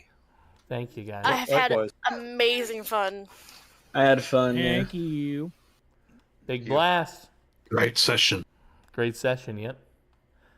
I'm going to make sure that I position Galactic Defense Force fleet in your turf, Hearth, because of the Awakened Empire. I suggest next time we play, whoever has the Federation fleet also sends it out there. Yeah, they're going to oppose us, and we have 100 years to defeat them. What kind of? Oh god! I just looked at the 1.3 million power fleet they have. That's fun. All right. Yeah, we'll need. And the 400k as well. We'll be fine, guys. Okay, we can handle it. We've got this. I think I've barely got 19 point something K fleet power. What do you mean we'll be fine? We'll be fine. It will be fine. Yeah, it's just a big number. We'll just need to work together. All right, ladies and gentlemen. It is time for me to take a little break. We're going to listen to some music. When we come back, video games, me and you. Are you ready? I'll see you soon.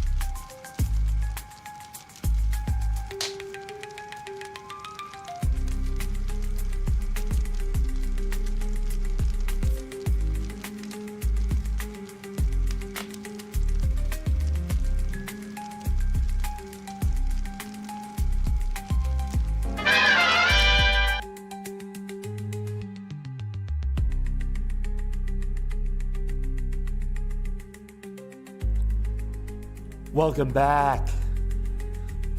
Welcome back to the show. Ladies and gentlemen, hello.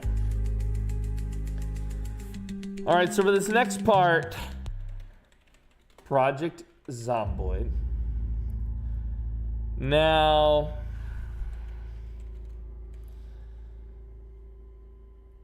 Trundle told me he wanted to get together and play this together. And I do want to play Project Zomboid, but I also want to yap about Project Zomboid in a way that I think is fun to listen to and educational, and in a way that I think everyone will benefit from. But I also think that one more voice would be good to have in this discussion. But to fit the paradigm that I have in my head, this individual would be somebody who's brand new to Zomboid, who doesn't really know Zomboid, hasn't consumed a lot of Zomboid content. But it's something we could do with just me and Trundle. We wouldn't have to do 3 of us. But I do need to get Trundle into a voice call to make it a reality. So, let's see here. Do you need me to stick around? Oh, maybe she's here. If Hearth and Harmony is here, I'd love her to be a part of this. Let's see here. All right. What I'm going to do is jump in the Voice 5 channel. I'm very much out of the run for that. Alpha, have you played? Yeah, you've played a lot of Zomboid, right? I need somebody who's like brand new to Zomboid, 10 hours or less. Somebody who hasn't really played Zomboid at all. Hearth, is that you? We're just going to be talking, and I'll share like my screen. Let me see here. I'm getting it set up. Because here's the thing, I was doing this kind of like on my own. And I was like, you know what? I feel like this would actually be more fun with a group. And I'll still record it. Okay? But I have some ideas here. Okay, I have some ideas. And I'm looking at this, and it looks like it has saved my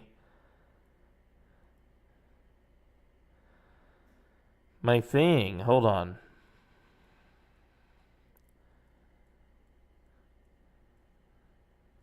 See, this is I have something I want to do, spontaneous, but it does require a little bit of setup, so forgive me. I'll put the music back on.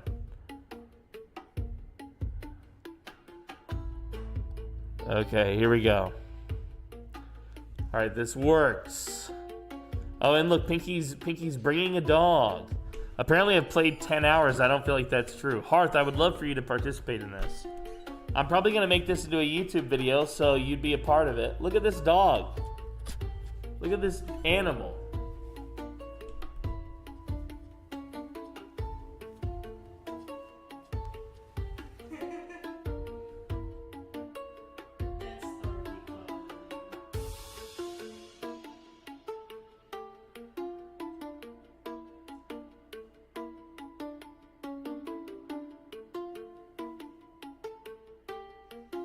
Behold,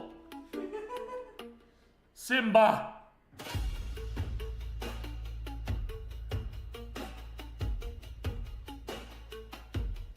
That is in fact a dog. Yes, she's adorable. She's huge. She's the biggest of the litter. She's gargantuan. And I do like that about her. It is perhaps my favorite thing about her. Oh, here's the other one.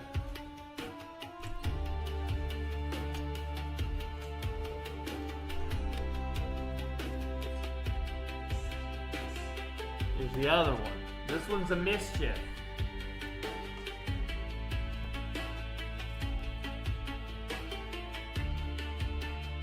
You can see how much thinner she is.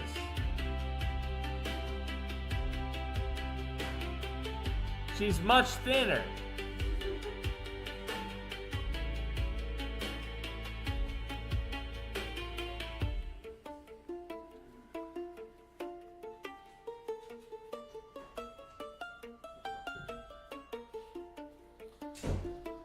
All right.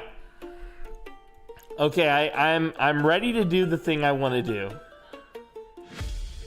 And I want to have this voice call to do it. So, Hearth, you're invited to participate.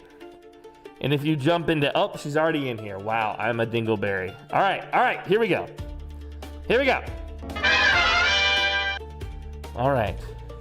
Bring the volume down. Hello. Oh, hello there. Hello, can you hear me? Hi. Yes.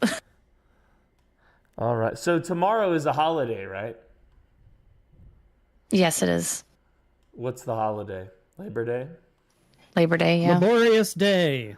Laborious day. How do you celebrate Labor Day? I labor. During the day? By not teaching.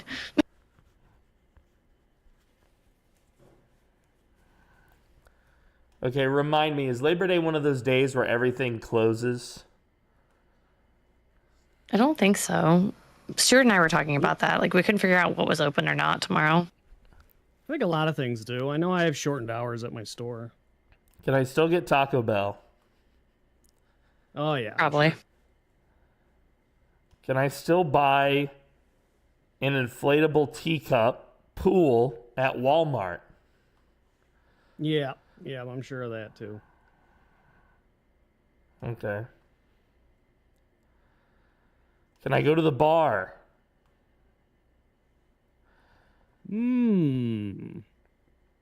Is it a seedy bar? Yeah. Probably. Okay, I dig. All right, so here's the challenge, guys. All right. Build 42 has introduced a whole bunch of new skills into the game of Zomboid. Okay? It took some skills and split them. It added new skills, and it rebalanced in some way what skills are useful and what skills are not, and how certain skills work, and yada, yada, yada.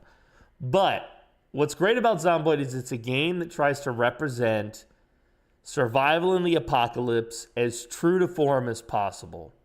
So this list of skills in the game that you can have on your character, everybody has these on their character sheet, but the value you have for your character depends on different traits that you choose and your starting stuff, and then how you level them and whatnot. Anyway, so what I want to do today is I figured that the three of us would rate what we thought were the most essential skills in the game to skills that are effectively useless.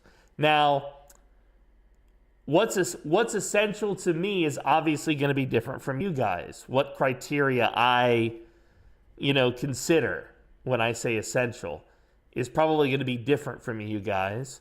And I thought that that's what would make this interesting, would be I'm a experienced player. Trundle, I would say you just hit 500? Yeah, that's right. I just crested 500. So you just got to that point. So I figured, okay, this would be cool, you know, to see, like, does our perspective change at all, and how do we approach this, you know?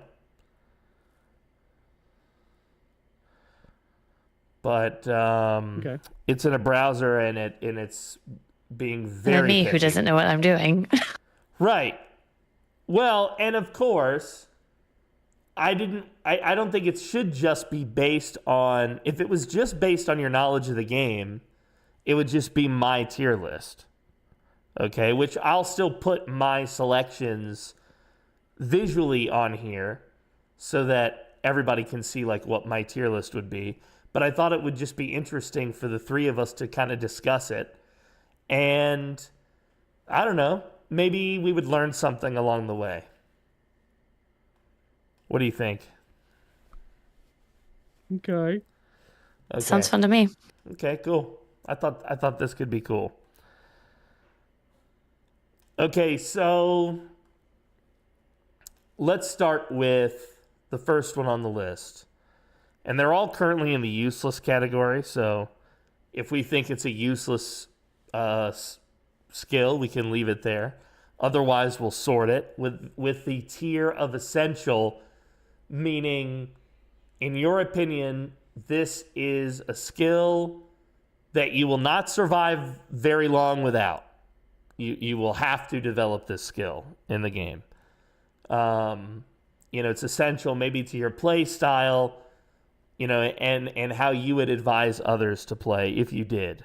Not that you would, but if you did. So, okay. First is the skill of strength in Zomboid. Zomboid's strength skill is very interesting because it controls your melee damage. It also controls how quickly you might shove a zombie over. And it controls how much you can carry. And it controls the damage that you do with I think I mentioned this already, a melee weapon, both to doors and zombies and what else. So, when it comes to your playthroughs, Trundle, how important is strength? Is that something you optimize for? I've vacillated on this before. I don't know. I mean, I certainly do enjoy it. It is a fun attribute to play with, I think. It does make my playthroughs more fun. Is it essential? I don't think it's essential. It's kind of hard because now I've played in the 0 to Hero challenges, so it kind of feels like, well, I feel like none of these are essential. You can technically play without any of them, so I mean, you can make it up as you go, like right. So no, I guess I would not call that essential. Okay. Where does it land for you? You think do you ever play a character unless you're doing a challenge? I mean, 0 to Hero is one thing. Do you ever opt to play a weak character, meaning starting less with 5 strength?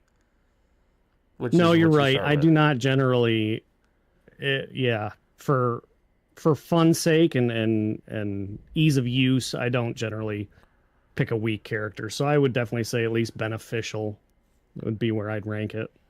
Okay. So, Hearth, obviously, you have the fewest hours in the game. You're newer to the game than we are. So some of your take might just be your instincts about a skill. Maybe not necessarily your experience with it, but how you think it would change your experience if you were getting into the game. Where do you see strength on that list? Do you think it's important in Zomboid? Do you guess that it would be, or if you tried the 0 to Hero, maybe you have some opinions on low strength? I'm not sure. I mean, I was thinking beneficial or essential because I feel like you're fighting a lot in that game, right? So you'd need to be able to, like you said, to do the melee in the game, correct? So, I mean, I feel like it's one of those two, maybe more beneficial, like Trundle said, so. Yeah. It's one of those traits where if you don't have it, life is such a pain, you know, that you just can't get very far. The Zero to Hero is a good example of that, where you've got all these people working together, but we're just breaking weapons too quickly. We're not dealing enough damage, to the amount of weapons that we're losing, and it's just an onslaught. So, yeah, it's also a trait or a skill, that I would say isn't difficult to level up. You can level it up by carrying too much. Like, if you're carrying an amount of weight that would damage your character because it's back-breaking labor, that's when you gain strength XP. You also gain strength XP from lifting actual weights, and you can augment the amount of strength XP you gain if you eat protein before you engage in your activity that's going to get you strength XP. So if you eat a bunch of protein, like a bunch of chicken breast, and then you carry something heavy, like you're doing woodworking or you lifting weights, your character will earn XP at an increased rate, which is great to know. So, yeah, that makes sense. Yep. For me, I consider strength to be essential. Unless I'm playing maybe a role-play character that isn't, or doing a challenge where I don't need to be strong, I would consider this trait essential, at least for me. Okay, next is agriculture, which used to be, in the old version of the game, was just called farming. But of course, now it's been split into really 3 different skills. Agriculture, which is just the farming of plants. Okay. Animal care, which is the farming of meat. And butchering, which is partially related to farming, but also maybe hunting, depending on the context. So, but the first one that comes up is agriculture. Now, a big change that's happened between build 41 and the new build is that there's more you can now grow, but it does take much longer for things to grow, and they are more picky about the season than they ever were in the old version of the game. So what does your instincts tell you about agriculture in Zomboid? How essential is it to survive, Trundle? I have yet to, I guess, last long enough in the game for it to really matter. I mean, other than fiddling with it, a little bit here and there, essentially doesn't mean much to me. It's pretty useless for me. I mean, I'm generally just going and looting and getting enough food that way. So, yeah. Yeah, and most of my playthroughs, it does not cross my mind.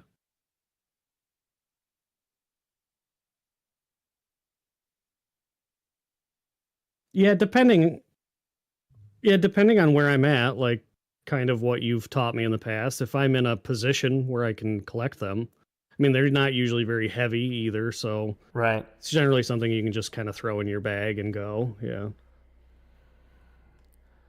Okay. Now, everybody loves farming sim games, obviously. Oh, but if we could just farm in this game. But obviously there's other stuff going on. I don't know, have you ever made it to farming in this game? What is your instincts tell you about farming and its usefulness as a skill, Hearth? I mean, I like farming in games and cooking, so I mean, I think it would be beneficial, but like I feel like at the beginning you're just trying to like I guess forage or get items right from houses and stuff, and you're not really focused on like trying to build up a farm or farming itself. Right, scavenging is the focus scavenging in the very beginning. So, I mean, I of course I put it down on a piece of paper. I put it down under optional or borderline. Me, I'd like to learn to farm because I'm just that way. But I feel like for everybody else, it'd probably just be optional. In Zomboid, if you like farming in games, I think farming in Zomboid is actually very entertaining. The way that you have to deal with the flies or the mildew, you can spray your stuff and, you have to dig it, but only at the right time, and you have to monitor it. And it's just a very, if you're into farming, they nailed it. They nailed the vibe of it, especially now with the cows and such, but just the agriculture alone. But I agree that to most people, it's probably very optional, especially people who maybe you haven't survived very long. So you're not even thinking about, there's this phrase that's like, wise men plant trees that they'll never sit in the shade of. Maybe you've heard this phrase before. You're not even thinking about that shit in the very beginning in this game because you're so frantically every step outside of the house is survival, So you're not even thinking about long term. Yeah. Well, in general, the apocalypse setting, you were to just play with no change to that game mode, you would not, I would not think for quite some time you would be entertaining the idea of farming. And conceivably, unless you just set out to, all right, this is my spot and I'm just going to hang out here and farm. I mean, you could just keep going around city to city and not ever have to worry about it. Yeah, there's a lot of resources to scavenge, right? Right. I mean, in general, how big is the map in the game? Because I don't even know. Any video game that you've played huge. Where you were like, wow, this is a big map. This is way bigger than that fucking map. Okay. Yeah. Now, I don't know if that's true. There might be games where the map is bigger. But I'll tell you what. This game feels huge. This game feels like if you're on foot, it takes you forever to get to the next point of interest. It's like Grand Theft Auto huge. It really, I didn't quite give it credit when I first started playing. I did not realize. Yeah, it's big. It's big. Well, taking what you guys have said, now I have played the game many times, making it to the point of using agriculture, both in B41, the current version of the game, and B42, the upcoming version that introduced this skill. I love farming in games, and part of my survival system, my tier system, calls for you to focus on renewable food sources fairly early on. I think it's tier 3 of 5. So it's fairly important after you get over immediate survival situation. That being said, as you aptly pointed out, there's plenty of food to scavenge. Unless you're playing on a mode that makes food very difficult to find.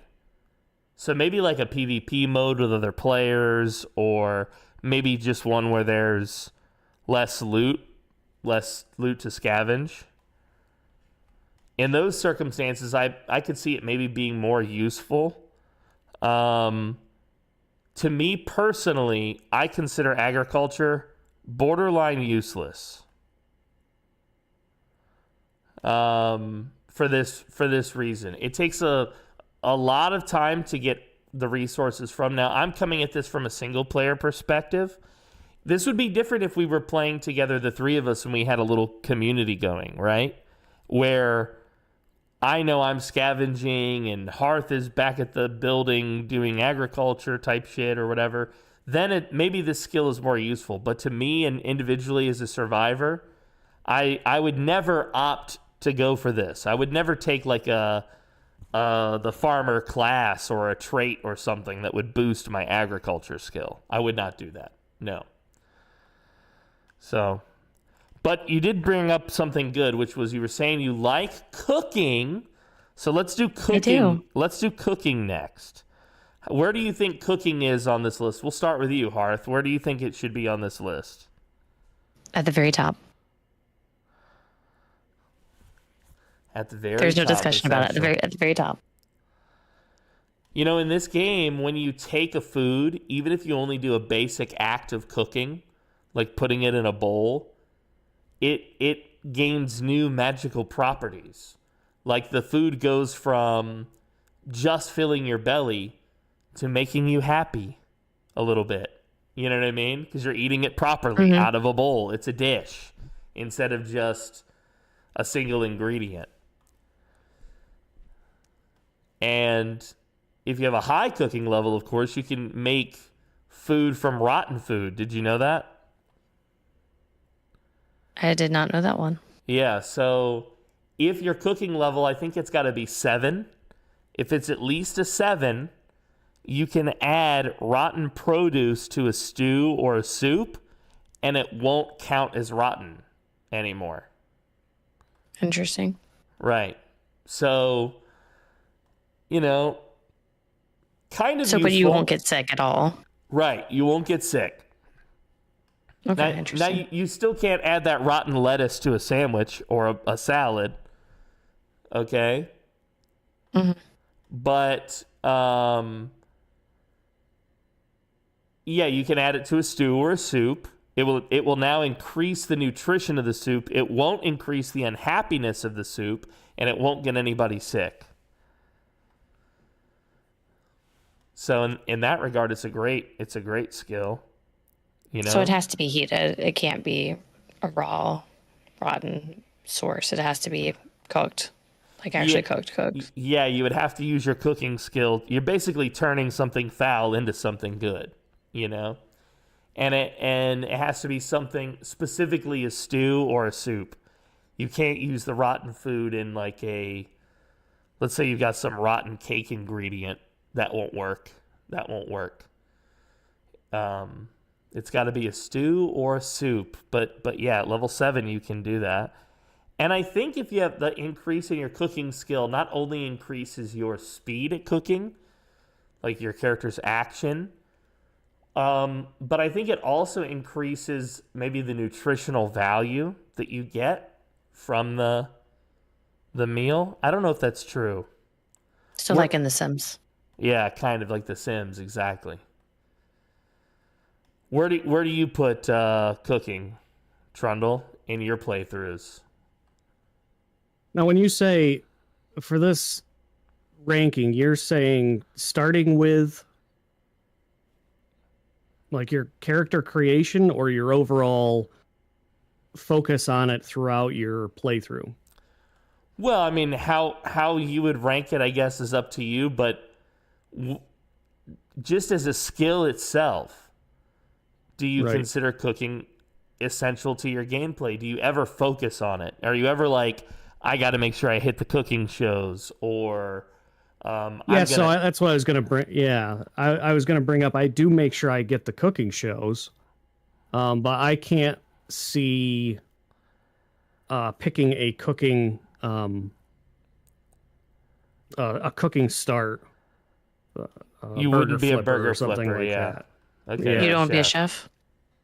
No, I have picked that for RP reasons, but not for a single player playthrough. Yeah.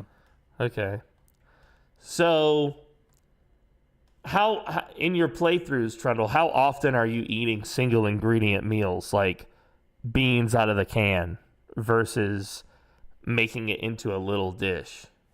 I'm always making food, but I don't consider it an important trait in the fact that I know that I can train it fairly easily in game. So that's why I guess I asked for a clarification. So I do make sure that I hit the trainings or the cooking shows, and I do make sure that I cook my food and make dishes.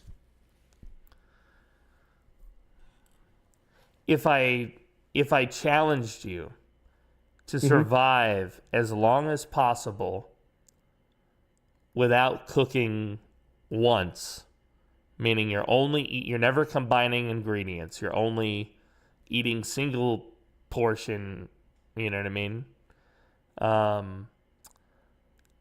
Do you think it would hinder your ability to survive 365 days or no? Yeah, I think it would, but I don't think it would be game ending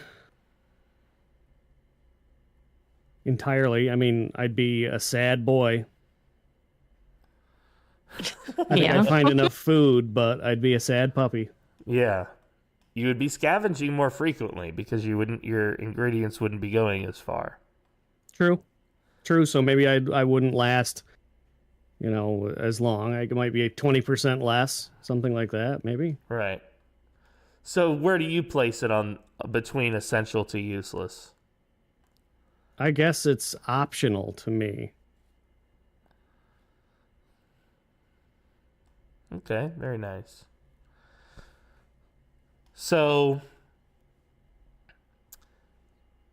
any activity that can reduce multiple moodles, and it doesn't cost me anything but a little bit of time, I think is a good activity. So like reading a magazine, yada yada yada, which is why I try to collect them whenever I can. Cooking is one of those that it can reduce your negative moodles, and it can keep you from having to go outside at the wrong time. So I really value cooking. I don't cook every meal in the game. Sometimes I skip doing that, and I just eat single raw ingredient stuff. But I try really hard not to do that unless I have no choice. Like in Zero to Hero, often you just have to do that. Is just eat a can of whatever. And in Zomboid, there are some times in general where you're just desperate enough that you have to do that. But overall, to me, I try not to. For that reason, I always try to hit those cooking shows. And early game, get cooking books if I can. I would read those books first, I think. But I don't think I have to be cooking. For me, I would consider this a beneficial trait. Interesting. So you would read a cooking book first? I think I would read a cooking book before I would read carpentry, first aid. Yeah. Any of those, yeah. Well, all right. Maybe. I mean, I feel like because you have to eat to survive. Wouldn't that be the case technically? So. Right. Well, yes, absolutely. But you could eat raw food or not combined ingredients, like just single ingredient meals. But it helps you more, though, right? It does. It does. Yes. So, in the long run. And I think it deserves to be at least beneficial because it's a super valuable skill. The only reason I don't say it's essential is because I don't think I would take a trait that would give me bonus to cooking. Like, I would never play a burger flipper unless there was a meme or a role play, I wouldn't take, like, the cook trait, for instance. I wouldn't take a trait that would augment it. So that's why I don't say essential for me. But I do think it is top tier beneficial. Absolutely, once you're in game, needs to be a skill that you're focusing on leveling as quickly as you can.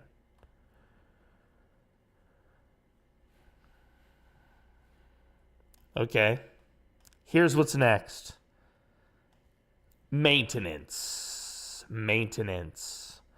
All right, so the maintenance skill, I know it's got a little wrench, so we think the car. It has nothing to do with cars. The maintenance skill prolongs the life of an object when used as a weapon. So the higher your maintenance skill, the longer you can use a wrench as a weapon before it breaks. There are also certain new recipes in Build 42 that require you to use the maintenance skill to make them, such as removing the axe head from an axe handle so that you can replace it. That's a maintenance skill because you're maintaining the weapon. So maintaining your weapons and prolonging the life of your weapons is the function of the maintenance skill. How important is this in your instincts, Trundle, in your playthroughs? Do you ever optimize for this? I mean, Build 42, yeah, they certainly have done a lot more with it. I mean, Build 41, it was just like your weapons don't break as much. So that was like, was there even anything you could do extra in Build 41? Yeah, there were no recipes associated with Build 41 in maintenance. That's correct. I am still a little behind the 8 ball with maintenance in general, but I guess I don't. I guess I'm still building a character without that in mind, and I'm probably still at this point. I still don't have that generally in mind. I'm still looking and going, look at that! I got more maintenance. That's wonderful, because that's kind of how it's always been for 99% of my playthrough so far. Is maintenance is just something you accrue, and it's wonderful, but you don't generally think about it. And I guess I'll have to start thinking about it more now that it's more of a mainstay, and you've got to actually think about, well, how am I going to fix my pickaxe now that it's snapped? And if I'm in a low pop, low loot situation, then I'm going to have to figure that all out. Yeah, because in B41, repairing it was very simple. You just had duct tape or whatever, you know? Mm-hmm. In Build 42, it's a little more It didn't even complicated. save you any duct tape or anything like that, having higher maintenance. Like, that would have been kind of neat if they'd thought of that, but no. Well, in a roundabout way, it does, because the weapon will need repair from duct tape less often, the higher your level of maintenance is. So, in a roundabout way, it does. How about your instincts, Hearth? Where does it tell you that this would be, maintenance would be? So, basically, you guys are saying it helps with weapon degradation, right? Yeah, it helps with weapon degradation and the repairing of weapons once degraded. Okay. Not firearms. Before you said all that, I had put it as optional. I kind of just went off the list before you said anything to me to see what I thought when I first saw it, you know? I mean, now that you're saying it, I feel like it'd be beneficial, but I don't know if it's something I'd hard focus on first. So that's probably why I probably would keep it an optional. You agree with optional, Trundle? Yeah, I'm sorry. I didn't actually give you a rating. I probably would just put it at borderline. The way that I'm currently playing and how I understand it, which is, I guess, kind of still poor, I'm going to put it at borderline. You know, I never played... there's a role that's like the handyman, the DIY guy, the handy guy, whatever. I never really played that class in this game. And then Brick told me that it was his favorite. And he was constantly playing the repairman. Well, the repairman, one of the things he comes with is a bonus to maintenance. And so I tried it out. And the repairman goes hard. He's pretty tough. That's a pretty good class. And it's one of the only classes or traits that gets a bonus to maintenance that I recall. There's others. Anyway, in build 41, like when I played Rex, one of the reasons I use the crowbar is because it's a very fast way to level your maintenance. And if you have a high maintenance, your weapons are just very reliable. But even still, all that being said,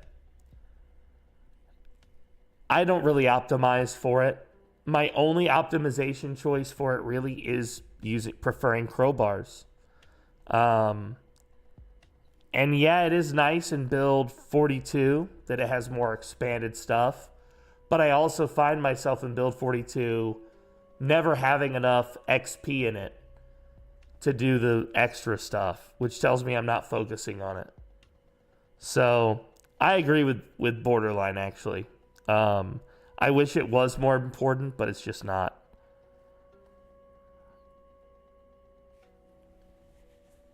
Yo, and Karyar. I agree with that point too. That I see, or I started playing when I heard Frosty. Well, so grain of salt sometimes with Brick. Sometimes I think he's trolling me. So when I first heard it about Brick.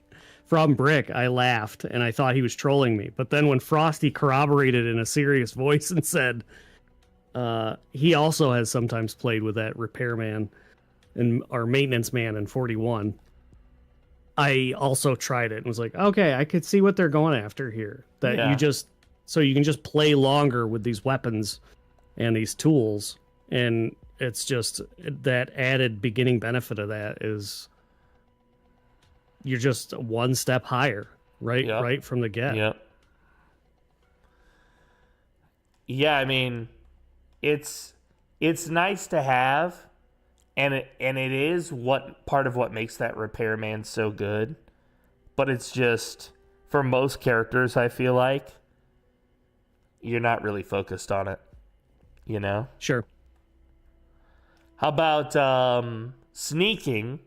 And I'm going to start with you, Hearth, because we all know that sneaking is the ideal tactic of most new players, and you're new to the game. How essential is sneaking to you, in your opinion? Would you like to have a high level of sneaking, or do you think it doesn't matter so much? I mean, I think I remember playing the tutorial and it saying, like, to not... I thought it said something about, like, not making a lot of noise or something. I think. Is it hard to level up sneaking in the game?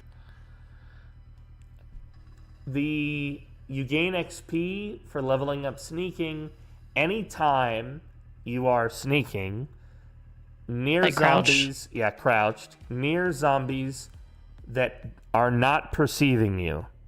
So they don't notice you. Yeah. So it is easier to level up sneaking the more zombies you are around that don't notice you. So, for instance, being on the second floor of a building, looking down at 600 zombies who don't realize you're up there, will level your sneaking very fast. You're like farming it by being on the second floor? Right, yeah, correct. You can. Kind of.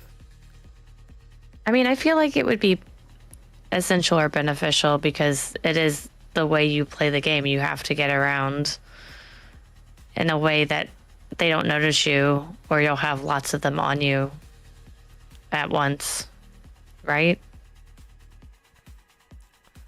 Yeah, there's absolutely times you don't want to pick a fight, you know?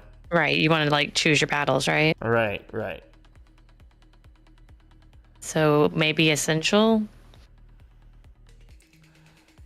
How about you, Trundle? Is sneaking one that you focus on? Do you ever play the sneaky burglar dude? How often do you take graceful or inconspicuous? Probably not as much as I should. Seeing as how Trundle much just runs in there, guns a-blazing. That's right.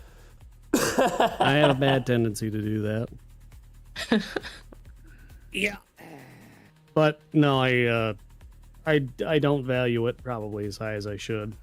And I tend to just value strong characters that I can try and kill every zombie in a 100-mile radius with.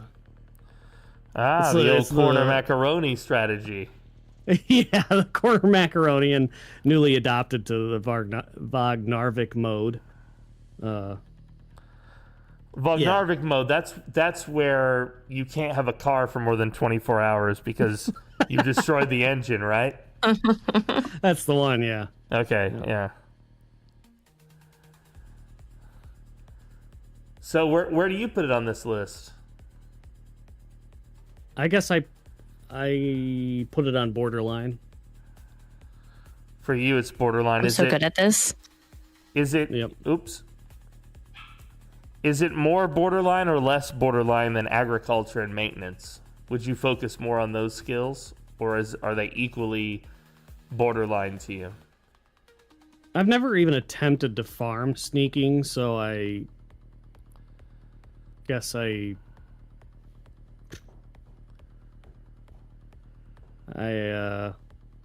it's equal for me. So I don't often play characters that start with a bonus in sneaking. In fact, I'm not even sure if there's... I feel like maybe Burglar gets a bonus in it. Maybe, I don't know. But it's a hard skill to level unless you're in the very right circumstances, which are also very wrong. You're surrounded by undead, but you're like on the second floor. Yeah, you could farm them and level it pretty quickly. I've done that in my video with Gumby Chew when we did the Left 4 Dead challenge. I leveled sneaking up to like 5 in a matter of 20 or 30 minutes. It was crazy. That's just how many undead there were. But even though I can't brag and say that I've ever played a character with a high level of sneaking, I do consider sneaking to be a pretty important skill. Now in B41, sneaking is kind of broken. It's not that it doesn't work, it's just that it doesn't work how effectively you think it should. So in B41, I would say that this is a useless skill, frankly. But in the new version, I've been able to sneak past groups of zombies. Even with a low level of sneaking, but provided I took my time and used my terrain to my advantage. So personally, when I've been playing Build 42, I've been really focusing on trying to get my sneaking up whenever possible, and I would consider it essential in B42. I could see that. It's definitely something I'm gonna have to like experience now in the new game and understand how not useless it is. Okay, here's one. Trapping. Trapping is the art of catching animals in a box that you can then eat. Trapping is a set it and forget it task. You set up the trap, you bait it, you leave, you come back sometime later. Hopefully there's a dead little guy in it that you get to eat. Hopefully a zombie didn't thrash the trap and destroy it. Crafting the trap is also the trapping skill. So to build the trap itself is the trapping skill. To deploy it doesn't require a skill, but does earn you XP in trapping. Is trapping essential to you, Trundle? No, it's borderline. Yeah. How about you, Hearth?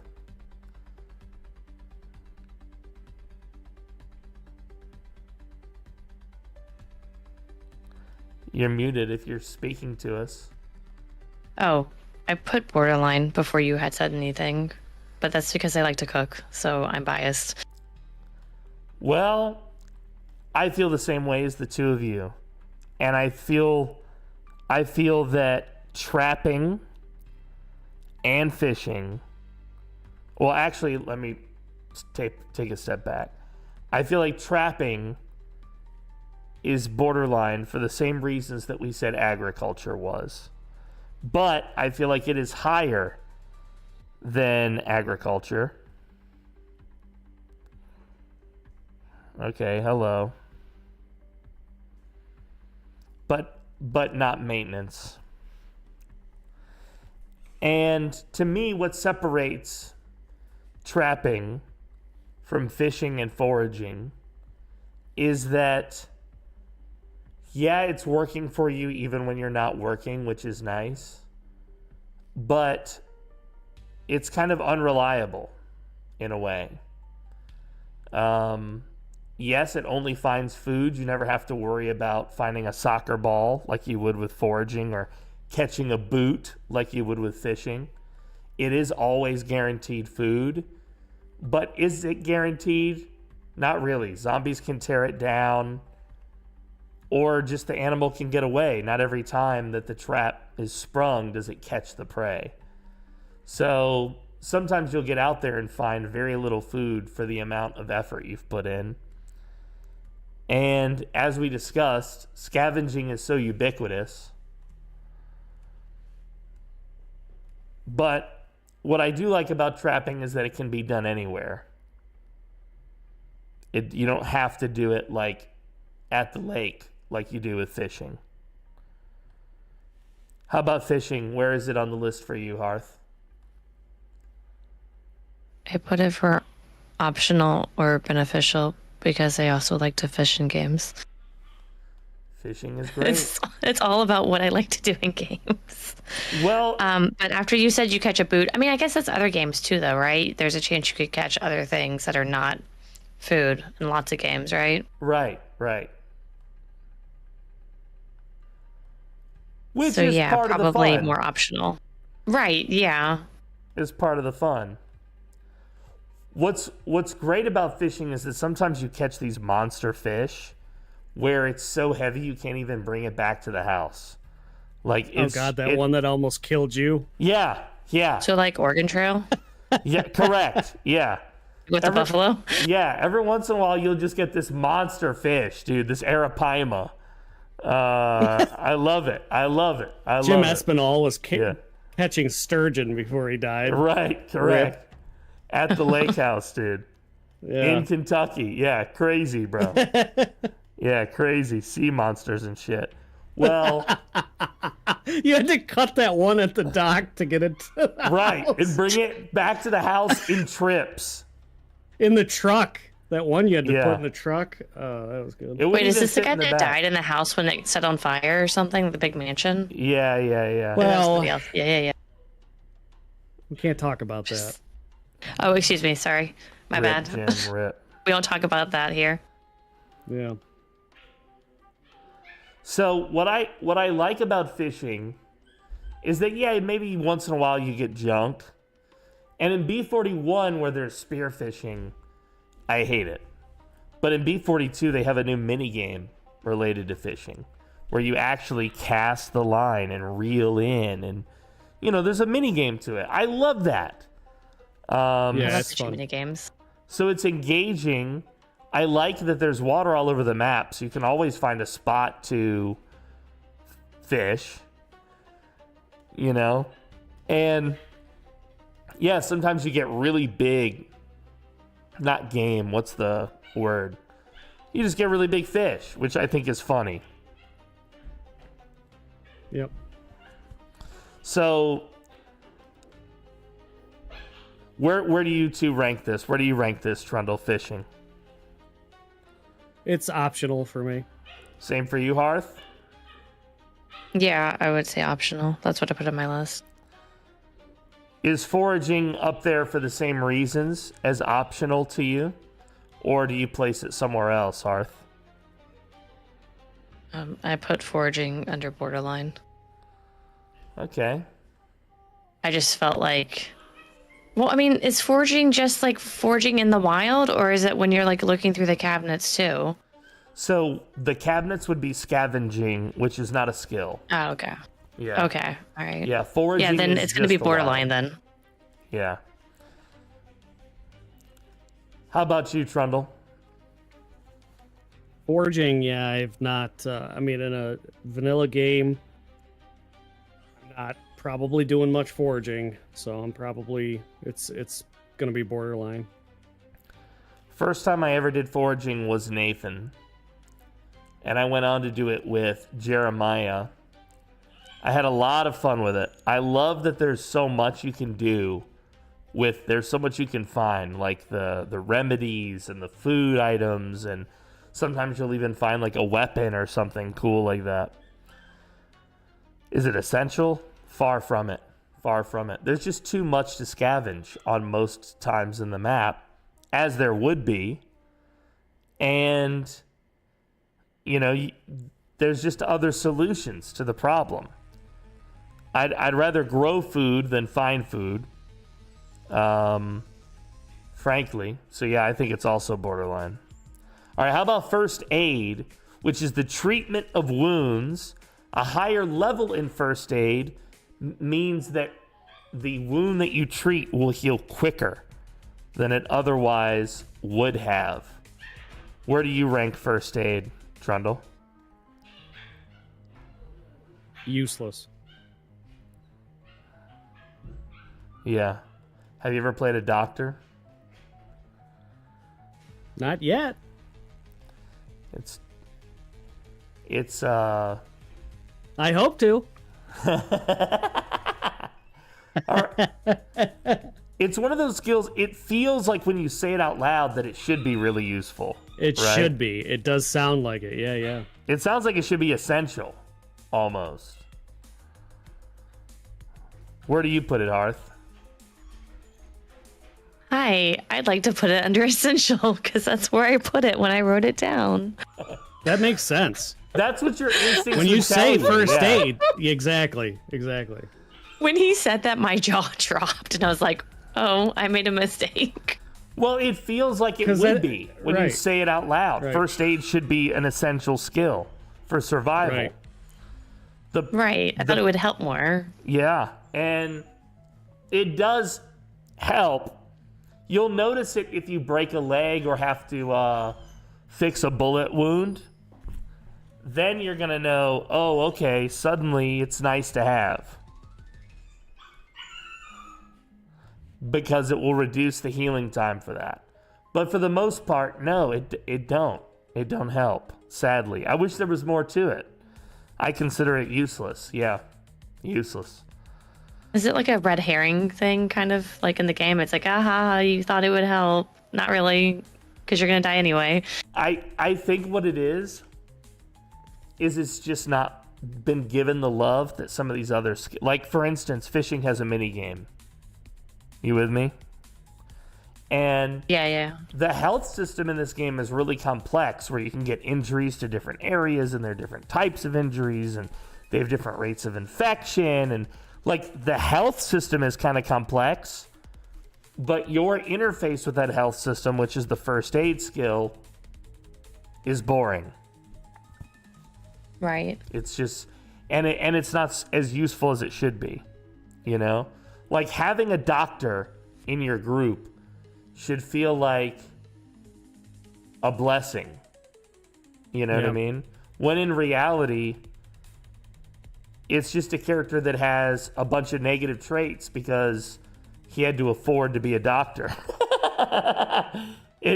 It costs a lot of points to be a doctor, and then the skill itself is kind of useless in the game, which is crazy. Interesting. Yeah, so I'd never really focus on first aid. Now the next one, though, nimble. That's a useful skill. Nimble dictates how fast you are when you are backing up away from zombies. How fast you can walk backwards in that combat mode, the right-click mode where you can swing. So having a high nimble means that you can back away from enemies at a rate that is fast enough that they can't get you. So you can attack, back up, attack, back up, attack, back up. Also having a high nimble, I believe, means that you are more or less, less susceptible to a bite from like behind, as an example. When your character does that auto push, sometimes like a zombie will attack you and your character will automatically shove them off. I believe that comes from nimble. Where do you rank this, Trundle?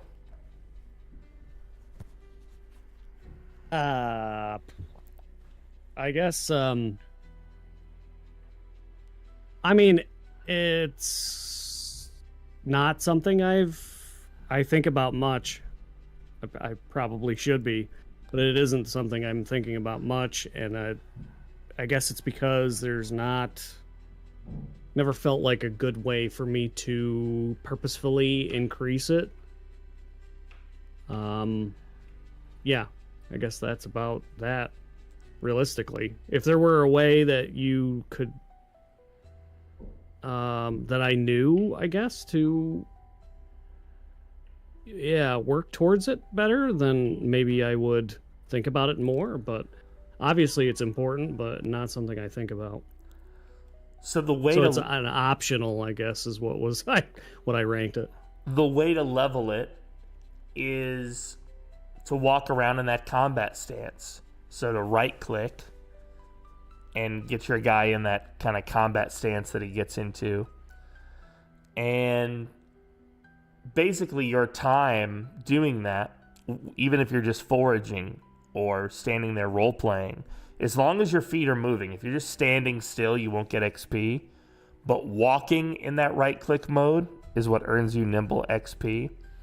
I think the graceful trait also gives you a bonus to it. Yeah, I mean, it's super useful for killing hordes, because obviously if you're able to back up quicker but still swing, you can take on lots of zombies kind of in a straight line backwards. So having a high nimble and a high maintenance and a high spear, you're like unstoppable zombie killing machine. Right. But yeah, how do you train it otherwise, right? It's not super easy. What's your instincts tell you, Hearth? Where would you put nimble? Well, before you said anything, I put it at useless and borderline. But after you talked, I thought maybe it's probably more beneficial than anything, but you're saying it's the only way to level it is by putting yourself in a certain stance, right? Yeah, you kind of have to hold right click. It puts your character in, I don't know what they call that, combat stance? I don't know what they call that. Yeah, what, like in Friday? Combat stance. It's exactly that. It's exactly the same. Now that I think about it. It's the same thing. It's the exact same thing. Your character readies up. If you have a weapon, they hold it just like in Friday over their shoulder or whatever, ready to swing. But if you don't have a weapon, your character just kind of stands with their hands like, what do I do? Yeah, I mean, I feel like it'd be beneficial or optional. That's my personal choice after what you said. But before I had put it like at the very bottom.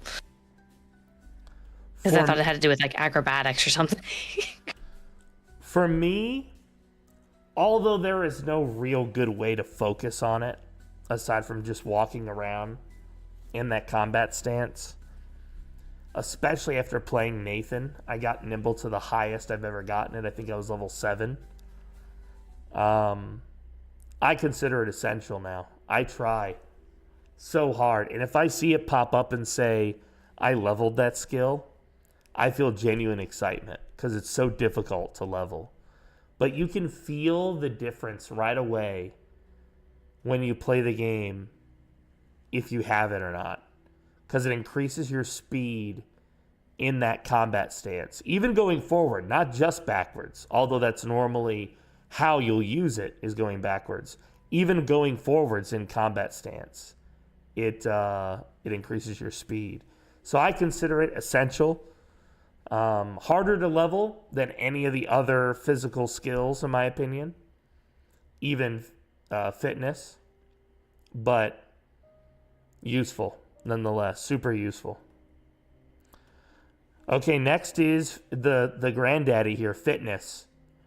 How important is fitness in your playthroughs, Trundle? Excuse me. I am. I would say essential.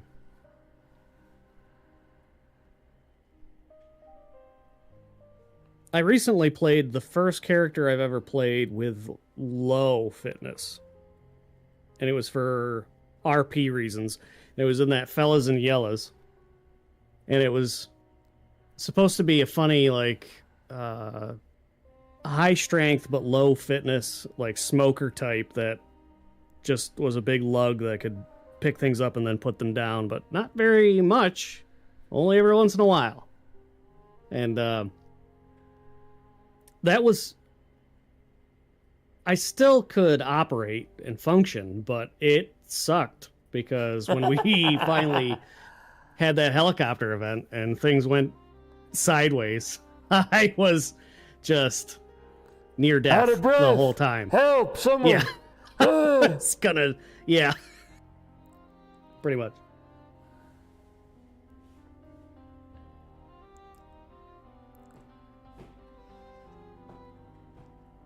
How about you, Hearth? Where's fitness for you? I put it as essential because I kind of felt like it was under the same vein as strength, that you probably wouldn't be able to get away from hordes or zombies well if you were unfit or overweight in any sort. Fitness is the single most difficult thing to raise, with one exception, and that is nimble. Fitness is so hard to raise that skill. Unless I'm doing a meme, I always optimize my character build to have as high a fitness as possible, because grinding out the higher levels later is a serious pain. There are ways to do it. Running around, being fit, doing fitness type things gets you fitness XP. Who would have known? It just so happens that those tasks also tire you out, which means that they cost you food and time and energy, and you got to make sure that there's no zombies around. And I don't want to have to work on that skill. So I always, at the beginning of my process, try to optimize my fitness and strength. Unless I'm doing a challenge, I want both of those skills as high as they can be. Every time. I consider it essential, just like you guys. How about sprinting? Is sprinting very useful? Hearth? I put under beneficial because I felt like I guess with fitness, kind of like speed is your friend in this game, right? Unless you're sneaking around, right? But if you're out in the open and you've been spotted, it's probably good to be able to get away as fast as possible. Absolutely. In a PvP environment, especially useful to get out of harm's way. How about you, Trundle? Where do you consider it? I will openly admit, I don't actually know what the sprinting trait or controls exactly. Is it only how quickly you can run? Or how long? Or yeah, the sprinting trait, having a higher level of sprinting, will increase your speed when sprinting and your endurance when sprinting. I guess for me, it's borderline, if not useless, because I almost never sprint. It's too loud. It attracts hordes, and I don't want to die. Generally. Wait, what? I'm joking. Unless you're playing with sprinters or PvP, you can outwalk the enemy. You know? Right. So for me, I do love sprinting because I'm impatient. And sometimes in the game, I want to go from over here to over there very quickly without using a car. So I'll sprint for that purpose. But I don't optimize for it. And I don't think that it's close to essential. For me, I think borderline is fair.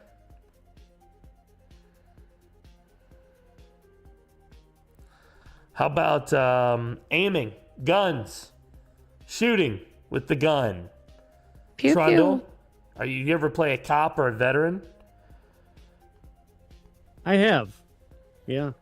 They're fun, for sure. But for me, it's optional. I tend to like playing melee weapons. So aiming, and I can see down the road where you probably have to make your way there, but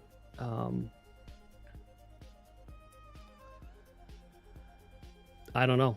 Yeah, it's not a focus for me. If we're just talking PvP, if we're on a server where there is PvP, this is an essential skill. Oh yeah. This skill is even more. This skill is even more important than nimble and sneaking. But I still would say that to me, fitness and strength would be top dog, even in a PvP environment. But as you kind of highlighted, although it's a super fun skill, is it essential? What do you think, Hearth? Aiming. I had it under optional because I thought I didn't know how common you come across guns in the game. You know, I guess unless you're like raiding the police station, maybe So I thought maybe more melee weapons would be more of a focus than knowing how to aim a gun completely. Yep, I agree with you. So I put it under optional. Yeah, I agree with you. You hit the nail on the head. And also like guns are loud, so. Right? Yeah, there's a cost to using Would you it. tell that to Frosty, Hearth? Sure. Tell that boy. Wait, it's more Mall Cop. Frosty knows that. You can't tell Mall Cop that. That's not gonna work. All right, so that's a good point, though. Let me rearrange this.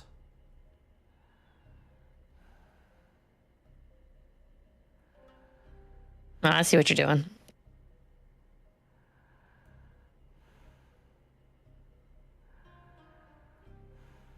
What does the one with like the one you just moved, the hammer one? What does that say? Napping. What does that mean? Like flint napping, like primitive tool making, like stone tools. Oh, got it. Stone cool. Okay. All right. Yeah. Okay. I kept trying to figure out what it was. I was like, I don't know what that is. All right, so speaking of melee you weapons, said napping and it summoned Mithrin. What's up, Mithrin? You summoned him. Hi, Mithrin. So there are several melee weapon skills. You brought these up, so I figure we'll do these next. There's short blunt, axe, short blade, spear, long blade, long blunt. Are any of these in any particular order to either of you?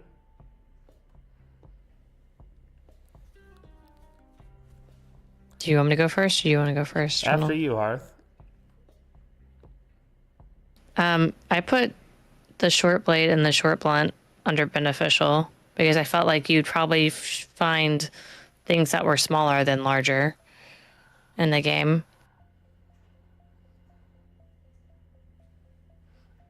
Hey, but we're doing. I'm trying to our find the tier other ones on my list. Okay. Well, one advantage to the short weapons is that when you swing them, they use way less energy. So you get tired way less often when you're swinging like a little knife or a hammer, you know? But are they as effective? Well, the short blades do get a special treatment where if you are sneaking, sometimes when you attack a zombie, you will instant kill them in like a sneak attack kind of thing. Like a special move, yeah. Like a special move. Yeah, you don't get that with the short blunt, unfortunately, but with the short blade, yes. The short blunt usually has more endurance, though. The weapon is usually sturdier than the blade, you know? Harder to break. Oh, I had the axe, the long blunt, and the long blade. Well, the axe and the long blunt I had under borderline, and the long blade I had under useless, because I thought, how many times are you going to find like a sword somewhere, something longer? Yeah. Yeah, the samurai sword or whatever is like literally the rarest item in the game. I mean, that makes sense, unless you got some super duper nerd person who's like, I like samurai swords. Right. Now, the new version of the game, you can craft, you can melt metal and make your own swords. So, in theory, there's more, you know, you could play a character who's really good with long blade. You know what I mean? Right. But, yeah, by default, I don't think you're encountering a lot of long blades. So I think it is the least useful of the weapons. I agree.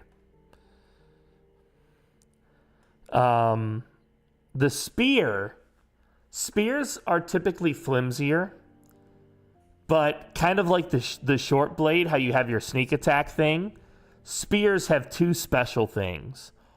One, sometimes you also get not a sneak attack, but a spear attack where you instant kill a zombie. You don't have to be sneaking to do this. And two, if you're running with a spear, your guy will actually hold it in front of him and impale the first zombie he touches and instant kill it. So there's two special things about the spear. There's actually a third, which is that it's a reach weapon. So you can hit a zombie further away from you in melee. You don't have to let it get as close to you. You know? Yeah. So I put it as optional. How about you, Trundle? Do you have a favorite of the weapon groups? I am preferential to the axe. Time spent with Mr. Corn and Macaroni. So B41. I have to have the caveat here. So B41, the axe, I just don't see any way around that. No one has proven to me that that's anything but the best weapon possible. But, along with a certain build. However, now playing B42, I put them all under beneficial because, yeah, the traits are beneficial. And once you pick one, or if you find, for some reason, a cache of long blunt weapons, maybe that should be your focus. So I put them all in that category because of that fact. I see. If that makes sense to you. It does. Okay. So, I don't have a particular preference other than that. For the longest time, my preference was the crowbar, which is long blunt. And I loved it because A, it dealt consistent damage, and B, it was unlikely to break. It had a long lifespan. And so you would train your maintenance skill very quickly if you used a crowbar as your weapon. So in build 41, you would raise your long blunt and your maintenance skill very quickly if you used a crowbar. So for that reason, I was always a crowbar boy. But then I built Corner Macaroni and I played that axe build. And holy shit, I annihilated. That was amazing. I annihilated, dude. I felt like actual Superman out there, you know? stadiums worth of zombies. Right. Just thousands by hand. That was crazy. And so now I do realize that the axe is better than the crowbar, especially in B42. But I still think the spear is better than both, although the spear requires more investment. In Build 42, spears are harder to make. And in Build 42, they're just as flimsy, but maintenance is kind of harder to level. So it takes even more for a spear to be useful. But if you could get level 10 spear, if you could get level 10 maintenance, if you could get level 10 nimble, you think corner macaroni was deadly? No. Nothing. So now I'm going to... compared to this. Sorry about that. No, go ahead. I wanted to ask you, so I had two questions that have come up as you've been talking about your picks here. The one was, so I've watched a lot of people playing the challenge there. Oh my God, my brain just, well, it just turned into corner macaroni, frankly. Help me, what's the name of the big... R0 to Hero? Or the Rat Race? No, yes, thank you, the Rat Race. I've been watching other people play the Rat Race, and a lot of them, it seems like will pick up the Axeman, or sorry, not the Axeman, but they will try to go up in Axe first. It does seem like. So I think you're onto something with that. That was not a question, and I'm gonna... Never mind, let's just keep going. I lost my train of thought. That's fine. Well, yeah, I see him. Yeah, I see him using the scythe a lot. The single-handed scythe, and that's interesting. You can use that like an axe. That seems like a short blade, but yeah, I would agree. That's not short blade. Holy shit. Maybe it is. Maybe I didn't understand what the guy was talking about. Trying not to be too annoying in his chat, but okay.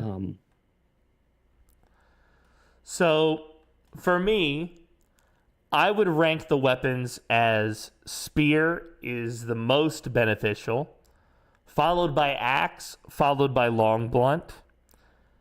Of the short weapon types, short blade, since you can sneak attack, is more useful than short blunt, in my personal opinion.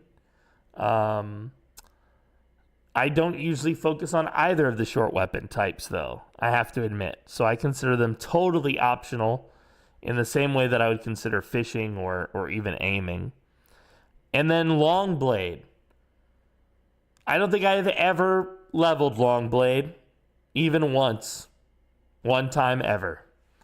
So for me personally, I keep it in useless. Okay? So now we're to the last physical trait, which is light-footed, which is kind of like sneaking, I think, right? What's the difference between sneaking and light-footed? Does anyone know?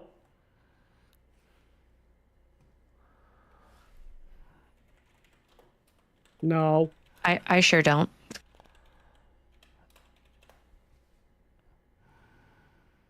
I'm looking it up. Hold on. I'm looking it up. Oh, Mikey with the answer. You move faster with your weapon at the ready. Let's see. Experience for light-footed being detected. Like in that stance that you were talking about? Well, Mikey with no, answer. Mikey's incorrect. Well, Mikey with answer. Yeah, Mikey with an answer, yeah. The light-footed skill determines the loudness of footsteps of all kinds of movement combined with the nimble skill. The footsteps loudness reduction of the nimble skill affects all movement types, not just in combat stance. Much like the light-footed skill, the footstep noise reduction of the nimble skill is particularly noticeable when sprinting behind zombies. Oh. And sneaking says, the sneaking skill affects how loud a character's footsteps are when sneaking and how likely zombies are to spot them. So what's great about this, guys, is that we've just learned that the sneaking, the nimble, and the light-footed skill are a ripoff because they all do some variation of the same shit. Yeah, a little bit. Yeah. They're all like intertwined, basically. Yeah, they're really intertwined, it seems. I have to admit I didn't know the specifics of them. But burglars, nurses, and police officers get light-footed. So does the gymnast. I'm sorry, nurses? Well, yeah, I was going to say nurses. Excuse me. Nurses get 1, burglars get 2, believe it or not. I'm sorry, where was the game? Where is it being developed again? That's awful nice. Yeah, some sneaky nurses, dude. Some sneaky British nurses. They're not in upstate New York, I'll tell you what. The nurses here are not light-footed. I will say this. Since these are so intertwined, and, I already think that sneaking and nimble are essential, I'm going to put light-footed up there with them. That's crazy that the 3 skills are so intertwined, that there's 3 paths to the same outcome. That's crazy. I think they need to expand those, maybe what they do. I'm sorry. What is your background? Mine? Yeah. Is that Indiana Jones? That's Indiana Jones, baby. Well, it's clearly Indiana Jones, but what about him? You don't like Harrison Ford? Yeah. Never mind. All right. He's not about to say that on voice. He doesn't like Harrison Ford. Yeah, what's the deal? I like Harrison. No, I like Harrison Ford. He just. I don't know, Charles. Didn't sound like you do. Yeah, he's like, what? What? He's like, why do you have to have? I didn't even see Harrison Ford. Indiana Jones wallpaper. Why can't you put the Nazi on there? It's Indiana Jones. You know he's gonna be in the middle. Come on. Harrison Ford. So I don't even know what you said. Harrison Ford. Yeah, dude. How am I supposed to know? That's my background. You don't like it? I do like it. Temple of Doom, bro. Okay. I would actually consider first aid more important than long blade. That's how bad I think long blade is. Wow. So my playthroughs. Okay, so next. That's a hot take. Next, we're coming up to some of the crafting. In fact, all that's left is some of the crafting and a few non-crafting. So we'll do the non-crafting first, and then we'll do all the crafting at once.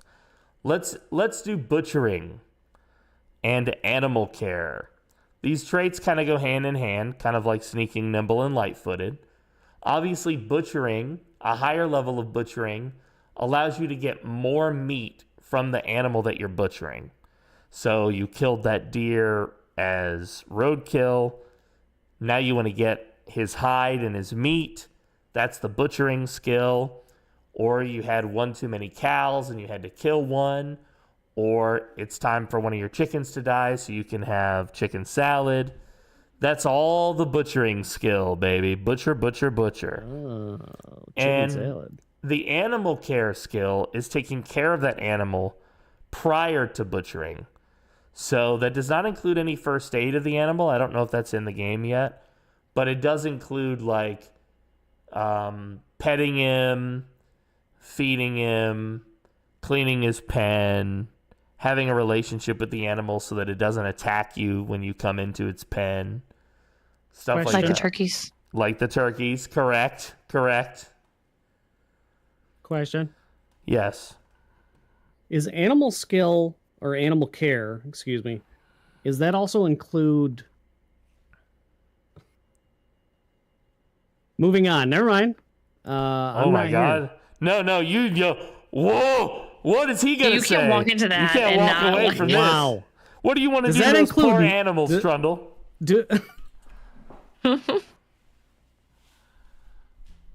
What do you want to do to that poor cow, Trundle? Well, I want to milk the cow, and I'm wondering, do you get more milk from the cow? Get your hands off Bessie's udders, you pervert. Now listen. Bessie is upset. She hasn't been milked in many weeks. That sounds horribly inappropriate. Uh-oh. And her udder is about to burst. All right, fine. And that's quite literally what my character just. I will take one for the team. Bessie, sit down. Trundle, milk me. Okay. Could you milk me, Greg?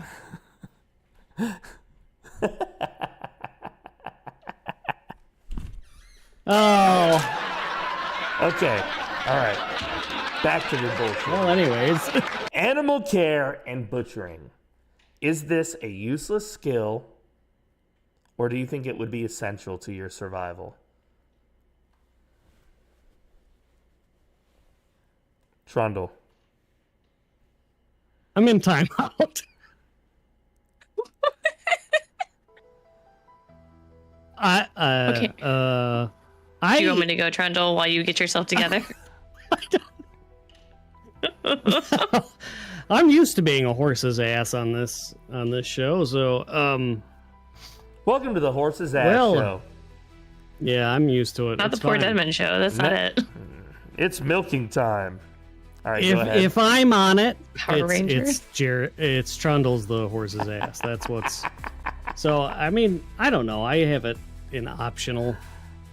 I have a character in build 42 right now that is literally in the midst of this. I haven't really gotten to play the character further, so that was literally why I was asking that question. I didn't know if better animal care actually led to more milk, blah blah blah blah blah blah. But yeah, so optional is where I have it at the time.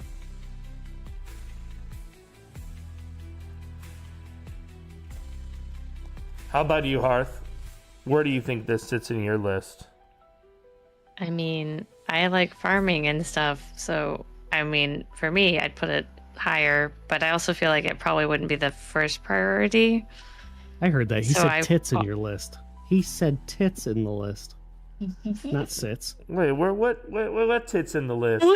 He said, where does this tits in your list? He didn't say sits. I didn't bring up any tits. Yeah, he said that. I heard it. Hey, you go. Colonel, you're really interrupting me. Yeah. Horses. Go sit down on that stool and get to milking. Okay? Sorry about that, rude guy. Continue. So yeah, I mean, I feel like it's optional, but I also feel like it's borderline because I obviously I'm trying to make this some kind of farming simulation game when it's not one.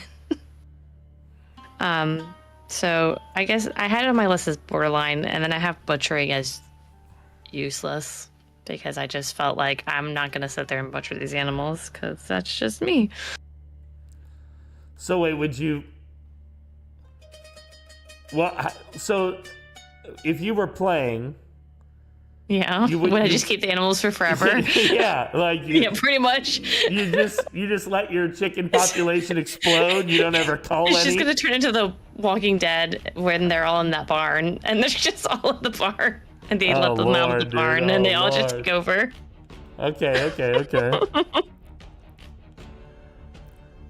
So to answer Trundle, the animal care skill allows the player to view more information about the animal. It also increases the amount of resources that are harvested from the animal. The higher the animal care skill, the less likely that a stressed animal will break from being milked or sheared. Animal care experience is gained when you perform an action on an animal. This includes milking, shearing, giving water, petting, or collecting eggs. You can maximize your XP by reading the appropriate skill books. So it sounds like, yes, you do get more milk if you have a higher animal care skill, Trundle. Say that again. You do get... Okay. That's not... Say, you... All right, Milkman. Enough of that. Now you know. Hey, Bessie! Come over here. Well, I would consider these are food gathering skills. On a long enough timeline, useful. Depending on your loot settings, obviously, they could be very useful. What I will say about this is that I like animals more than I like agriculture. Because although you get a large bounty with agriculture, with animals you get the healthiest substance on Earth, which is protein and fat.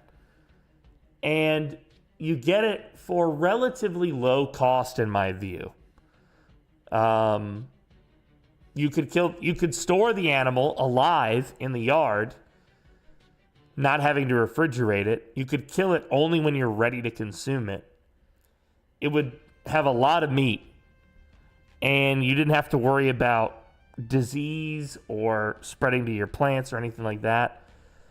So I do consider this a borderline set of skills, but I do consider it the most superior of all the food gathering skills in the game.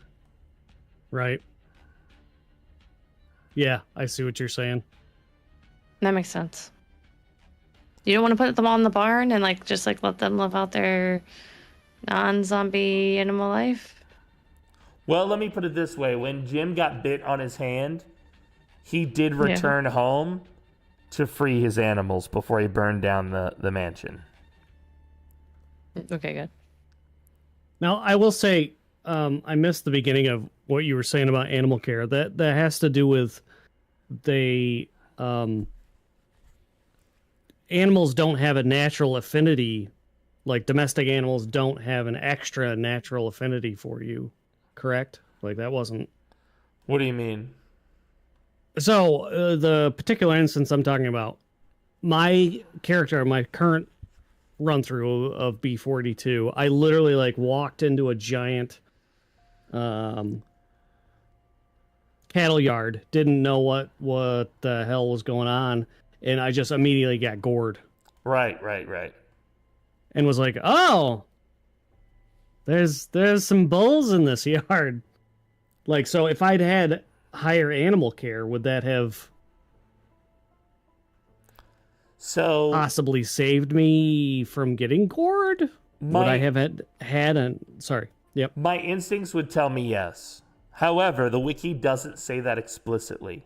The wiki says that the higher your level, the less likely a stressed animal will break from being milked or sheared. But it doesn't say, what if I'm not milking or shearing? What if I just enter his space? Is he less likely to attack me? It doesn't say that, unfortunately. So I would problem was yes. I was trying to sprint through the field. I had no idea anything was in there. Wow. He chased you? This big fucking cow chased you and mauled you to death? Oh yeah, and I got smashed. Oh yeah. Is this why you're obsessed with them now?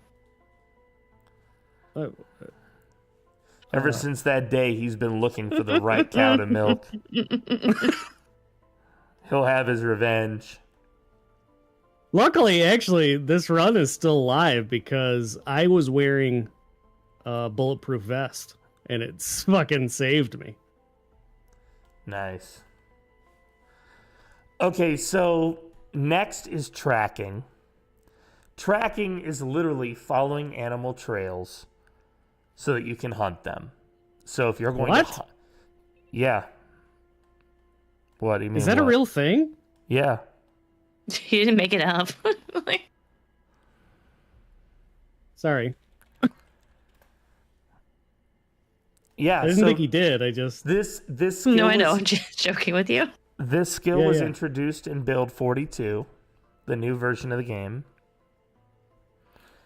and it allows you to locate wild animals. You find deer, you find rabbit, you find their stool, you find their tracks, and eventually you can find the paths that they use to migrate along so that you can hunt those paths with frequency.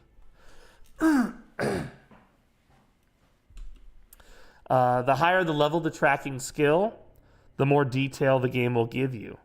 So it'll tell you the size of the animal, the direction of the animal, how recently the tracks were made. although it is different than scavenging, I do think that, tracking this is a form of scavenging, right? Technically. Where do you put this on the list of importance? Now, I'm going to ask Hearth first, knowing that she won't kill any of her domesticated farm animals in the game. So, will she hunt in the game? Useless. That's what I got is useless. That's what I put in my paper. Get rid of it. Get rid of it. Throw it in the garbage. Trundle, how about you? Not the animals. I mean, I immediately had like a predator reticule appear in my head when you were talking about tracking. I'm excited, but like I had no idea they'd added this, to be honest. Yep. So I obviously I think it's useless because I've never heard of it. I didn't even know it was a thing. So it's useless to me, but I'm excited about it. Because I'm thinking PvP. I'm thinking that was actually funny enough. That I immediately thought PvP. As of right now, That's you can't terrible, track but players, but that would be cool. That's bullshit, and I want it changed. Anyways, right now, yeah, because who stinks more than a man? Anyways, I mean. Yeah, that's obviously that's got to go. I mean, that's basically the hunting skill right there. Right. Like right. you call it tracking, but I mean that's it. That's amazing. That's a great skill, but yeah, useless for right now. Yeah, for most characters, they won't be using this skill. I feel like, even if you're a character that lives close to the town, I feel like this would mainly be a skill that would benefit players who are outside of town, trying to live rural to survive. How cool would that be? I mean, I was talking to Brick about tracking zombies, where they were coming from. Yeah, you kill one near your house if you're out the middle of nowhere, and you were able to actually track them back to where they came from. Like you killed a police officer. You were actually able to track them back. Yeah. That would be wicked. That would be cool. All right, so I think all three of us agree that although it is a cool skill, it won't contribute a lot to your survival unless you're really using it in a specific way. Nonetheless, it is a scavenging skill for getting food. I've ranked all the other food gathering skills as borderline, and I see no reason to do differently for tracking. Of course, you're not guaranteed a meal with tracking. You are guaranteed a meal with butchering and taking care of your domestic animals. But it is cooler to me than trapping. So I'm going to put it on borderline between butchering and trapping. Have you used tracking, PDM? I have, as Jeremiah. Unfortunately, and as Jim, but Jim had no luck. Jeremiah had some luck. Yeah, but he was also a professional hunter, so he also had like other skills that helped him with it. Wow, so it's been in build 42 for a while. If you've used it for Jim or with Jim. Right. It came with build 42 when build 42 launched in last Christmas. Wow, I had no idea. Yep. Holy but cow. It has been improved over time. So, okay, so next we have a bunch of crafting skills and then electrical and mechanics. So I'm just going to pull electrical and mechanics aside for a minute. Technically, electrical is a crafting skill because you can make a few electrical items in the game. But electrical's primary use is not making those items, in my opinion.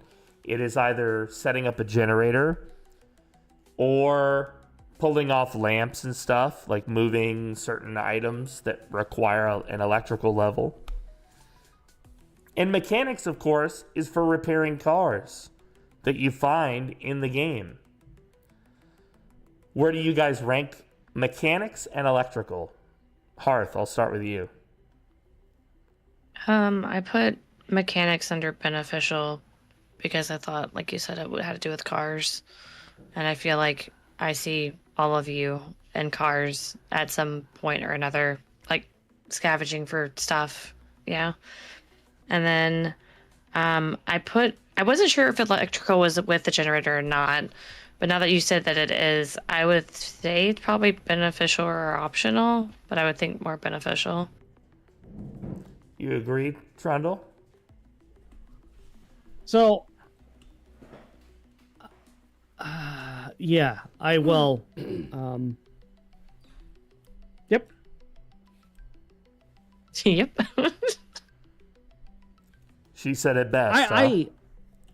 I was going to put electrical under.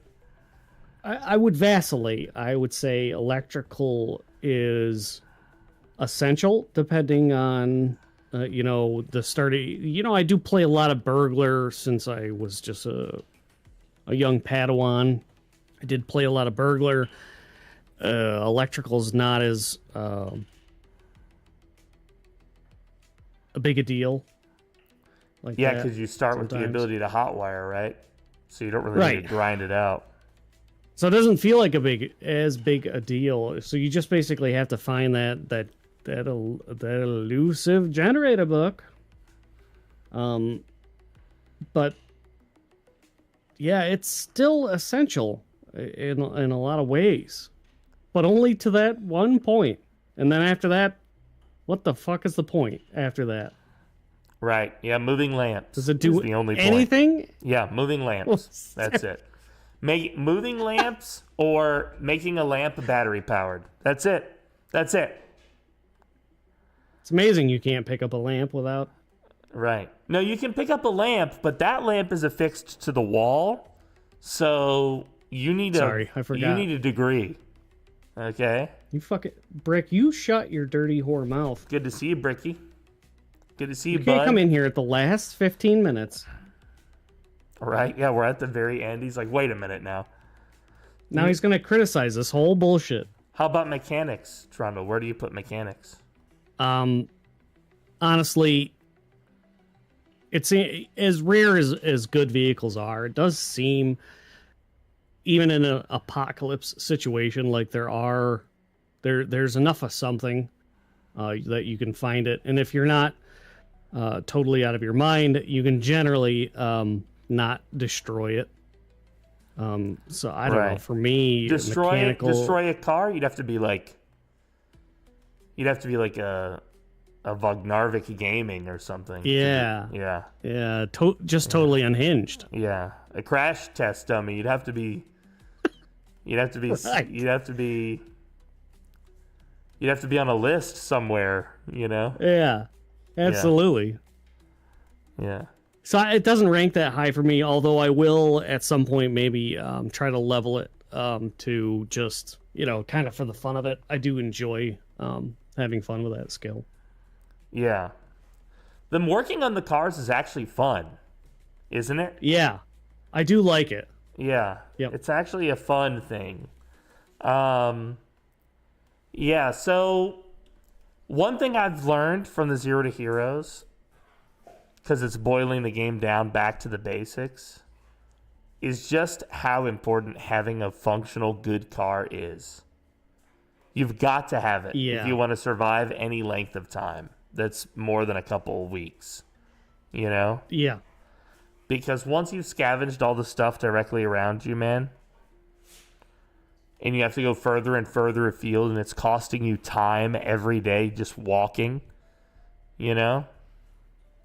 It's either move or... Right, or you have to be mobile. Right. Yeah.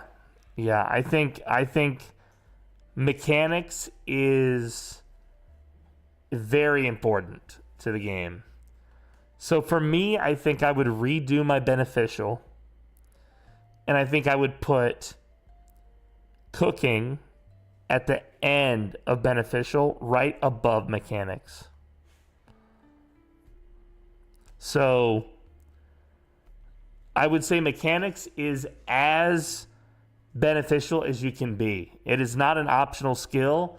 Every character has to learn the basics of mechanics at some point in this game for their survival to be guaranteed. And so now sometimes it has to depend on your spawn. Yep, that's true too. And the loot. You're spawned right in the middle of the city. Yeah, and the loot. Yep. So now we're to all the crafting stuff. Metalworking, welding, pottery, masonry, glass making, knapping, carving, tailoring, carpentry are what's left. Now, I'm going to spoil it for you guys. I've asked you your first vote each time, but I've saved these skills for last for a reason. I consider all of these skills to be very cool. And in a multiplayer environment, I absolutely want others to learn them. I want to pick one up. And, you know, they're fun to dabble in here and there. But they are so far from what I would call essential that all of the skills down here are some form of useless, with only one exception to me. Carpentry is borderline useless. And what order we put all the rest of these in, well, that's all flavor to me because they're all equally useless. But even the worst of them is more useful than first aid or long blade. That's not to say that these don't have cool aspects to them. It's just to say... It is so sad. Yeah. Just, you said it. Sorry. They're just not essential to your survival. They're not if you didn't pick up any of these, you could still survive a year or more. Yep, you're right. Yep. So, we've talked about y'all's list. We've talked about my list. Breaking down my list, I think you can see what I think is most valuable in the game are the physical traits. You know? Survival of the fittest. Literally, fit, strong, ability to sneak. You know?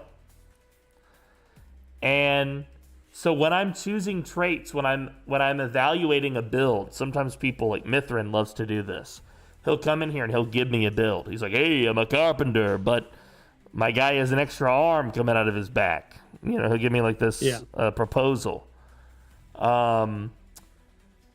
This is how I'm ranking stuff. This is how, in my mind, I'm determining whether the build you share to me is a badass build or not. You know?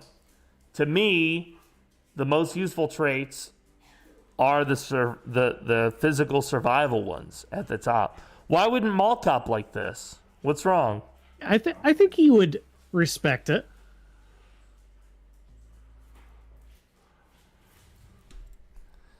When you introduce loot to the game, these outdoor survival skills are trash after the first 2 hours. Outdoor survival skills. Oh, yeah. Oh, he loves napping and carving. Oh, yeah. Okay, I see. And yeah, those are those are great skills, but I have a whole fucking city right here to loot. Yeah, we were talking about vanilla apocalypse. Zomboid. Yeah. Bro, there's a whole city right here for me to loot. So tell him to play Zomboid. Yeah. Tell him to play the game. The game. Right. Is he heard of Zomboid? It's not that those skills are totally useless, but they are totally useless. So, does that make sense? Mall Cop, are you listening? Someone clip this for him. Mall Cop, I heard that you like some skills, which are really great skills for people who don't want to survive for a long time. And that's great, dude. Good luck.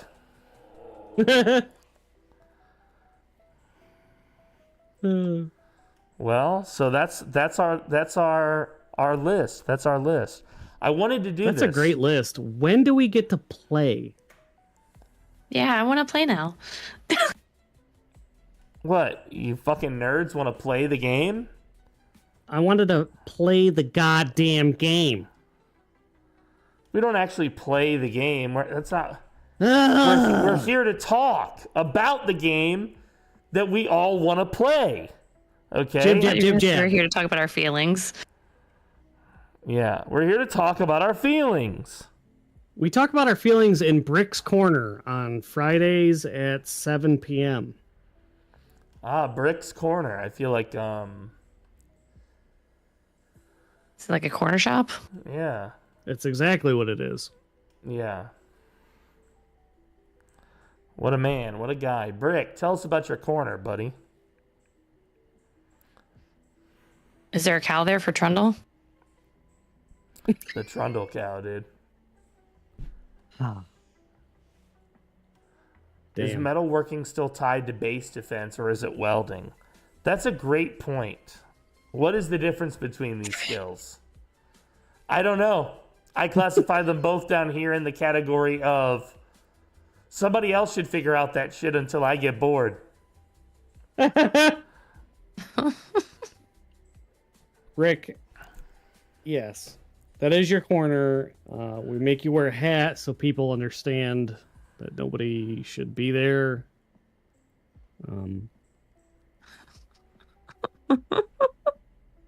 That's why we put up cones, caution tape. Damn, dude, damn. Well, we didn't play. We talked instead. And isn't that what makes true friendship, talking?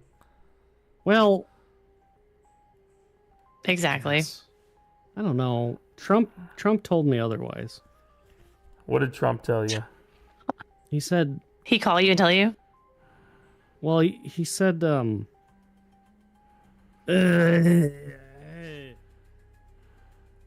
holy shit, what happened to him? That sounded so literate.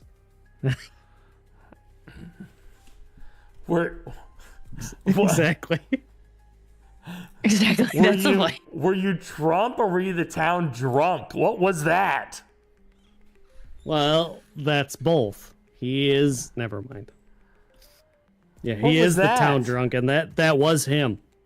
I mean, that's. When Trundle goes that's what he missing, we'll does. know what happened. What is this guy? What are you? Trundle, what have you done? Hold on. I'm calling ICE. I'm sending them over to your house right now. Hello. Hello. Are you here? Hello. Is your fridge running? Come This in. is ICE. Come in. We have plenty of ice. Come on in. Okay. What is the best ice? It's the fucking. It's The round cubed things. ice. Yeah, those things, the tiny ones. The pebble ice. No, not the cubes. Jesus, the round. No, things the little that you pebble put in your ice, liquor. like at Sonic. No. You Stop, put in don't your- you say that to me. She's right. She's right. Right. She's right. The crunchy ice, right? Hearth, that's what you're talking about? Yeah. Yeah, why is that so good? Why is their ice so good? I think it's a texture thing. I think that's what it is. They're putting Yeah. sugar in it, I'm sure. Oh, my sugar ice. It's I love it. RFK ice. What, like the McDonald's fries with the sugar?